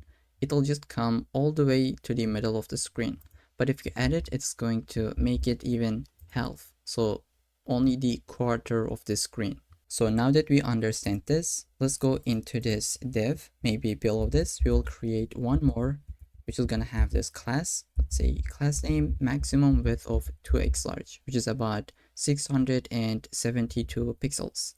This is gonna take an h1, which is going to be the title. Let's say class name of margin top of 4, text of x large. We could say not x large, but 6x large, and you could say font would be extra bold, and finally text of balance. Okay, and below this or inside, we could just put a name, let's say extraction, just like this. And below the h1, we will have the p tag, which is gonna be basically the overview, or maybe the release date, my bad. Let's say 214, and just put something like 18 plus. And I'll say class name of let's say margin top of 2, text of large. Okay, let's just save and see the output for a second. This is how it's gonna look like, and we are trying to build the remaining part, which is going to be the description and these two buttons. Okay, so below this p tag, so at this point I am really bored because I just don't really like to type these classes in tutorials, but I think I just have to. So we'll go ahead and build this p tag as well. So I wish I could just copy and paste and don't even have to be explaining this, but not everyone can be happy with that approach. So I just have to, just type all of them out. So I'll say class name for this p tag, and I'll just put an overview. So let's see what Copilot gives us. Okay, I'll just get this. It is not really important because that would be coming from the database at the end of the day, right? We'll be using our API. Let's say margin top of 4 for this, text of large. And below this p tag and below this div, what we're gonna have basically a link that is gonna take us to the watch page. For now, let's just say one more div with the class name of flex, margin top of 8, and we will have one link with a couple of classes. So here it says you should put a to property. Let's say it's gonna take us to the watch page and the ID of the movie. For now, let's hard code it. We will update this later in the video. And what this says, link is not defined. Let's try to import it from React Router DOM, right? And for the content, we will just say play. And before this, we need to put a logo. Let's say play coming from Lucid React. It is gonna have the size of not 8, but I think we could just put 6. And let's say inline block and margin right of 2. We could say fill black. Okay, so let's save. We just got this button, but background isn't black. So let's try to add it to this link. I'll just say class name, and I think I'll just copy and paste this class, right? Background of white, text of black, and let's see how this is gonna look like. I could shrink this so that you could see the entire class name, right? Okay, these are really basic classes. This is how it looks like. And if you don't say inline block, let's see what's gonna happen. It still works, so we don't even need it because we have the flags in the first place. Below this link, we will have one more button, and let's just duplicate this. This is also going to take us to the watch page. Let's leave it like this. This is going to say more info. And for the logo, we could say something like info coming from Lucid React. Classes would be the same. Fill would not be black for this one. This is just going to be default color. And let's change this classes as well. I think I'll just delete everything. And I'll say background would be gray of 500. And I'll just update the opacity to be 70%. On hover state, we could make it to be just the color itself. Text would be white, not wrap, let's say white, and padding Y of 2, padding X of 4, and rounded. And flex items center. Okay, so let's save, and there we go. This is the output that we'd like to have. So this is almost the exact same thing, right? This is gonna be it for the hero section for the homepage. And next we're gonna try to build, let's see where that is. We will just try to build this slider component, right? And maybe even before that, instead of having this as hard-coded value, we could actually fetch this from the DB, right? For this, we will be using the get trending movie or get trending TV endpoint. So what I want to do before calling it is just create another global state. It is because we will be using the content type in multiple different places. And the content type is either going to be movie or TV.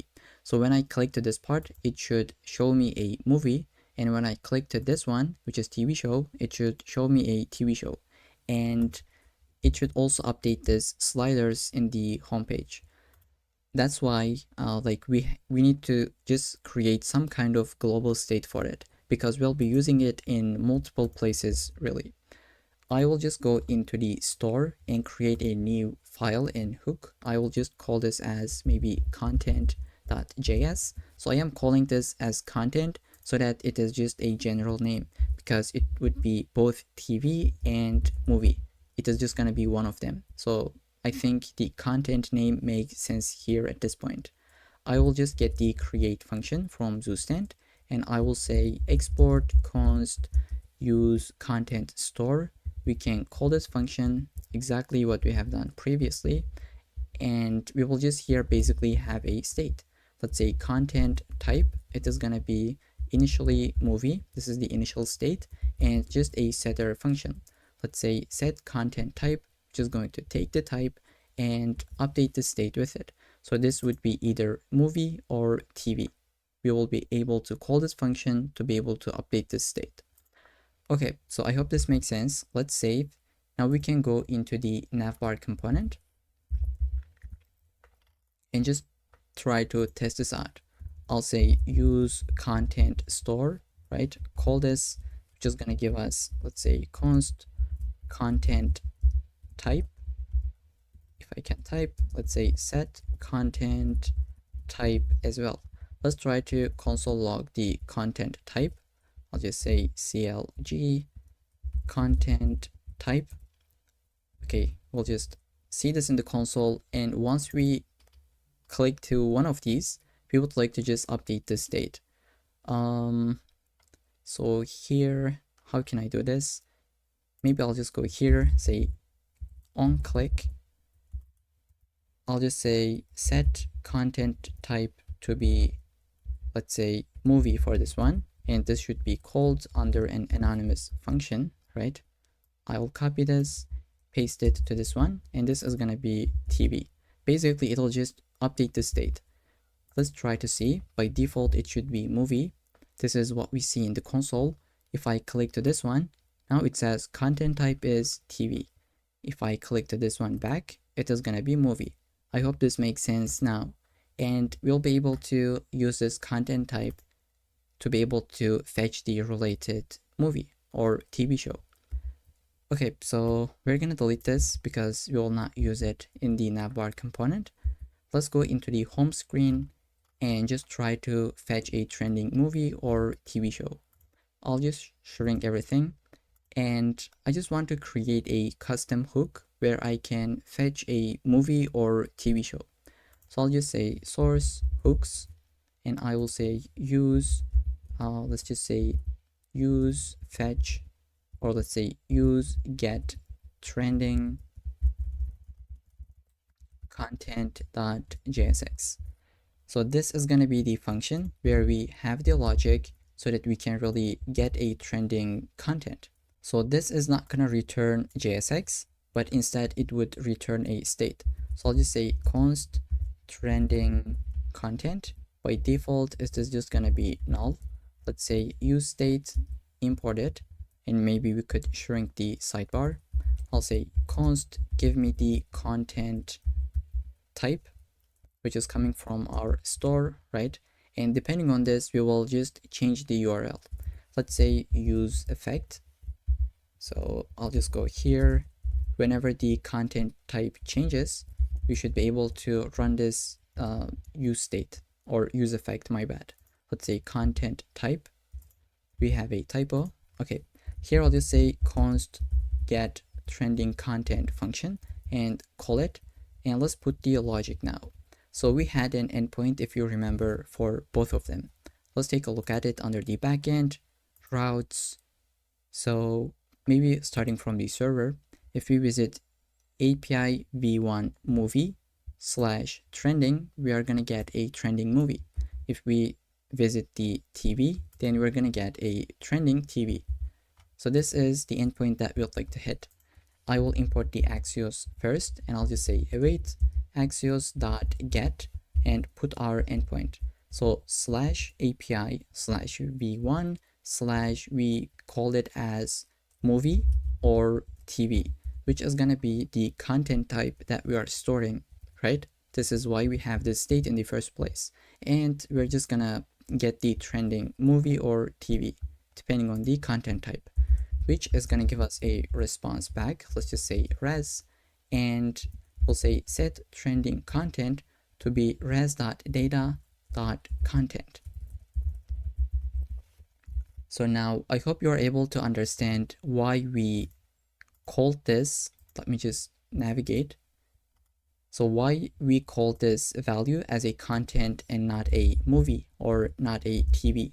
So we just call it as a content because this is going to be, a more general name that we could just grab here. So we don't just say TV or movie, right? We just say content, whatever that is, depending on our state. Okay, so this is the entire logic that we would need. Finally, from this hook, we will just return the trending content.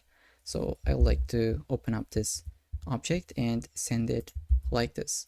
We can go into the home screen now and just say use get trending content, which is going to be our, let's say, trending content. And let's try to just console log it. I'll say trending content and just show us in the console. There we go. We already fetched it, right? As soon as you refresh the page, you will just get a trending content. In this case, this is a type of movie because this is the default type. If I click to this, it should run again, and it just gives us a type of TV, right? And this is the name, the image, overview and everything. We would like to grab this data and, just display it on the screen. Now our code base almost feels like an English sentence, right? We just say, okay, we are under the home screen where we just want to get a trending content, and we just got the value back, right? Everything is being abstracted for us. So we'll just take this maybe source for the image and display it, which is under the, let's see, I think it is going to be backdrop path. And as you can see, this is not a URL, but it is just a path. So how can we use this? Let's go into the API. I will just say the movie database API. And if you click to this, you will be able to see maybe, let's say, images, search for it. Is it this one? I don't really remember this, but let's just say v3, or maybe was it under the guides? I'll just open it up in a new tab. And here, there we go. Under the images, we have the basics. And from here, they just show you how you can use the images. So you can read this, but basically, let me just zoom in. They give us two different endpoints where we can fetch the original image or a slower size of it. So this is going to be our base URL, and then this is going to be the backdrop path, which we have here, right? This is the backdrop path or poster path. We will just prefix it with these endpoints. So what I'll be doing is just copy this, go into the front end folder. Under the source, I will just say constants, and you'll see why. Let's just say maybe we could put this into a utils folder first. I'll just say utils, and I'll just say constants.js file, and now I can delete this folder. So I thought I would be creating this folder, but then let's just put it under this file. Now what we're going to do in this file is basically creating those environment variables. Not environment variables, but helper variables. Okay, let's say const small image base URL, which is going to be equal to, let's see, to this one. I will copy it, paste it to here as a string, and this is going to be the, let's say, export const, let's say, original image base URL, right? We could really take this, and this is the endpoint that Copilot suggests us. So if you are not really sure, you could copy it and paste it, but basically it is the same thing. Okay, so we'll be using this to be able to render an image. I'll go into the home screen. I will say this is going to be first, let's say, original image base URL plus trending content backdrop path. Let's save. Now it should update the background image every time you refresh. So it's going to give you a different image, right? Let's say TV shows. It is going to give us a TV show background image, but for the movies, it is going to give us a movie. Let's try to update this part. So I will just go into the home screen where we have this title. So I'm going to delete this, and I will say trending content.title. And here Copilot suggests something else. Let's auto accept this, and then I'll explain what this means. Let's save. Okay, so this is the name, which is the title for the movie. And if you click to this, it is the name for the TV series. This is what API returns you.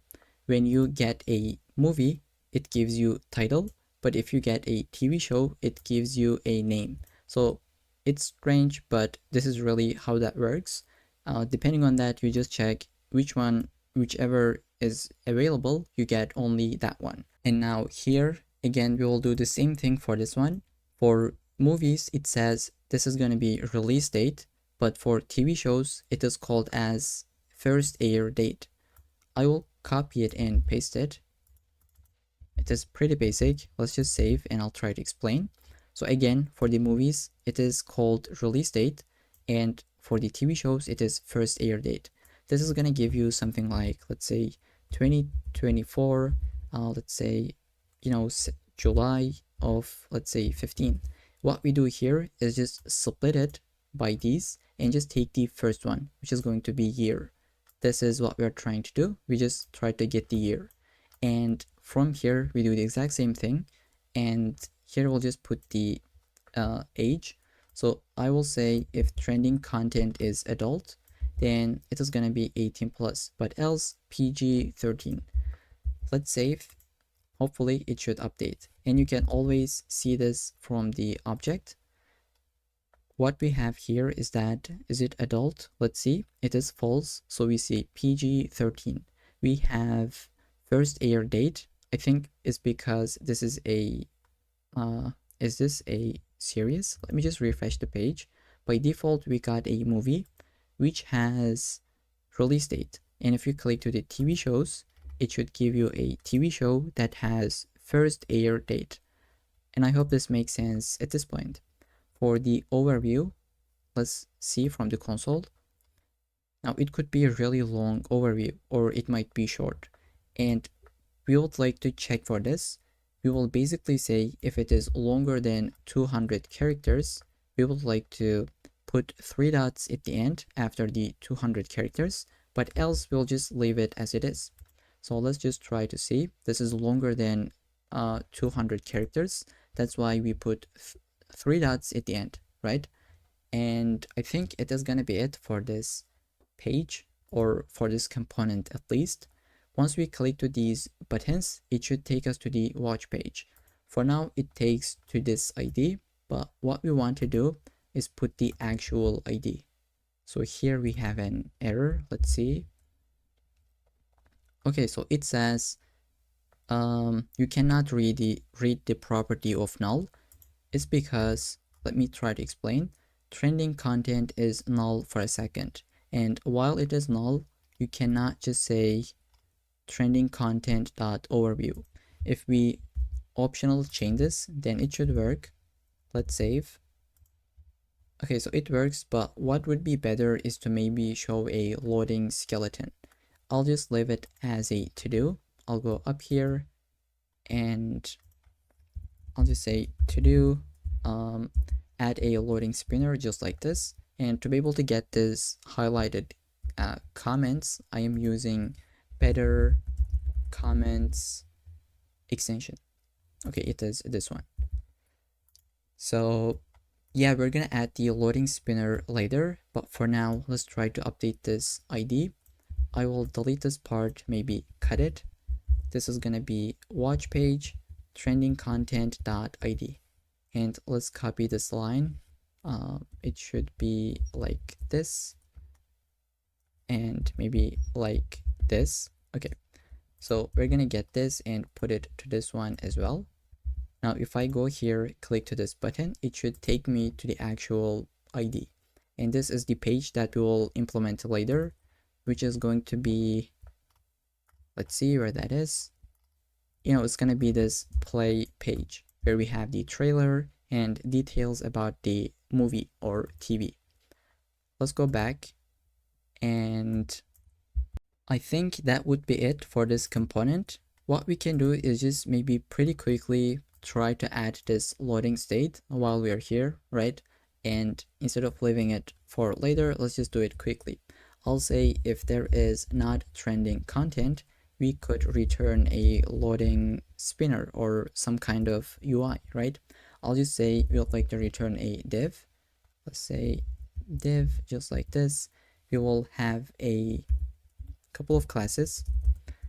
Age of screen, let's say text of white, where that is, and let's say relative.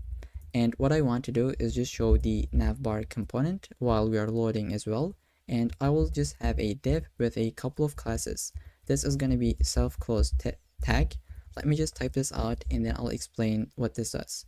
Let's say absolute of top 0, left 0, width full, height full. So it's going to take the entire screen. Background would be black of 70 opacity. Flex would be items centered, and let's say justify centered as well. Then z index of, let's say, -10, and lastly the shimmer class. So this is a class that we will create. Let's copy the name, save this file, go into the index.css file, and what we'll be doing in this class is basically putting an animation. I will just copy it and paste it. You could type this out, but this is the super easiest, super easy shimmer effect. Let's save, and we should be able to see that just for a second. So can't we see it? And I think we are missing one more keyframe, right? Obviously, we're using animation. If we don't put the keyframes, it is not gonna work. Let's save and try to see this. I'll just say if this is true, right? Then we should be able to see this part. Okay, this is what we're gonna have while the image is loading. Sometimes it is gonna take long, but sometimes it's gonna take like even less than 1 millisecond. So you're not gonna be able to see it, but just in case, we will have this loading state right? This is going to be our backup. So when you refresh the page, you'll be able to see that spinner just for a second. And if you really want to understand how this works, probably you could just copy and paste to the ChatGPT, right? It could explain better than me in this case. But so yeah, this is really the shimmer effect that is pretty popular and the easiest implementation at this case. So with this, I think we completed the first section of the homepage. And next, we would like to build these movie sliders. Let's see where that is. Okay, next we're gonna build these components, and I'll see you in the next section. Okay, so this is where we left so far. We just built the hero section for the homepage. Now, as we talked about it, next we'd like to build the movie slider below. So it's gonna be looking like this, where we just have the component with elements, right? We just have the movies that is under this category called now playing. And the same thing for top rated, popular, and below this there is gonna be one more called upcoming movies. And we're gonna fetch the exact same thing for TV shows as well. And like these categories are gonna be coming from our API. If you go here, these are the categories for the TV series, right? There are 4 different categories, and we have the same kind of categories for movie lists. So we'd like to just build these categories first. I'll go here, open up the constants file, and here I just want to create those categories. I'll say export const movie underscore categories, and let me just copy and paste it actually. So this is the categories we have for movies. So you can take a look at it from the API. Basically, we have four of these. And let's get the categories for TV shows as well. So I'll just paste it. Feel free to type this out or get it from the source code. Basically, we have these categories that we'd like to map over so that we can put those movie sliders. So we'll go under the home screen component, and at the very bottom, maybe after this div, let's shrink this. We'll just go here and just say we would like to have a div. This is gonna have the class name of flex column, and we're gonna give a gap of 10 between each slider. We'll say background is gonna be black and padding y of 10. Now we will just check what is the content type. Here I'll say content type. Let's first try to import it at the top. I will delete this and I will say content type that is coming from our use content store.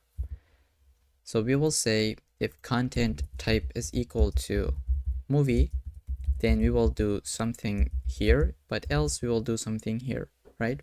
I'll just say in this case, let's open up this actually, and then open up this. Here I'll say movie categories dot map. Let's get the each category, and for each of them we're gonna return a movie slider component, which is something that we will create. Let's say movie slider, and we can pass a key into this. Let's say key is gonna be the category name itself, and we're gonna just pass the category into it. And we'll just do the exact same thing for this one. Okay, I'll just go here, copy it, paste it, but instead this is going to be TV categories. And we have, I think, missing something. Let's close this off. And what this says, do we miss one more here? Okay, so this is what we're going to be doing. Let's try to create this movie slider component. We will just go into the components. Let's say movie slider.jsx. Oops, my keyboard just got stuck. Hey, what's happening? So let me just delete all this. Sometimes it just happens. Okay, now it's just fixed. Let's say movie slider.jsx. Now, even though we call it as movie slider, we'll be using it for TV slider as well. You can put something like content slider, but I think it is fine just to have this name. Let's say RAFCE, which is going to be taking the category as an argument or as a prop, right? Let's save and just go here, import it. Now, I think we're getting an warning from ESLint. So first it just says you are not using this value. Even if we use it, let's say console log category, it is still going to give us an error that says you should add prop types. And this is something that I don't want to add. So this is the rule for the ESLint, React/prop types. Let's go here and then just disable it. Under the rules, I will maybe duplicate this. This is going to be React prop-types. If you save, it should get rid of that error, right? Okay, let's save this one. And did we import it? Yes, we did. So we're going to just try to build this movie slider component. For now, if we just render the category into it, let's say category, let's just say text would be white.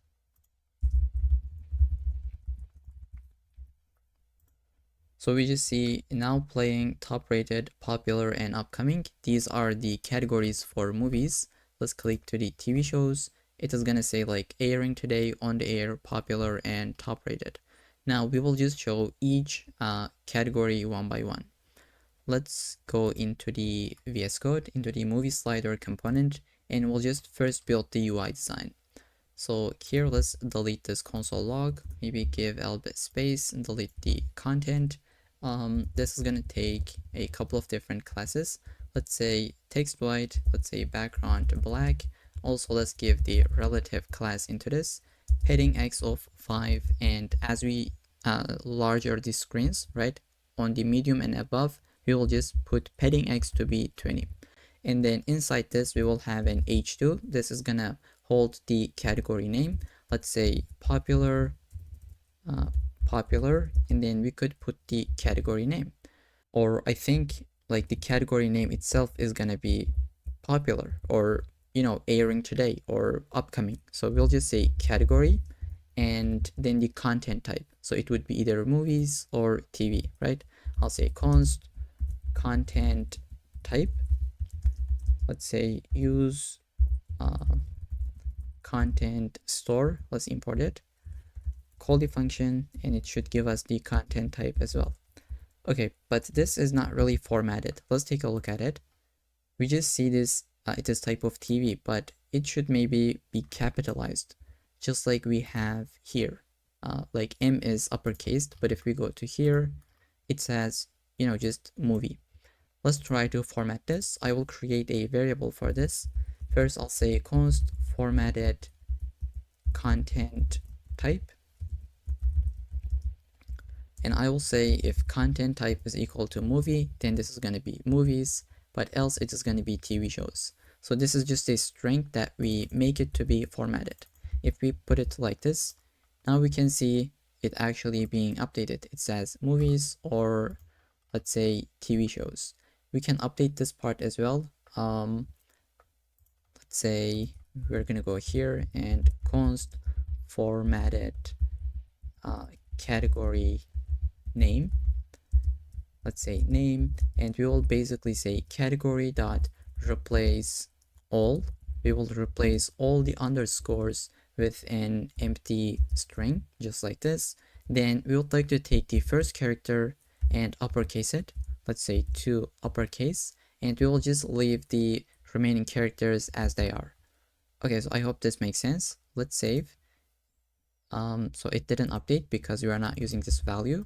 Let's replace it. Okay, now it works. So we just got rid of those brackets, or I'm sorry, the underscores. We don't really see that. It's being replaced with an empty string, and the first character is capitalized.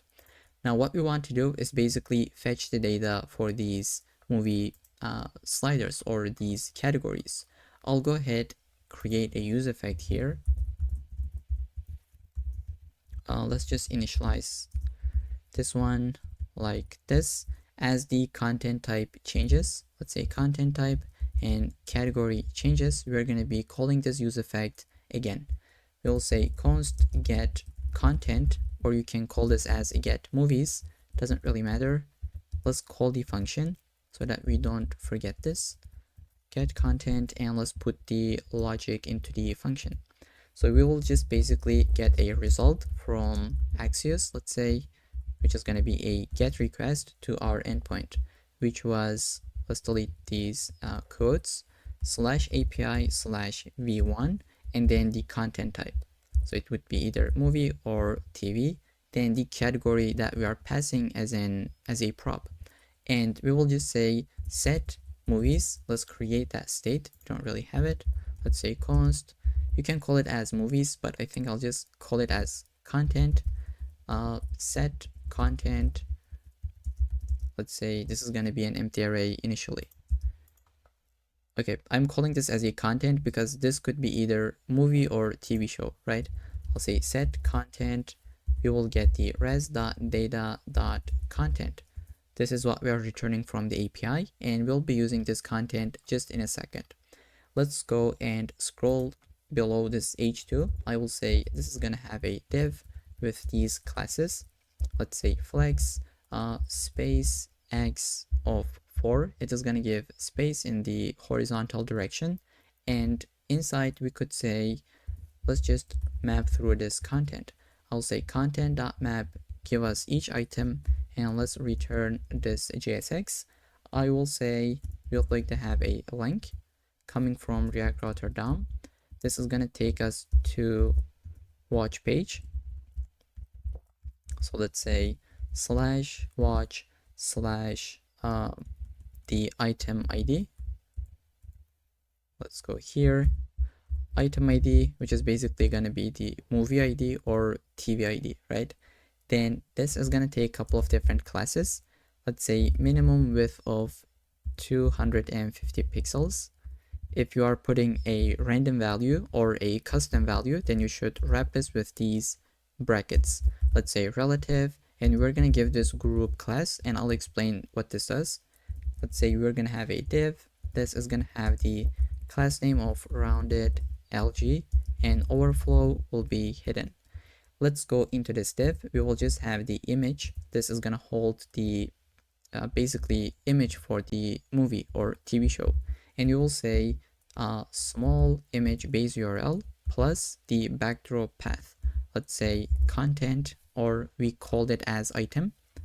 Let's say item dot backdrop underscore path for the alt. So we have an error. Let's see what this says.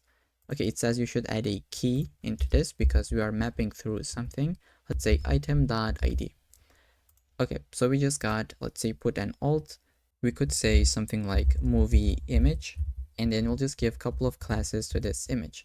I'll just say class name. It's gonna have the, let's say, transition of transform, and then we'll have the duration of 300 milliseconds. Then the function will be is in and out, and we are using this so that when we hover over this group, so I'll just say group like this, if I can type correctly. Let's say group on hover state, we will scale this image a bit. Let's say scale 125. Okay, let's just save. Hopefully we should be able to see something on the screen. There we go. As we hover over this, we just see that image is scaling.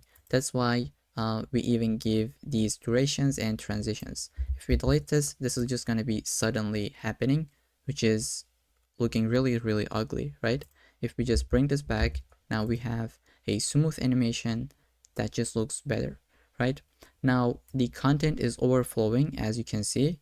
What we can do is just put the overflow as a scroll into this element, into this parent. Here, I think in this one, or maybe even into this div, this one, I'm sorry, this is the actual parent for these movies. We will say overflow X is going to be scroll. Let's save and just take a look at it on the browser. So now we have the scroll bar onto this parent, right? Which is holding all the elements. So this is why we put that overflow X into this parent container. What we'll be doing is that we're going to remove this scroll bar. We don't really want to see this, but instead we will have this kind of buttons where we can click, go back, and go forward, right? This is what we're going to be doing just in a second. But for now, let's try to, what we can do is maybe display the movie names below these images. So after this div, after the image, so here I'll just say give me a p tag. This is gonna have the class name of margin top of 2. Text would be centered, and we will say we are having the item. This is either going to be item.title or item.name.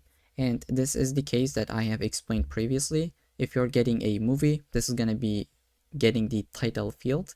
And if it is a TV show, then it's going to give you name property. This is how the API works. That's why we say whichever existed, give us that one. Now, if we go here, then we just can see, let me just zoom out a little bit. Okay, we can just see the name below the image. This is the TV shows. Let's click to movies. It should update the trending movie, and it should update here as well. Now it says movies, as we can see. Maybe we could give a little bit padding or margin bottom to this H2. I'll go here and let's just add a couple of classes. I'll just first say class name of margin bottom of 4. Let's say text would be 2x large and font is gonna be bold. So I will just save this and try to see the output. Now it is being updated. This is a little bit larger. We have some space. What we can do is just add that previous and next button into this component so that when we click to it, it's gonna scroll for us to the right or to the left. We are gonna have a state for this. This is just gonna be called as, let's say, const show arrows and set show arrows. By default, this is gonna be false, and we're gonna make this true once we hover over this element. Let's say on mouse enter into this div, we're gonna make this to be true, and once we leave this, we're gonna just make this to be false. Let's say on mouse leave, state is going to update. And I think I didn't explain this group element. Let me just try to do so. This group class, since this link is a group element, when you hover over it, it is gonna scale this image. That's why we say if you hover this group element, this should be scaled. This is how we can really do this parent class binding with Tailwind CSS. You give the group to the parent, and when you hover over it, if you want to update the child, you say group hover and then whatever the class name is. Now I hope this makes sense. Below this div, maybe we could just try to put those arrows, right? Okay, below this, I'll just go ahead and just say if we show the arrows, we would like to run this right hand side. Oops, it should be here. So basically, we will try to have two different buttons. Let's put a fragment so that we can have multiple child inside. I'll just go and just say button, class name. This is going to be taking a lot of different classes. Let's say absolute top of 50%. Let's say we are going to just translate this one on the y-axis to go 50% back so that it is centered. Let's say a left of 5 units. Medium screens and above left will be incremented to 20, and flex items would be centered, justify centered. Let's say give a little bit space. Size would be 12, and we will have rounded to be full so that it is a circle. Background black, background opacity, let's say background opacity is gonna be 50. I'll just go here and select this, and when we hover over it, we could increment the opacity a little bit. Let's say background opacity, it is gonna be, let's say 70 or maybe 75. Let's update this. Opacity, it should be just like this, and we'll say text is also gonna be white. Finally, z index of 10. Okay, so that was a long class name, but let's just try to see. We will put chevron left icon that is coming from Lucid React. Size could be 24, and let's save. Just try to see this. Once I hover over this element, I can see because state is just being updated, and it is here. Maybe this is a bit too large, or maybe am I just zoomed in a bit? Okay, so we will say left should be 5. Looks like it is not working. or medium screens and above left should be 20. So what happens if I just try to increment this to be 40 units? Okay, it actually works. Like maybe let's go here instead of 20, because 20 is just, like next to this border. What I want to do is maybe have it like this one. Okay, so here it's also, just next to it, but I think we could just make this to go a little bit to the right hand side. Let's say 24. Maybe 24 is just a little bit too large. Let's say 22, and 22 doesn't work. Let's just see. We just have 24. Okay, I think this is just better than the previous one. What I'll be doing is just add the exact same thing to the right hand side. Let's copy this and paste it. We will say children left, right, and we're just gonna first import this, then update this classes a little bit. So instead of left, this is gonna be right, and same thing for this one, and it should work out. Okay, so once you hover over it, you can see this, and when you hover over the item itself, the opacity changes on the background. Now, once we clicked it, what we'd like to happen is that this should go to the right hand side a little bit, right?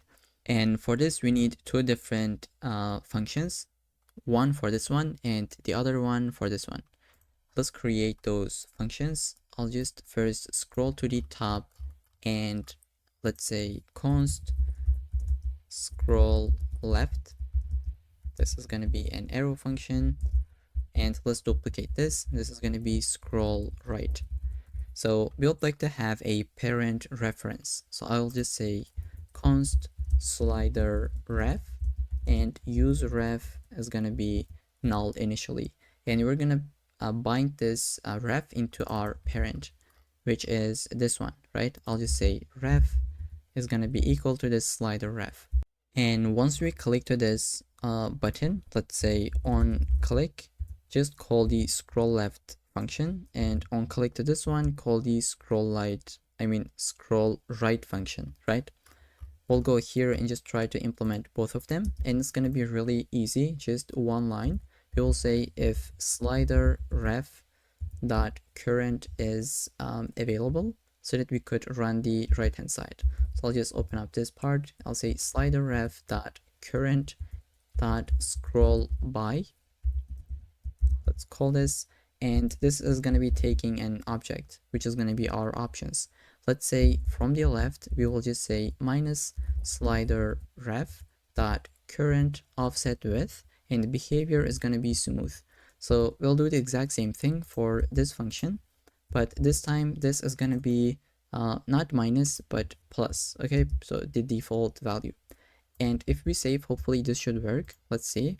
Once I click to it, it is just going to scroll, and if you just take a look at it, so the very last item that I see is this Spirited Away. If I click to it, it is going to scroll up until to the next element next to it, right? Now I see Pulp Fiction.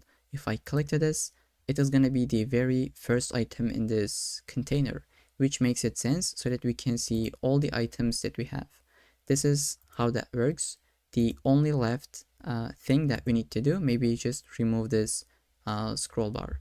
And for this, we'll be using a different package. Let me just check what was the name. I couldn't remember. So I just checked it. Let's open up the terminal and like split this front end and just make sure you are under the front end. We will say npm, let's make it to be lowercase, npm install, it's going to be tailwind dash scroll bar dash hide. So this is the package that we'll be using. It is lightweight and it's gonna help us to just scroll the scroll bar on specific elements. To be able to make this work, we need to go into the Tailwind config.js file, and we'll just do a simple plugin addition.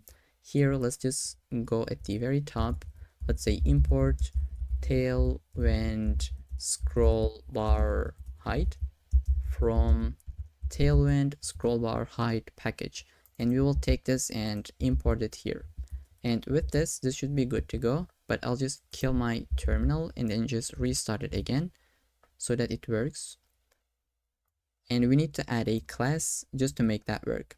So I'll go into the movie slider component to our parent element, which is going to be this div, right? This is our parent where we just say slider ref, and I will just say scroll bar height, and this should hide that scroll bar for us.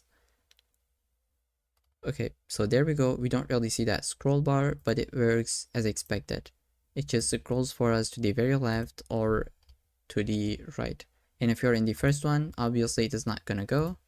But if you're in the last one, it's also not gonna go to the forward, right? It only goes backward. So I think this is everything that we would need for this movie slider component. We can fetch the TV shows, format the title, and really just scroll as we expect. Now there is one thing that I think we are missing. In this component, when the image loads, we could show this. Okay, let me just show this. So here we said that if there is not a trending content, show this shimmer effect. But we could also show this while image is being rendered, because large images takes a bit time to load. And to be able to just have a fallback, we could use this onLoad function. So I'll just say onLoad, and we're going to be calling this part. Let's say we will have a state called, let's say, const image loading and set image loading.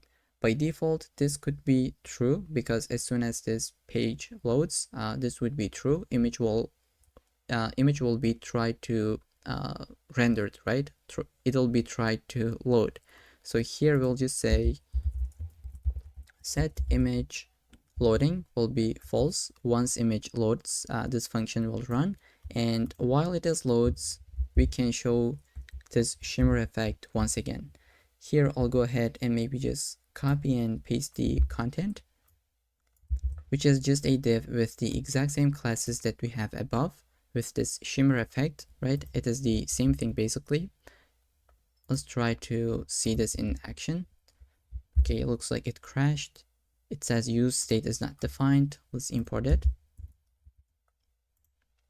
Okay, now could you see like there is 1 second of that loading state?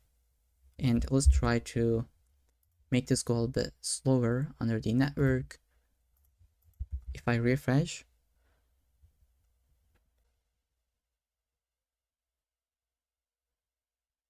so we have the loading state, and here you can see it just tries to load, and this is what your users are gonna see if they have a slow connection. So it just takes forever for the image to load, and once the image loaded, we just don't see that shimmer effect because state is being updated. So this is a really cool optimization that you could add. Let's say cool optimization hack for images, and I have a typo here. Okay, so I just fixed it, and let's save this file. I think there is one more mistake that I have done, and I just realized while editing the video. When we click to the search history, we take the user to the history page, but here we take them to the search page, which is incorrect. For the mobile nav, we should also take the user to the history page. Let's open up this, and it should be working as expected. If you click to this one, it should take you to the history page, and if you click to this icon, it is going to take us to the search page. So with this, I think this is gonna be it for the homepage completely. We have movie sliders, everything is working as expected. If we click to one of these, it is gonna take us to the movie page. Here we can see it just says watch and then the ID of the movie. And here on this page, we should be able to fetch that so that we could show the trailers and similar movies with this one, which is gonna be next. Okay, so let's try to build this watch page. I'll go and just close everything, open up the app.jsx under the front end, and I will say if we visit the watch page, let me just duplicate this one. Let's say if we visit watch and then an ID, this could be anything, that's why we'll just put this dynamic value. Then let's say if we have a user, then they should be able to visit the watch page. But if they are not authenticated, then we will navigate them to the login page. Let's try to create this page now.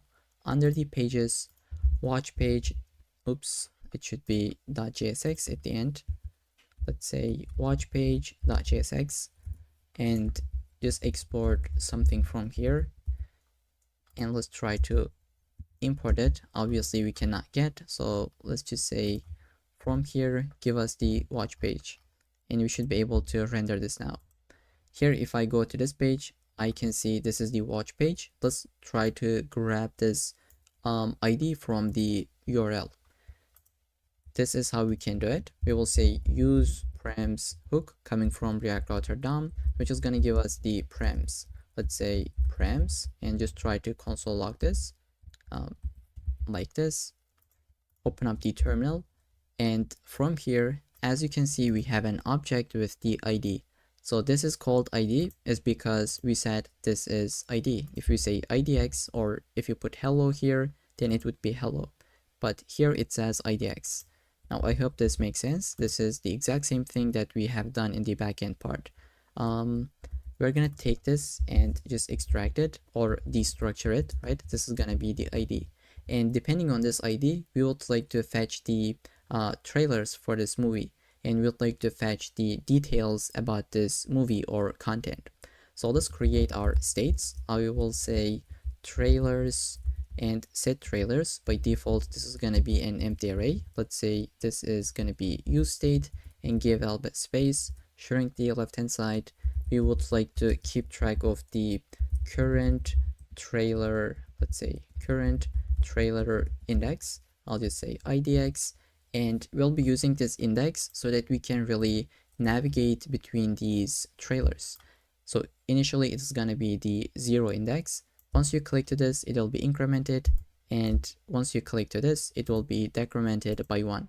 That's why we start with 0 in the first place. Then let's try to have the loading state set loading so that we could have some kind of loading spinner in the screen. By default, this is going to be true because we will just try to fetch immediately. And let's say const content. This is going to be either the movie details or TV details. Let's say by default, this could be null, or let's put an empty object. And then like it doesn't really matter. You could also put null because we will update this value in any case. Right? I'll just leave it as an empty object in this case. Then finally, we'll just get the content type. Let's say content type coming from our hook. We'll be using this in this page as well. Let's first try to get the trailers. I'll say use effect. Let's try to import it. And I think we will be running this whenever the content type changes and whenever the ID changes as well. So when you navigate between different pages, it should run this use effect so that we can fetch the trailers.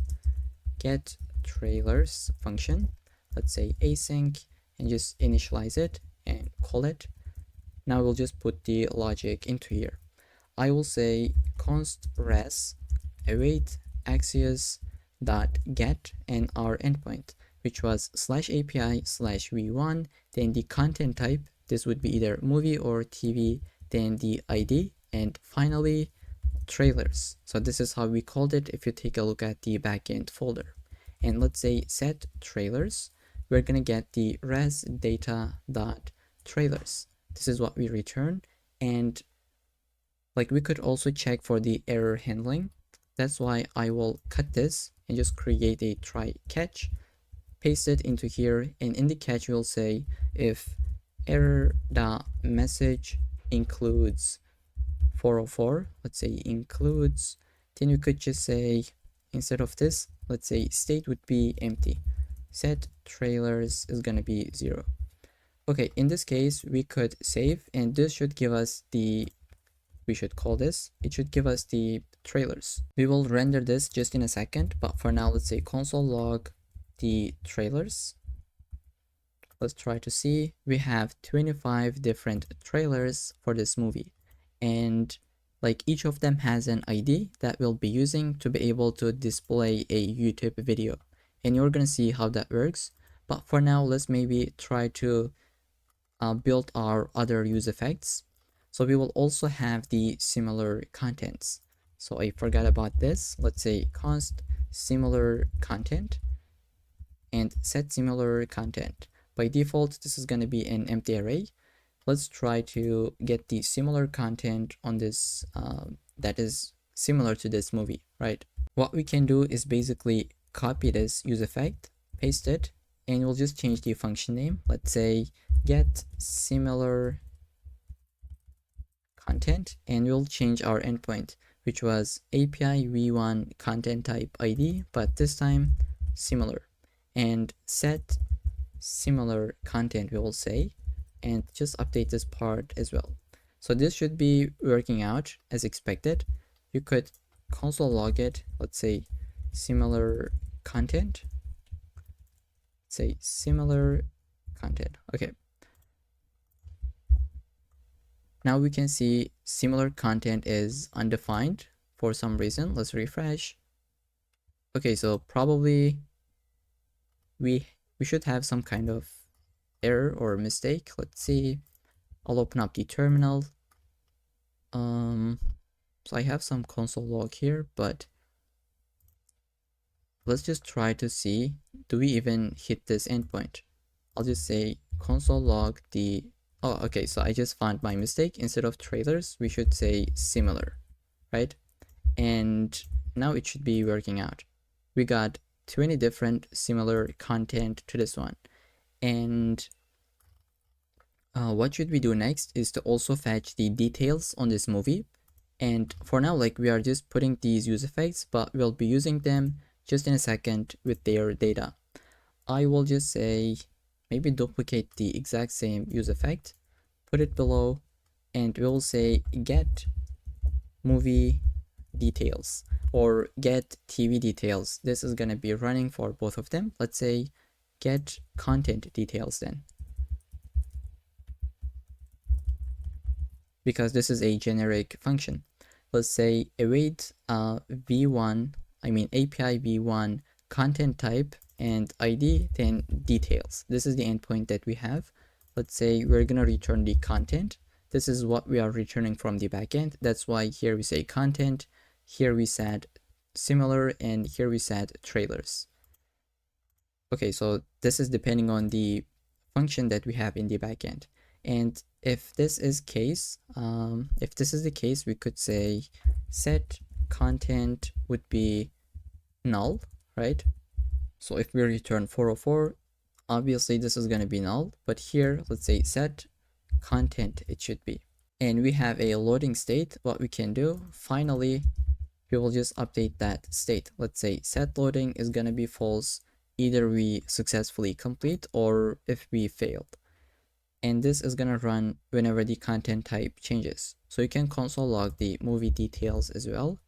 Let's say content, and we'll just return this in the terminal. There we go. We just got everything about this movie. Now we can finally go ahead and build the UI for this. Let's scroll a little bit to the bottom on this component, and let's just try to build the UI initially. I will delete the content and just say class name, background of black. Let's say minimum height is going to be screen, text of white, let's say, and this is going to have another div with the class of mx auto, let's say, container, padding x of 4, padding y of 8, and height is going to be full. Then inside we are going to show the navbar at the top. Let's import it. Then below this, we will just check if we have even any trailers. So let's say if length is greater than 0, then we would like to run this right hand side. And here basically we will have a div. This is gonna hold our buttons. Let's say close this off, and I'll go inside, say class name, flex, justify between, and items centered margin bottom of 4. Let's just make sure we don't have a typo here, and we will have our first button, which is going to be chevron left icon. Okay, we'll just import it. Let's say size is going to be 24. This is going to be having a couple of different classes. I'll just say maybe we should have backticks. Let me just scroll a little bit, open up the backticks. We will say the background is going to be gray 500/70. Then hover state, it's just going to be gray 500. And I think this should be background gray of 500. Let's say text is going to be white like this. Then we'll have padding y of 2, padding x of 4, rounded. And this is going to be disabled if we are in the first trailer, right? So to be able to give this effect, we will just change this style a little bit. I will say, open up this dynamic value. We'll say if current trailer index is equal to 0, then add this classes where we have cursor not allowed, and we will add the opacity to be 50, so it is a little bit grayed out. But in the else case, we could just leave an empty string, so it is not going to change the classes. We should close that off. So probably I have a mistake. Let's see. So I am missing a curly braces or single quote here. Okay, this button is going to be disabled if the current trailer index is equal to 0. And let's put it here, just like this. Okay, so I hope this makes sense. If we are in the first one, the previous button is going to be disabled basically. And let's duplicate the exact same button, but we'll just change the content a little bit. Let's say chevron is going to be right. Let's import this from Lucid React, and we will say if we are in the very last trailer. So we'll say if current trailer index is equal to the last one. And you could say trailers.length -1. This is how we can check for it. And we'll just update the class name in the same way. We will say if it is equal to trailers.length -1, that means cursor is not going to be allowed and it's going to be grayed out. And let's just save. Are we going to see anything on the screen? We should be. And here we go. I'll just refresh. It looks like this is not being grayed out. Do I have a typo here? Opacity is going to be 50. So it looks like I don't have a typo, but I'll just try to zoom out and refresh. So this is not allowed. We are in the first one, but I think this is not being grayed out for some reason. Let's just say opacity is going to be even 10. Okay, so it doesn't work out. Let's just see. Can we say like background opacity? Do we have something like this? Say 35 it's going to be. Okay, like it just never updates. Maybe we could just take a look at it in a second. I don't know why this doesn't work. It should be, and we should be able to see something like this. But anyways, now if we click to this, we can go forward, and this is now not disabled, I was going to say, but we didn't implement the logic. So let's just make it in a way that when we click to this, it should increment the number of index. I will say on click to this right icon, on click, I'll just say handle next, and I'll say on click to this one. Let's say on click, if I can type on click handle prev, right? Handle previous. But instead of adding them to the icons, we could, I think, put it to the button itself. It would be a little bit better option. Then we'll just try to build those functions, which is going to be easier than we think. Let's just try to delete these and just say const handle next. And then we will duplicate this, which is going to be handle previous. And in the previous case, we'll just decrement the index, right? I'll say set current trailer index, whatever the current value is. Let's say current trailer index -1. But if it is 0, then we don't really need to do this. We'll say if current trailer index is greater than 0, only then actually decrement this. Otherwise, it would be -1. Let's copy this and paste it to this one as well. We will say increment this by 1. But if the index is the very last one, then just don't do this. We will say if current trailer index is less than trailer's length minus 1. So this means if we are not in the very last index, only then update the number, right? Let's try to test this out. I will click to this. Before that, this is like, so cursor is not allowed. But if I click to this, now cursor is allowed. And I can go forward and go backwards. Now it is not allowed and it is working as expected. And to be able to make this grayed out, we should go here and just put this class before the cursor not allowed. I will just paste it to here and I'll just say opacity is gonna be 50. Now if we save, it should update actually, and it is grayed out as we see here in the demo application. And we could do the same thing for this one. Let me just try to go forward to the very bottom. So now I am in the very last one. It says cursor not allowed. Let's try to update the opacity for this one as well. Cut it from here and paste it. Now it should actually be grayed out. Okay, now that this works, we should be able to show the video element on the screen. I'll go here and below these buttons, below these curly braces, we will create a different div. This is gonna have, again, a couple of classes. Let's say aspect width of 16 and aspect, let's say height of 9. Let's say aspect height of 9, which are the classes I thought coming from Tailwind, but looks like we don't. So I think if we just put something like aspect of video, it is going to give us the exact same thing to the 16 divided by 9, right? Then we'll just say margin bottom of 8, padding of 2, small screens and above, padding will be 10, padding X would be 32, medium screens and above. Okay, inside this, we will just try to return a React player. Let's say if trailers dot length is greater than 0, then we would like to see this right hand side. Okay, in this case, we would like to show our package. Let's just see npm react player, which is something that we have already installed, and you can take a look at it to learn more about this.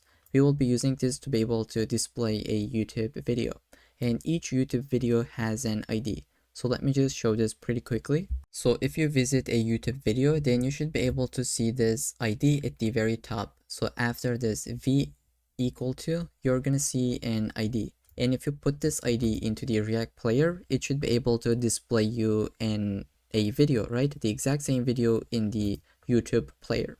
This is how that works. We will try to get the ID and just put it into the React player component. So I'll say, let's return the React player, which is going to be coming from our package. Let's just say import React player, and this should be like this. Okay, React player, if I can type correctly, we will just try to put the source into it. First, I'll just say we would like to see the controls so that we can, move forward, pause the video and things like that. They are the controls. Then we'll give the width to be 100% of the parent element. Let's say height is going to be 70 VH. Then we'll say class name is going to be MX auto. Let's say overflow will be hidden and rounded LG. And then inside, the most important thing is going to be the URL, which, let's just open up these backticks. I'll say HTTPS and just say 3 W's, right? youtube.com watch. We're going to put this parameter of v, which is going to be holding the ID. We will say give us the current trailer's ID, and this holds the key into it.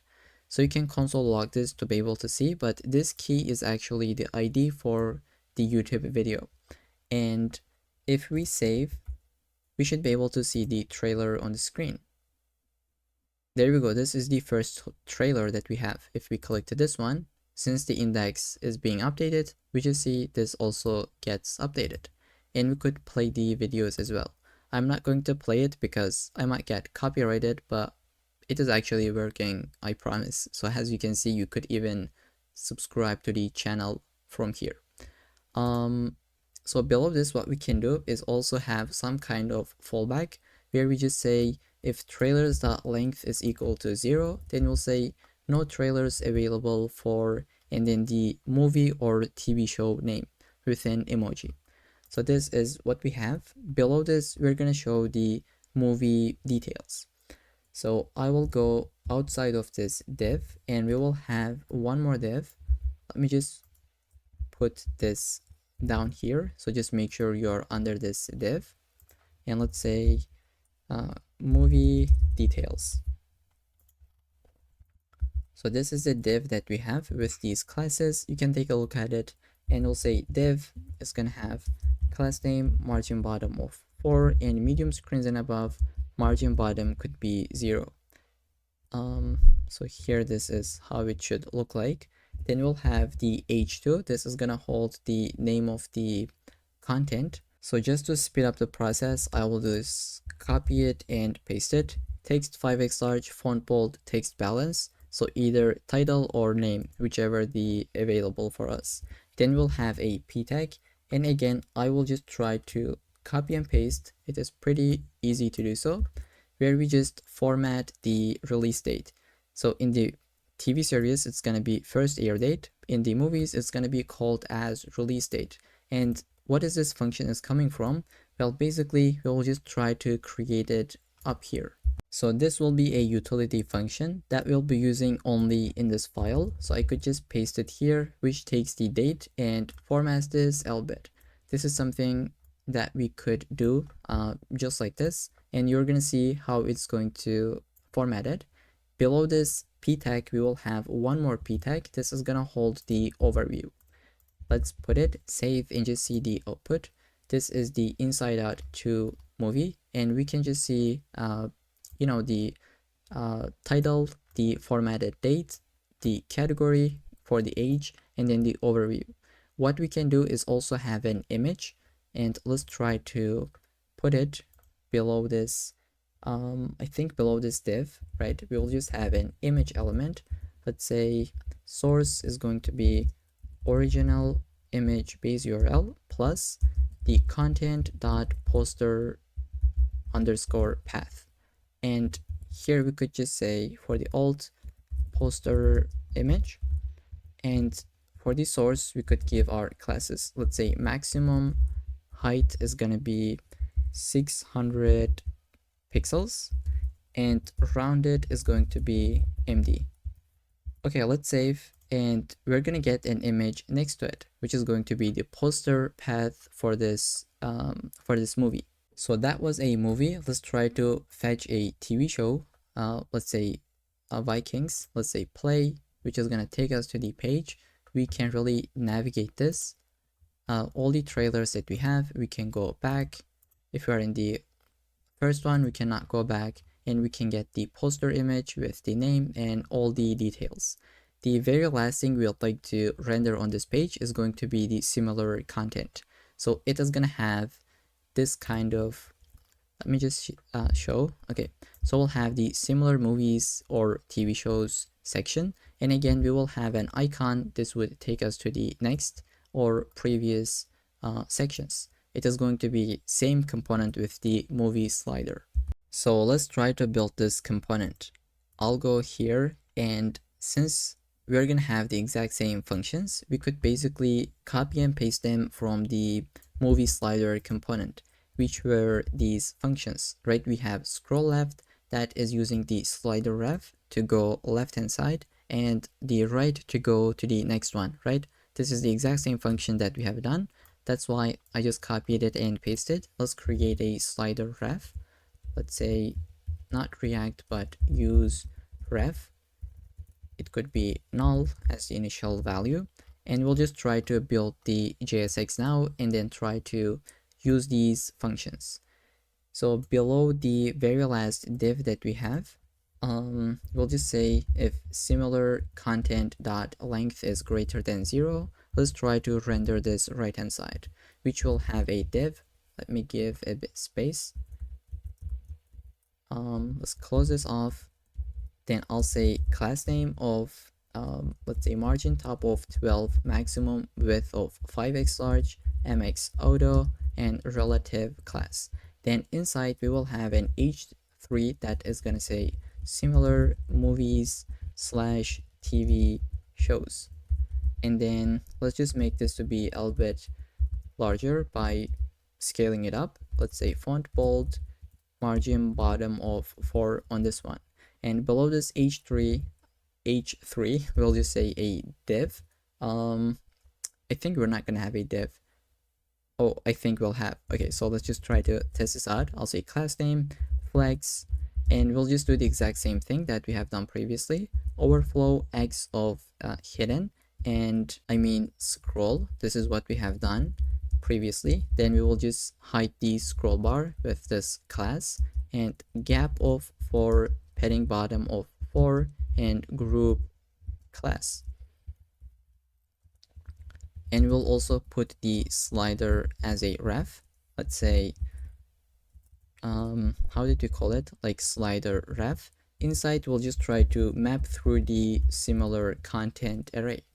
So we could just get each item, or you can call it as a content. Let's say content, and we'll just try to return this JSX. I'll say link, which is coming from React Router DOM.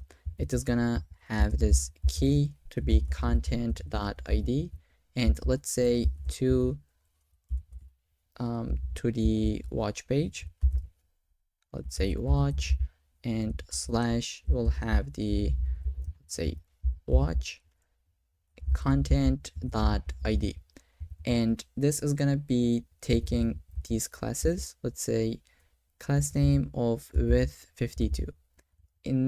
Inside this link we will have an image. This is gonna hold the source. For this we'll be using small image base URL plus content dot poster path. For the alt we could say poster path. Let's delete this space, and we'll give a couple of classes. Width full, height auto, and let's say rounded empty. And below this image we will just have an h4. This is gonna hold the title or the name depending on the content type. Let's say class name is gonna be margin top of 2, text of large, and font semi bold. Okay, hopefully this should be working out. Let's try to test this out. These are the similar shows.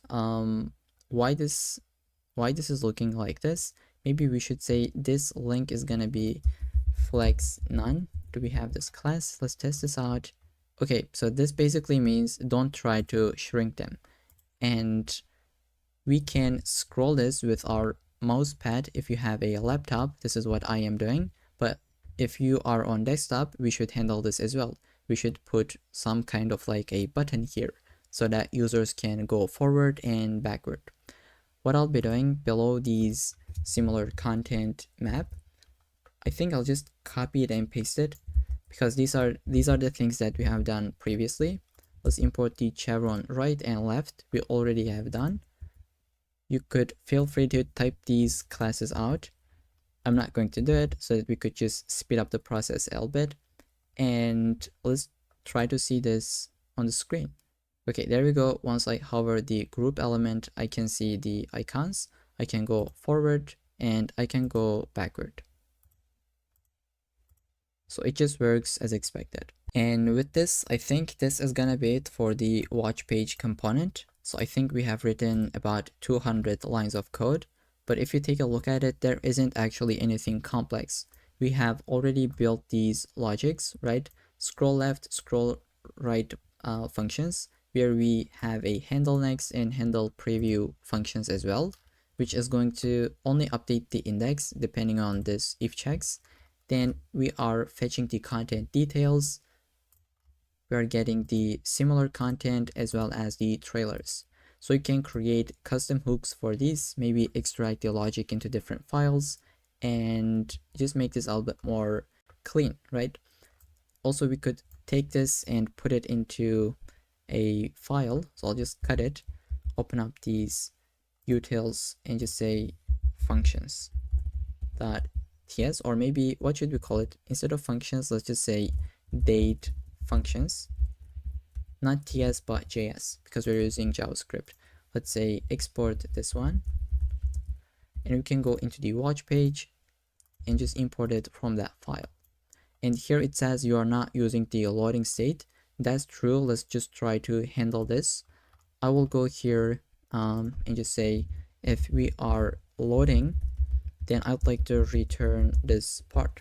Here I'll say I'd like to have a div, let's say class name of minimum height of screen, background will be black, and padding of 10. And inside, what I want to do is just show a watch page skeleton. Let's try to create this component. Under the components, I will say skeletons and just grab this name. Inside the skeletons, we will create this and say RAFCE. So if you remember, we have created a class called shimmer effect, right? This is what we had in the CSS file. So we're going to be using that class to be able to show some watch page skeleton. So this is what I mean. We'll be using this shimmer class to be able to have the loading effect. So what I'll be doing is maybe copy and paste this code, which is about 10 lines of code or even 6. We have this animate pulse class with, background, rounded, width and height, and this shimmer effect for each of them. If you put them, let's just see what we're gonna get. Let's say if true, so that we can just see it on the screen. Let's import it. So this is what you will have in this page. We have a bunch of different loading items. So imagine this is the video, this is the title, maybe the category and overview. This will be shown until the loading state completed. And I am having a typo here. It should be minimum height screen. Now this is what we're gonna get. Okay, this is gonna be only in the loading state. But now what happens if we don't have a content? So if we got 404, then we could show something like no content found. Let's refresh and just to see this loading state for a second. And I think we crashed. Let's see, poster path cannot read properties for this. Let's say poster path. If we just put this question mark, it should fix it. This is coming from the content or movie details. Okay, so let's refresh again. It says no trailers available for this content. Let's see, did it crash again? Let's take a look at the API. Okay, we don't really have any errors here, but let's just go to the homepage and try to come back to the movies. Maybe click to this one. Okay, so it just worked out. I don't know, maybe we had a bug when we just refreshed the page, but now it works as expected. Do we have any issues here? Let's try to see. I'll try to refresh once again, and it just works as expected. Let's click to this movie. It's going to take us to this page. We can see the similar content for this one as well. Okay, let's click to this. Now we have this issue of if there is not an image, we just see nothing. What we can do is just remove the items that doesn't have an image. So I'll go into the similar content section, which is this one. So what I'll be doing, just cut this for a second. I'll just make this to be a function and return what we have just cut it. And I will say if content, let's say if content doesn't have a poster path, because this is what we are displaying, if it is null, then just don't return that element. Now we are not going to have that issue. Okay, so this is one more optimization that we just added. Let's try to visit any of these. So here it looks like this is not being shown, but let's refresh to get the latest value. So it looks like no trailers available for this one, but we can see the value for this, right? The details and similar movies. API doesn't return any trailers for this. That's why we just don't see anything here. Okay, let's also handle the 404 case. So because if I go into a random ID that doesn't exist, it says no trailers available for this one. But what I'd like to see is something like no content found at all. So I'll say if there is no content, you'd like to return this section. So I'll say return, open up this, and I'll just get this pretty quickly.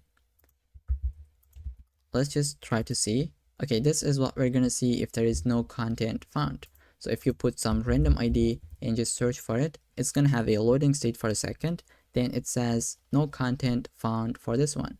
But let's try to find an actual one.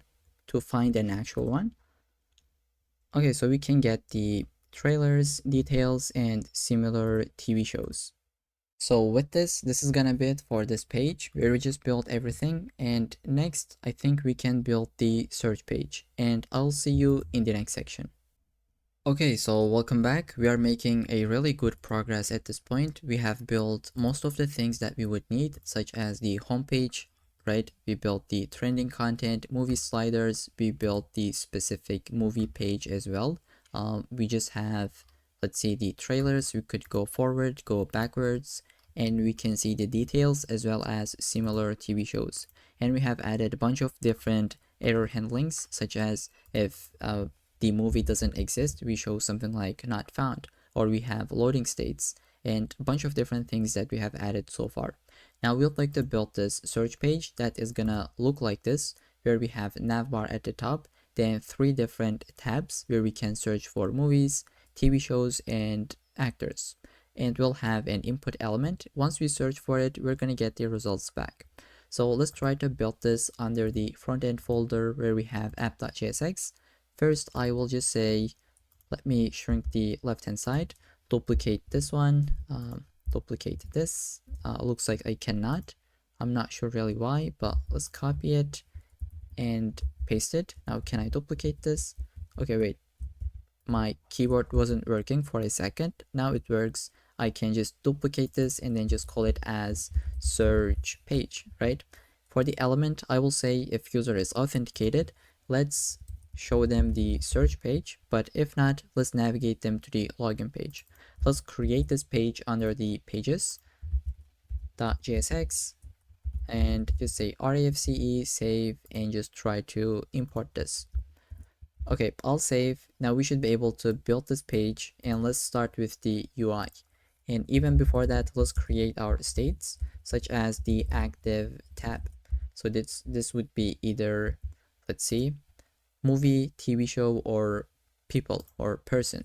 Let's say the first one is gonna be movie. The initial value, this is what we have. Then we will be able to search for a value, right? Let's say search term. This is gonna be our query. By default, it's gonna be an empty string. Then obviously we'll get some results back. Let's say results, set results, and we're gonna get the content type from here. Let's say use content store, call it, and not gonna get the content type, but set content type. And you'll see why we're gonna be using this. So what I'll be doing is just scroll a little bit and have this div with the classes of background of black, minimum height of screen, and then text of white. Inside we will have our navbar at the top. Let's try to just import it. Okay, and below this we will have a div with the class name of container and mx auto, let's say padding x of 4, padding y of 8.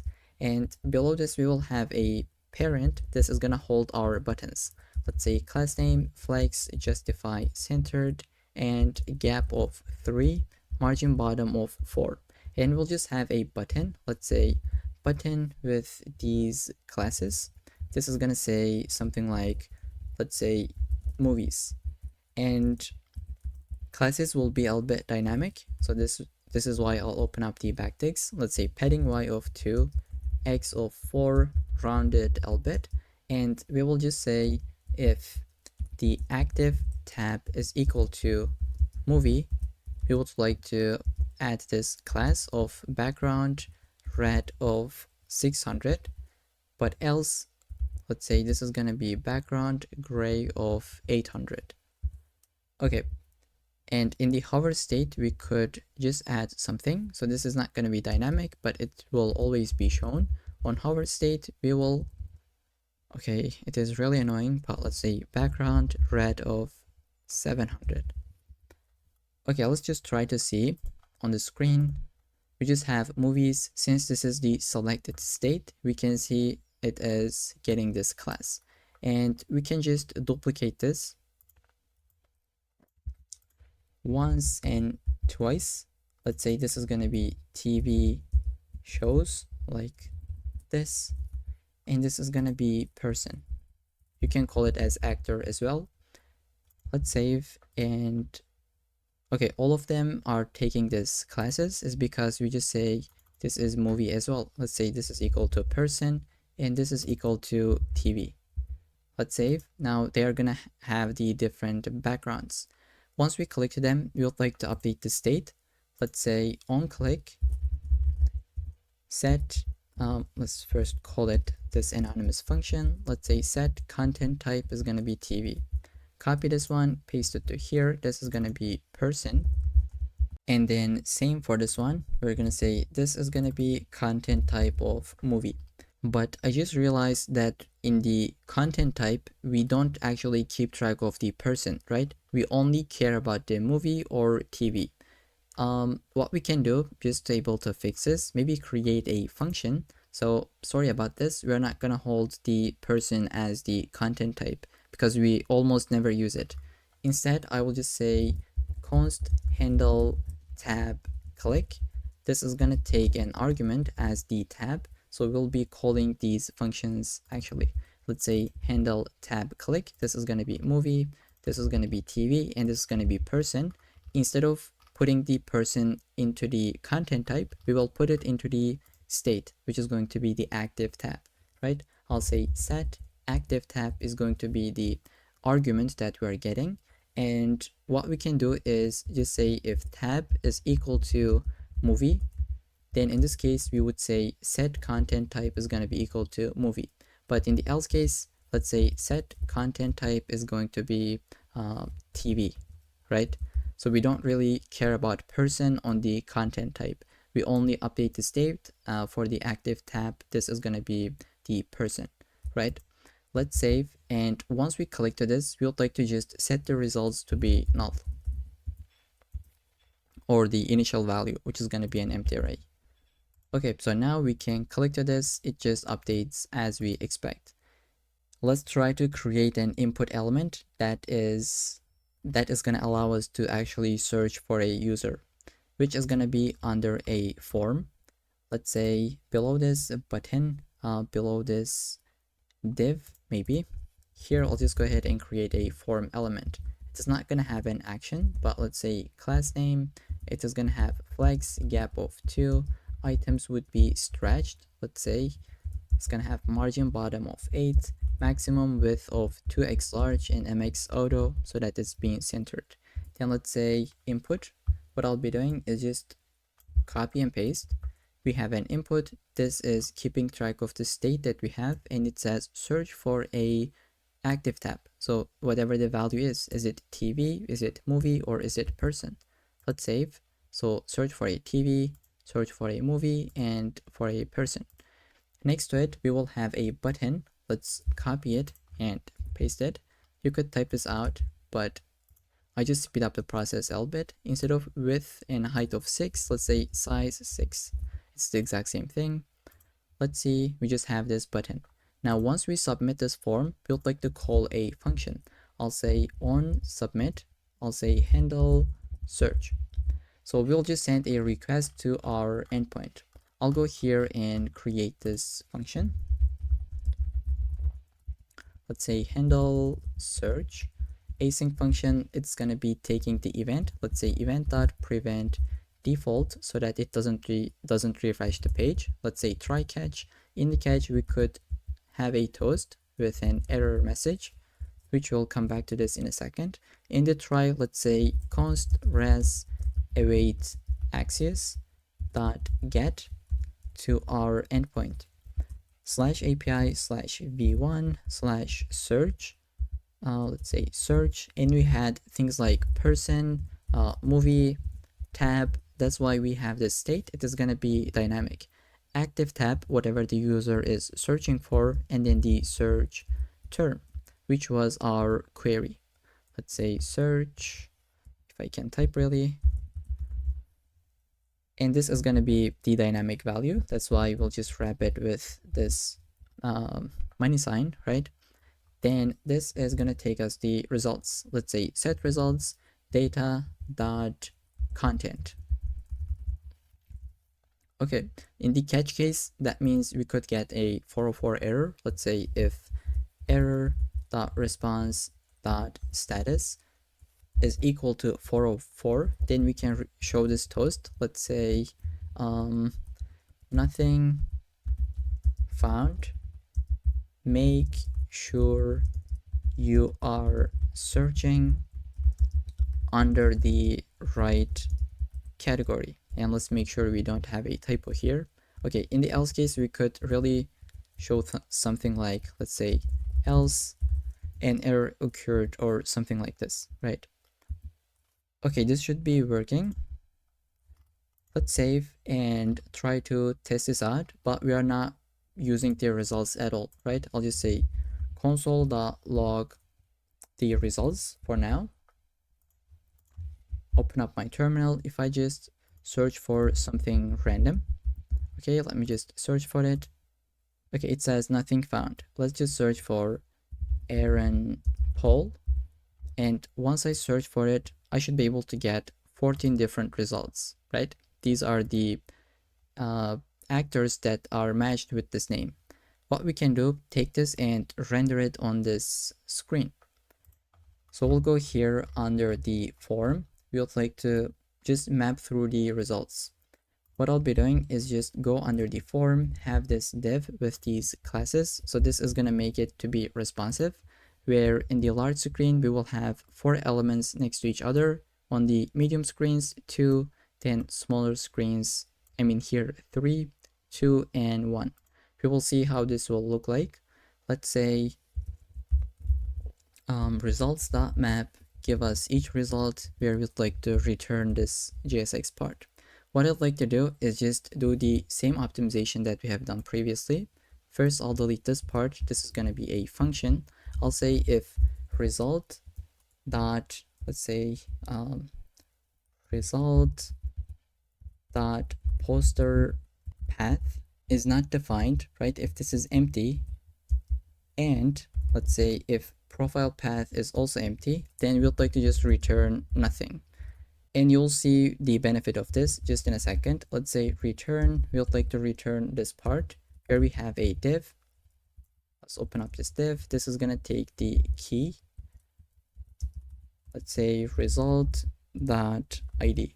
Let's give our classes. I'll say background gray of 800, padding of 4, and rounded.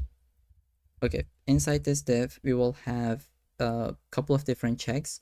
Let's say if the active tab, let me scroll, if it is equal to the person, we would like to render this part. Let's go here inside. We will basically have a link. Let me copy and paste. We will say image source is going to be original image base URL and whatever the path is, where we have the h2 with the name of the person. And below that, that means the content is either going to be a movie or TV show, right? I'll just say, in this case, we would like to render this part where we have a link element. Let's import it.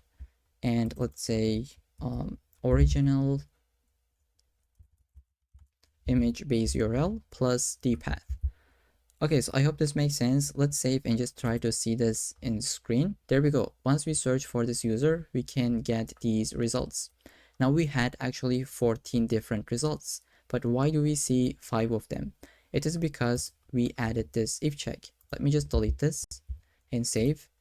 Now we can see the users that doesn't have profile image from the API. That's why we say if they don't have an image, then just please remove them so that we have this a better UI, right? So we can take a look at these. Their profile path are null, so we don't really see it. And we are in the larger screens, we see 4 of them next to each other. But if we go medium, we have 3 or like 2, 1, and this is how it's gonna work, and that's why it is responsive, right? Okay, I hope this makes sense. Now if we click to this one, nothing should happen. We have this link, it takes us to the actor page, but let's just delete this. This should be an actual div because we're not going to have the actor page. If you really want to, you could add it maybe after this video, taking a look at this API if there is an endpoint for that as well. So that would be maybe a to-do for this after completing this video. Let's say this is going to be a div, and let's save. Okay, so we cannot click to them. And let's try to fetch some movies. Now, if I click to this, it is going to delete all of them from the UI. And you might be asking why. It's because we have added this set results will be empty array. This is actually the case. Once we call this function, this state will be updated to be nothing. Let's say extraction, search for this movie, and here we go. We just got all the results that we have, and we can click to them because it is a link. Let's just click to this one. It is gonna take us to the movie page where we have trailers. We could go forward. They just have 2 trailers, and we can see the details and similar content, right? Okay, what we'd like to do next is maybe build the search history, and let's just test this one as well. I'll just say how I met, and let's just search for it. We should be able to get these results. Let's click to this one. We can go here, show the trailers. They just have 1 and the similar content. Okay, the very last page is going to be search history. So I'll see you in the next section. Okay, so in this section, let's try to build the history page. I'll go visit the VS Code, close everything, maybe open up the app.jsx, shrink the left-hand side, put this above and duplicate it. I will say if I have the history page, if user is authenticated, show them the history page, but else they shouldn't be able to see it. So we'll just take them to the login page. Let's try to create this page under the pages. We could call it as history page or search history page, doesn't really matter. Let's just say .jsx and let's say RAFCE. And I think it would be better if we just say search history. So it is just a little bit more readable, right? This is what I'd like to do. Let's delete this content and try to create it again and save this. Let's try to import it. Okay, so let's try to again build the UI pretty quickly. And maybe before we build the UI, let's try to fetch the data as always, right? I'll just say search history. It is going to be an empty array as the copilot suggests us. So in this case, we could really just type out the use effect, but since we have done this more than 10 times, I'll just paste and just walk you through it. So this use effect will run only once, which we call the Axios with this endpoint. We say, give us our search history. And it is going to give us the history field. We just update this state with it. And if there's an error, we console log it for debugging purposes and set this state to be an empty array. And obviously we call the function, right? There is nothing complex here. That's why I just didn't type this out. And what we can do is just say something like, if search history length is 0, that means we didn't search for anything for now. We could say no search history found with these styles, and inside this return we will actually return the elements if we have anything. Let's say class name background black, text white, let's say minimum height of screen, and inside this div we will have the navbar element, and we'll just go here, just say a div with the class name maximum width of 6x large, mx auto, padding x of 4, and padding y of 8. And we will have an h1. This is going to say search history, and below this we will have one more div. Again, this will make it to be so it's going to make it to be responsive with this grid elements. So I'll just go inside this div. Basically we will try to map through the search history. So I will just open this up. Instead of calling it history, I'll just say entry. So each value is going to be an entry, or you can call it as item, right? I'll go with entry. Here we'd like to just have a div. Let's open this up, close this off, and we will say key is going to be entry.id. And we can give a couple of classes. Let's say class name of background gray of 800, padding of 4, rounded, flex, and items would be, let's say, start. Okay, inside this div, we'll just basically try to show our content, right? Display them. We'll have an image. Let's say grab the small image base URL plus the entry dot image. This is how we store this value in the database, right? And then for the alt, we could say history image, or you could really put something meaningful. Then we'll have a couple of classes. Size of 16, let's say rounded, full. Object would be cover, and margin right of 4 it is going to be. And do we have something missing? So we could delete this because we already self-closed it up here. And we will have, let me just copy and paste. Basically, we will have the title as well as the created at date. And let's create this format date function, which is something that I took from ChatGPT. Okay, so I didn't type this out by myself, as you can understand from the comments. Basically, this will take the date as a string and convert it into this format. And we'll just see this in a second. We are calling it as created at because this is how we stored it in our database. And below this, we will have a span. This is gonna just say if this is the type of movie, TV show, or person. So let's just say we call it as search type, if you remember. Let's try to see the search controller. When we search for something, we say, let's see where that is. We say search type, right? This is either person, TV show, or movie. And this is what we're going to show in this section. Let's try to maybe save this and see what we have in this page. We got, I think, cannot read properties, or it says a length. Let's see where did we use the length in this page. By Control F, length. Okay, we'll just say if it is an empty array. Okay, so it says cannot read properties of null on the map.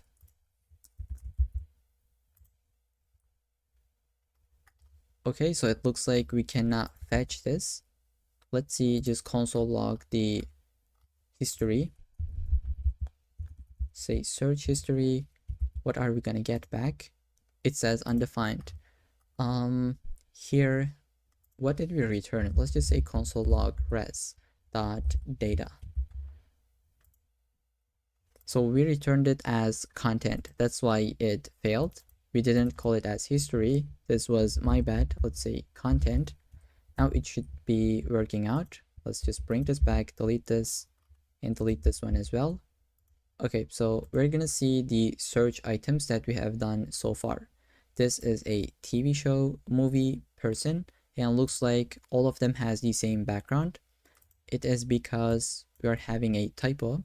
So we'll say if search type is movie, but M should be like this. This is how we store it, and this should be TV. Okay, now it just updates. What we can do is just maybe format these and just make them to be uppercased. I'll go here and just say search type. Let's take the first element, uppercase it, and just have the rest of it. This is how we can format this, and I think this looks a bit better. And the very last thing, we're gonna put a delete icon, so a trash icon below this span. Let's try to import it, and this is gonna have, let's say, class name of size 5, margin left of 4, cursor is gonna be pointer. On hover state, we are gonna fill red 600, and on hover, let's say text, it should be like this. text red of 600, and on click to it, let's say on click, we're going to call a function called handle delete, but we need to call it under an anonymous function so that we can really send the ID into it. So I'll just say handle delete, and you could just return the entry into that function. Let's try to create this at the very top, maybe below this use effect, below this if, maybe up here, right? Just go here, say const handle delete this async function. This is going to take the entry as an argument, and the content for this is going to be about 10 lines of code. Let's say try and catch. In the catch, we could say toast dot error failed to delete search item, let's say. And in the try, we'll just say await axios dot delete. This is what we have as the method, and API v1 search history, and then the ID of the item that we would like to delete. Then here we'd like to update the UI. We'll just filter out the item that we just deleted. Okay, let's test this out. I'll go ahead, refresh this page. If I click to this one, it should delete the extraction from here. And if I refresh again, I'm not going to see it because it is being removed from the database as well. And let's try to delete everything. This one and this one, it says no search history found. Okay, so this is gonna be it for this page as well. Now, if we visit a page that doesn't exist, what are we gonna see? Well, we'll just see nothing other than footer component. And let's try to see how we can build a custom 404 page. Well, basically, under the app.jsx, you say if any of these routes didn't match, where you can put an asterisk, and you would just say, let's return a 404 page. Now, let's just say custom 404 page. This is what we can return. Here it says like 404. But what we can do is just make this a little bit better, right? A little bit more beautiful. I'll just say 404, or maybe let's say not found page.jsx. Well, not JSX, obviously. This is not how we call a component. This is how we call it. Let's try to create this. I will open up my sidebar and just say 404.jsx, or maybe not found.jsx. Let's say RAFCE, and this is our page name. So let's try to see how Netflix does this. If I go to the netflix.com/something something, I will just see this lost your way with the image coming from Lost in Space movie, and we'll just build the exact same thing. And for this, I have already provided the image, which is called, let's see, 404.png. So we'll be using this to be able to display it. What I'll be doing is maybe just copy this entire page and paste it, then walk you through what it does. I mean, what this does, right? Let's delete this, return, import the link. Okay, so basically we say we have a div. This is going to take the entire screen, and this is the background image that we put as a URL, which is coming from the public folder, and it is called as 404.png. Then we have a header. This is going to be our navbar, where it just has the Netflix logo, right, as the image. And once you click to it, it takes you to the homepage. Then inside, we just have like a main tag that says, sorry, we cannot find that page. And you can go back to the homepage. Let's try to import this and just test this out. I'll go here, and this is the exact same thing that we have. But in their example, they just have a little bit background here so that this white text is readable, okay? So I just take a look at how did they build this, and I saw they have this before, or maybe, yeah, I think it was this. Let me just go inside. It should be this before element. Let me just zoom out.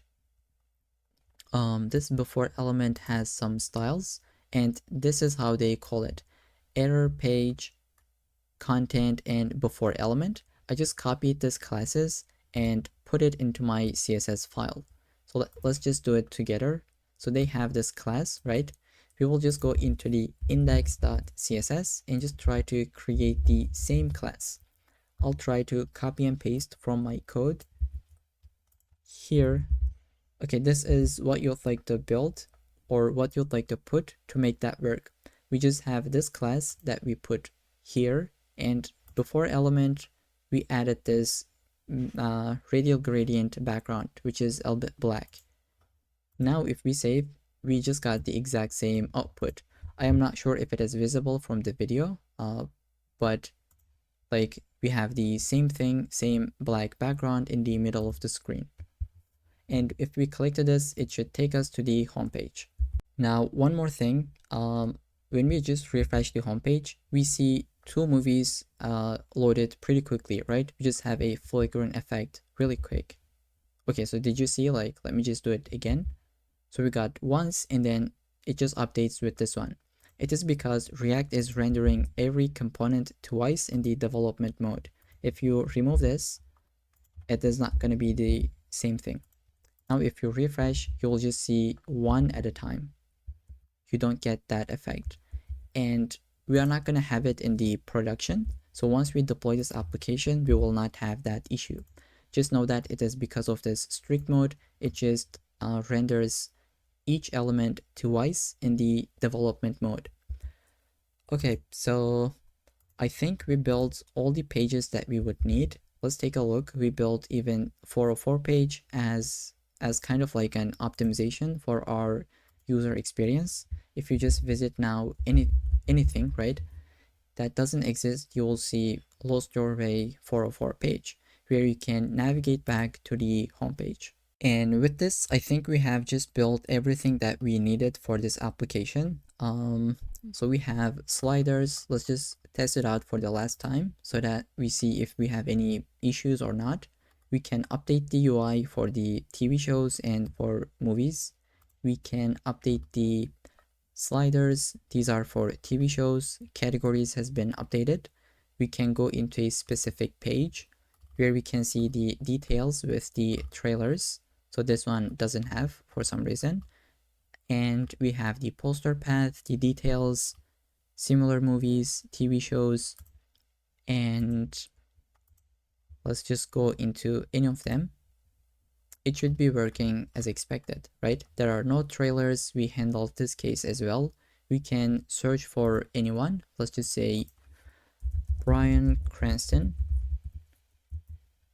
We just got this. Let's click to it. We cannot go to that page because we didn't build it. But if we go into the search history, we can see this. Let's search for a movie, something like Extraction. We can visit that page because we have the watch page. So here it says content not found. And I think this is an error that we should fix. So I'm really happy that we test this out so that we came across to this error.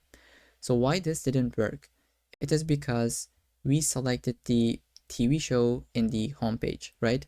From there, we tried to find a movie. So let's just do it again. Let's say Extraction. So currently our content type is TV show. And if you click to this, there isn't a TV show with this ID. What we should be doing in this page, let's say, do it again, Extraction. Once we click to this, we should update the state to be type of movie. Let's go here into the search history page, not history, but in the search page.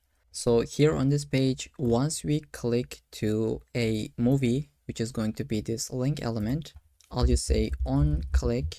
Let's call this function where we have set content type. It is going to be, let's say, the active tab, which is going to be either movie or TV. Let's save. So it is not going to be person because for the person we have this JSX. Let's test this out. Hopefully this should work. I'll just say Extraction, click to it. Here we go. Now we just selected this. I hope it was clear. Previously, when we go into the homepage, if we select the TV shows and from here we go to the search page and search for a movie such as Extraction, our state is still TV shows. And when you click to it, the ID search for a TV show, but we just fixed it by adding this set content type with this on-click function. Okay, other than this, it just works out. Let's try to navigate the trailers. We can go forward, backward. The not allowed is also working. We got the similar content. Let's get the search history. So we have a bunch of different extraction. It's because every time we search, we add it to the database. If you don't really want to add it more than once, you could update that logic under the search controller, where we search and update. You could just add an if check. You would say if it exists, then don't add it. But this is not what I have done. You could always feel free to update it. And if you delete this one, all of them will be deleted for the extraction because they all have the same ID. Let's delete this. Okay, all of them are gone. And if we delete everything, it is just gonna say no history found.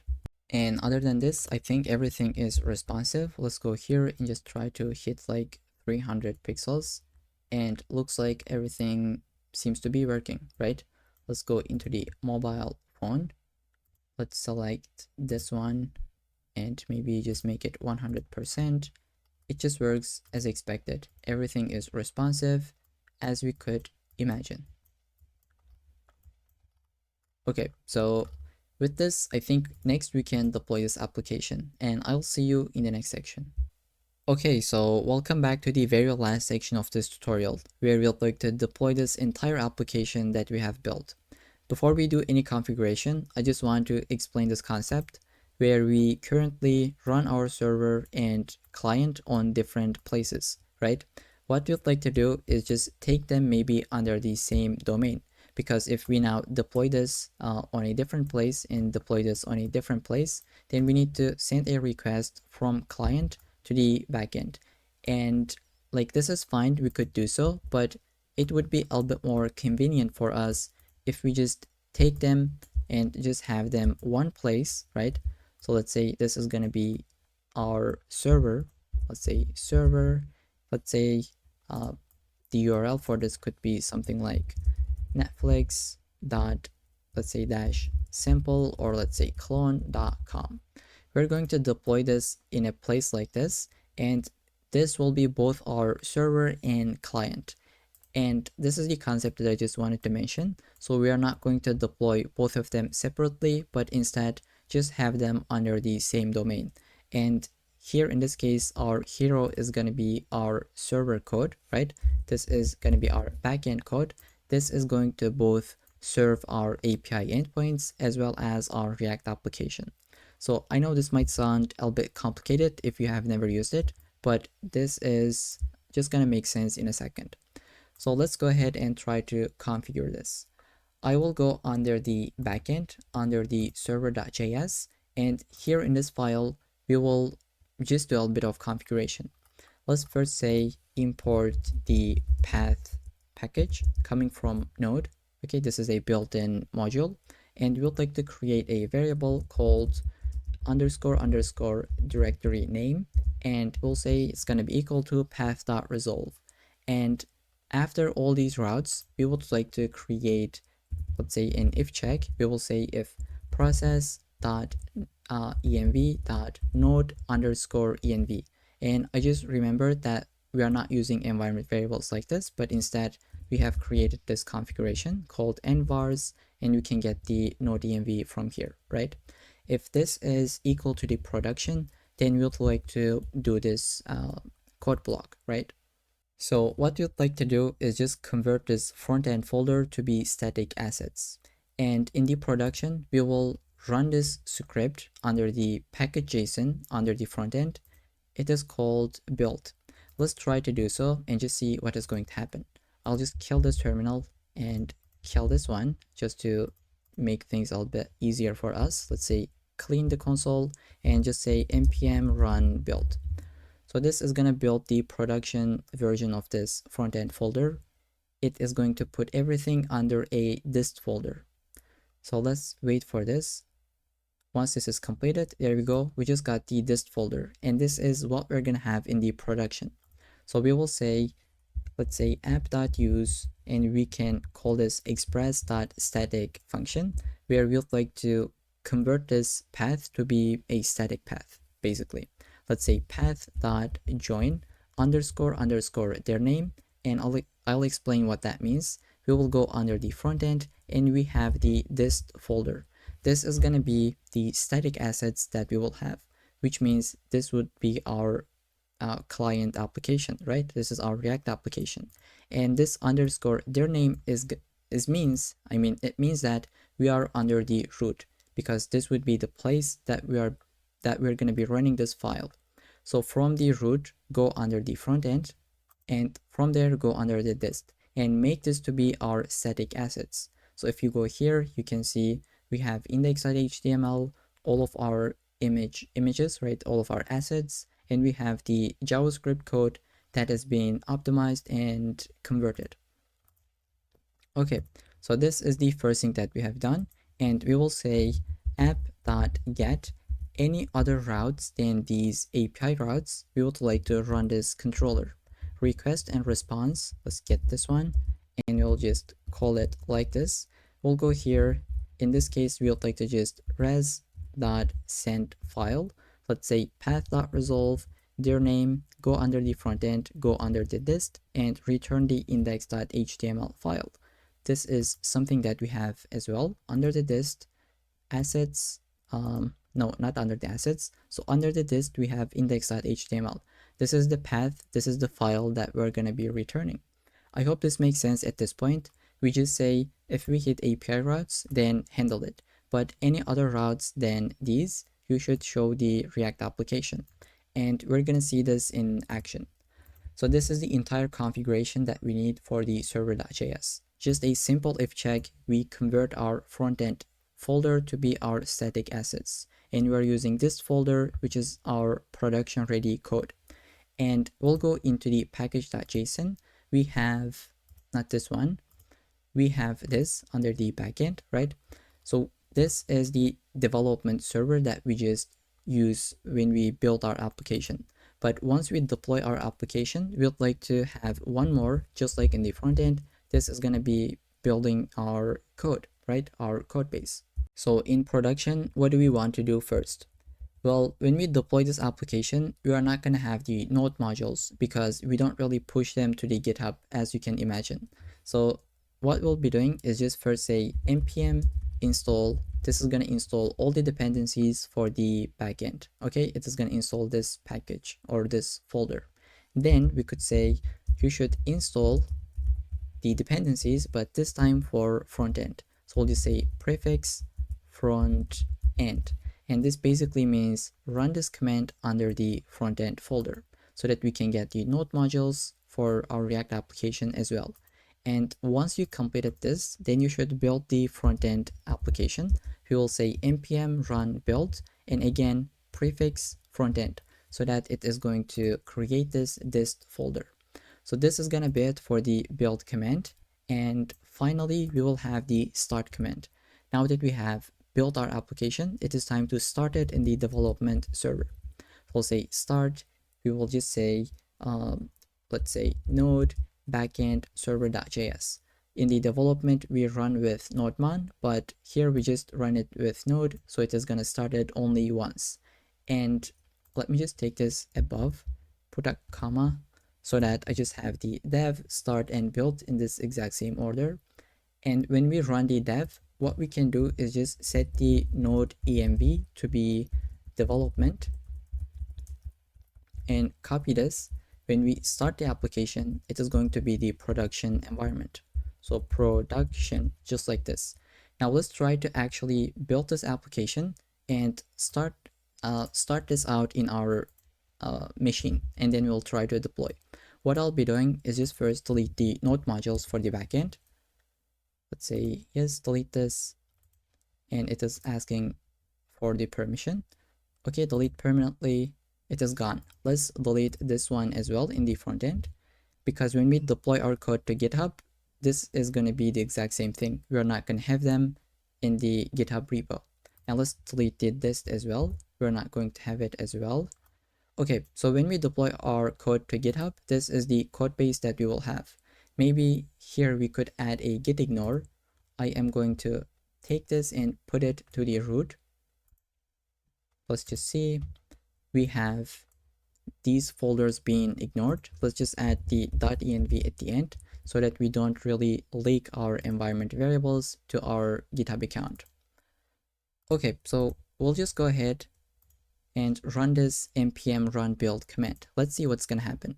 Let's open up a new terminal, kill the front end. We should be running this on the root. I'll say npm run build, and it is gonna first install the dependencies for the backend. We should get node modules folder. There we go. Then we will install the packages for the front end. We should be able to have that one as well. And it's gonna now build it. So we'll get the dist folder under the front end. So this is what it is trying to do. Let's just wait.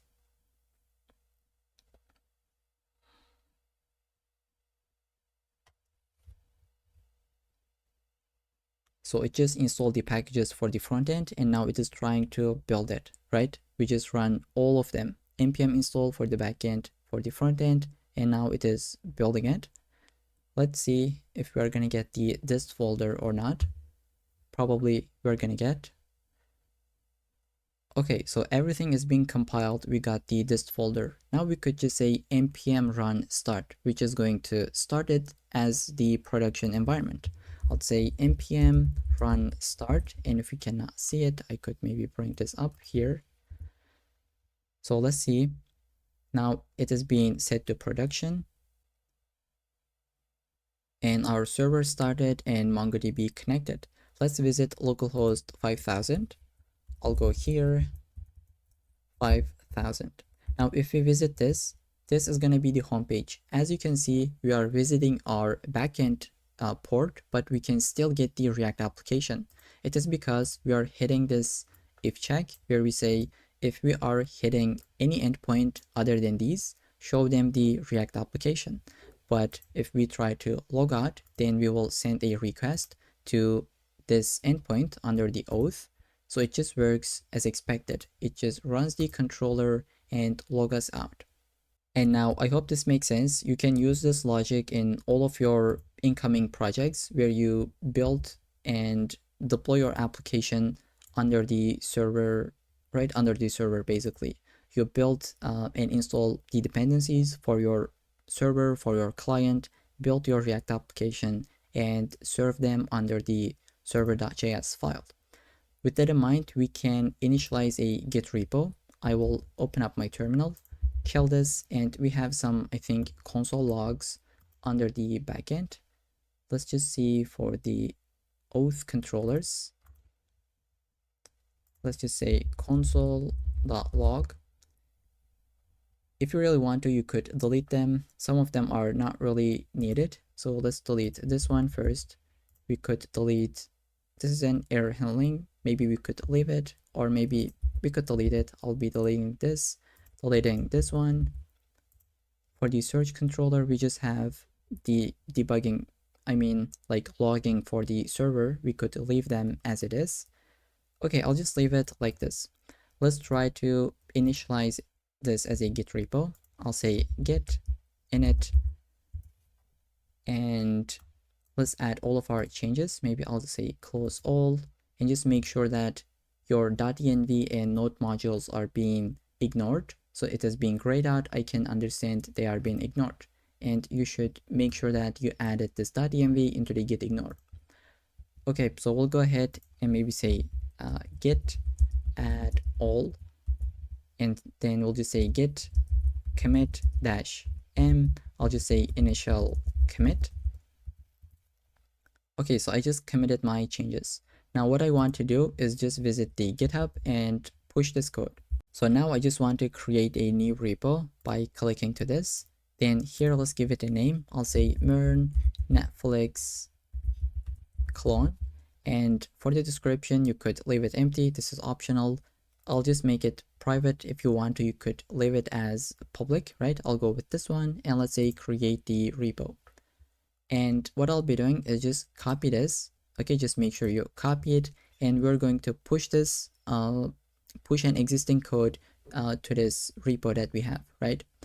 I'll open up my terminal and just paste it. Okay, I'll just say push. It should take this code push it up into our Git repo. Let's refresh. There we go. The initial commit has just been done 1 minute ago. Now we'll be using render.com to be able to deploy this application. So let's go ahead and visit it. If you don't have an account, go ahead and create one. I already have. So I'll just log in and go to my dashboard. I'll say login with the GitHub account. Okay, now I am logged in. I'll just say create a new web service. Let's click to it. Okay, we'd like to deploy this one. I'm going to be clicking to it. Let's say connect. And from here on out, let's see, it says loading. We could leave everything as it is. For the build command, it is going to be npm run build. And start command is going to be npm run start, right? These are the commands that we have added into the package.json file. So we have build, this is going to be installing all the packages and build the front end, then start is going to start it. Okay, this is the things that we just put. I'd like to go with the free plan, and the only downside for this is that it just gets like inactive if you don't visit your website for 15 minutes, and once you visit it after 15 minutes, it's going to take about 1 minute to load. I think like it is bad, but for a side project, it is not really that much of a problem. And if you want to get rid of that, inactive state, you could add some kind of cron jobs. This is how we type it. So cron jobs, and I have explained these in my previous videos. You can take a look at the deployment part in the previous MERN stack applications. So it should take about at most like 10 minutes. I will need to add my environment variables as well. So I will go ahead, copy this file. Let's close these or delete these empty places. Copy it and paste it. Oh, okay, I thought it's going to paste all of them, but let's just do it manually. I'll just add one by one. Mongo URI, and then the value for it. And I'll say add new environment variable. So I'll be doing this just pretty quickly. Let's say port is going to be 5000, and maybe I could speed up this process now. Okay, so these are the environment variables that I have added. I didn't add the node.env because when we run the build command, it is already, when we run the start command, it is already going to be production. So I'll just say deploy this web service. This is going to be taking a bit time, but let's wait for this to complete. Once this is done, I'll just be right back. Okay, so there we go. Without any issues, the build was successful. It tried to deploy it, and here we go. It just says your service is live, and we can see MongoDB connected and server started, even though it says localhost, but we just got an actual endpoint or a URL.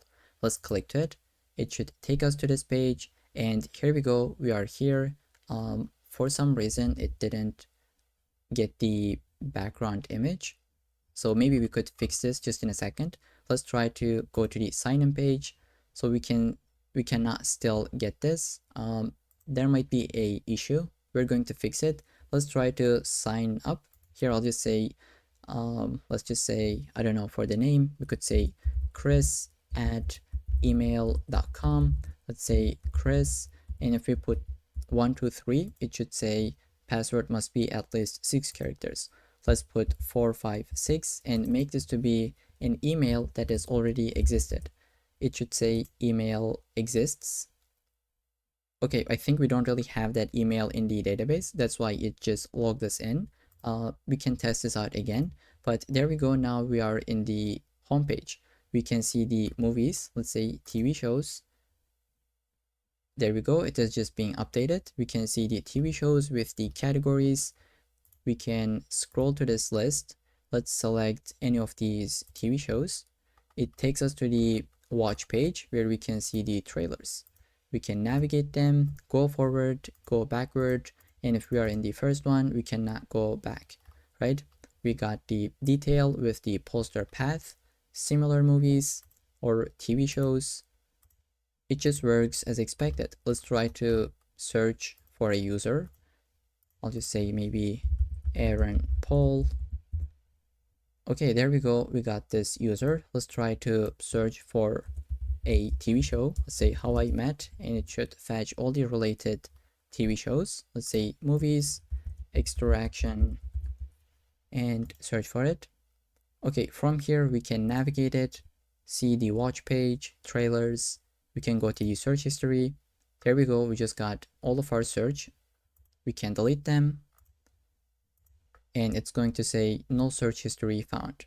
If we try to go a page that doesn't exist, it should give us 404 with the image, and we have the footer as well. So we have a tiny bit styling issue. Maybe you could remove this padding, or is it margin bottom? I don't know. It is pretty basic. You could remove it. We can go back to the home page, and we can also visit from here, right? So all I am trying to say, it just works as expected. Let's try to log out, and for some reason we cannot see this background image. I think it's because in the front end, in the index.css, we just say hero.png. Maybe this should be /hero.png. What I'll be doing is just open up my terminal and just say npm run build and test this out once again in my local machine. And if it is working, then I'll be deploying this into the production, right? I'd like to save this file as well. Let's close this and let's wait for this to complete. Okay, so it says it is completed. Let's just say npm run dev, or not dev, but start, because now we are in the production. We'd like to see the production build. Let's visit localhost 5000. It looks like background image is working. Now let's try to deploy this once again. I will say git add all, and maybe we could remove this 404 page style. Let me just fix it. Okay, so we cannot get it because we killed the server. Let's just start this again, and I will refresh this page. Okay, why do we have this styling issue? Let's go into the not found page. Did we call it as 404? Yep, this is what we have. Let me just zoom out a little bit, shrink this left hand side. So we say minimum height screen. Let's delete this. So okay, maybe it's because this is positioned absolutely. Let's delete this for now. Okay, so it cannot update even if you refresh this, because we are running in the production. Every time you do a change, it is not going to restart this, right? Here, just watch me. I'll just bring this back, save this, and it doesn't restart it. It is because we are in the production environment. We don't run it with NodeMon, but we run it with Node. Where that is, let me just show it.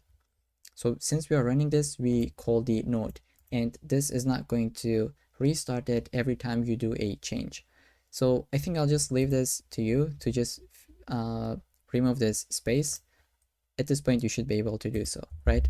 I'll say git add all git commit -m, and I'll say index.css hero bg fixed, and just git push this. Okay, so this is going to push this code to the GitHub, and let's just see. The latest commit was just now, and render is going to see that change, and it'll try to redeploy your application. So you don't really need to do anything. It'll take this and try to deploy it, and you can check your logs and just see if it is going to fail or not. And once this is done, I'll just be right back to the video. Okay, so it just says your service is live, server started, MongoDB connected. Let's visit once again, and we should be able to get the background both in this page, in the login, in the sign up, and we can really try to sign up once again. Let me just try to sign up with the John email. I'll just put any name. If we put this password from 1 to 6, it should say email already exists, right? But now I can put something like Chris and just say Chris Hemsworth. I think this is the correct name. Let's just say 123 Password must be at least 6 characters. Let's go from 1 to 6. Sign up. We should be able to sign up and it's gonna create our account. Right now we can really navigate everything, and as I shown you, it just works as expected. So with this, I think this is gonna be it for this tutorial. I think it was helpful, where you just learned the fundamentals of full stack, where you have your database, your API, your authentication system, and on the client we had a React application. So like everything that we have built. I hope it was helpful. Thanks for watching, and hopefully I'll see you in the next video. Okay, so just a quick pause here. I already said I'll see you in the next one, but there is just one tiny fix that we could add. It is that we don't have a loading state when we sign up or when we log in, right? Let's try to add them. Even though we created those states, such as in the auth user.js file, we have is signing up, is logging in, and is logging out. Let's try to use these states. If we go into the sign up page, well, basically we can just grab this state and destructure this, and we can use it in this button. So instead of just saying sign up, let's delete this. We will say if is signing up, then we will just say signing up, or let's just say loading, and we could put 3 dots, and otherwise we will just say sign up. Let's do the exact same thing in the login page. I'll go ahead, copy this, and here I'll just say, not copy, but we'll go here and copy this one, is logging in. Let's paste it.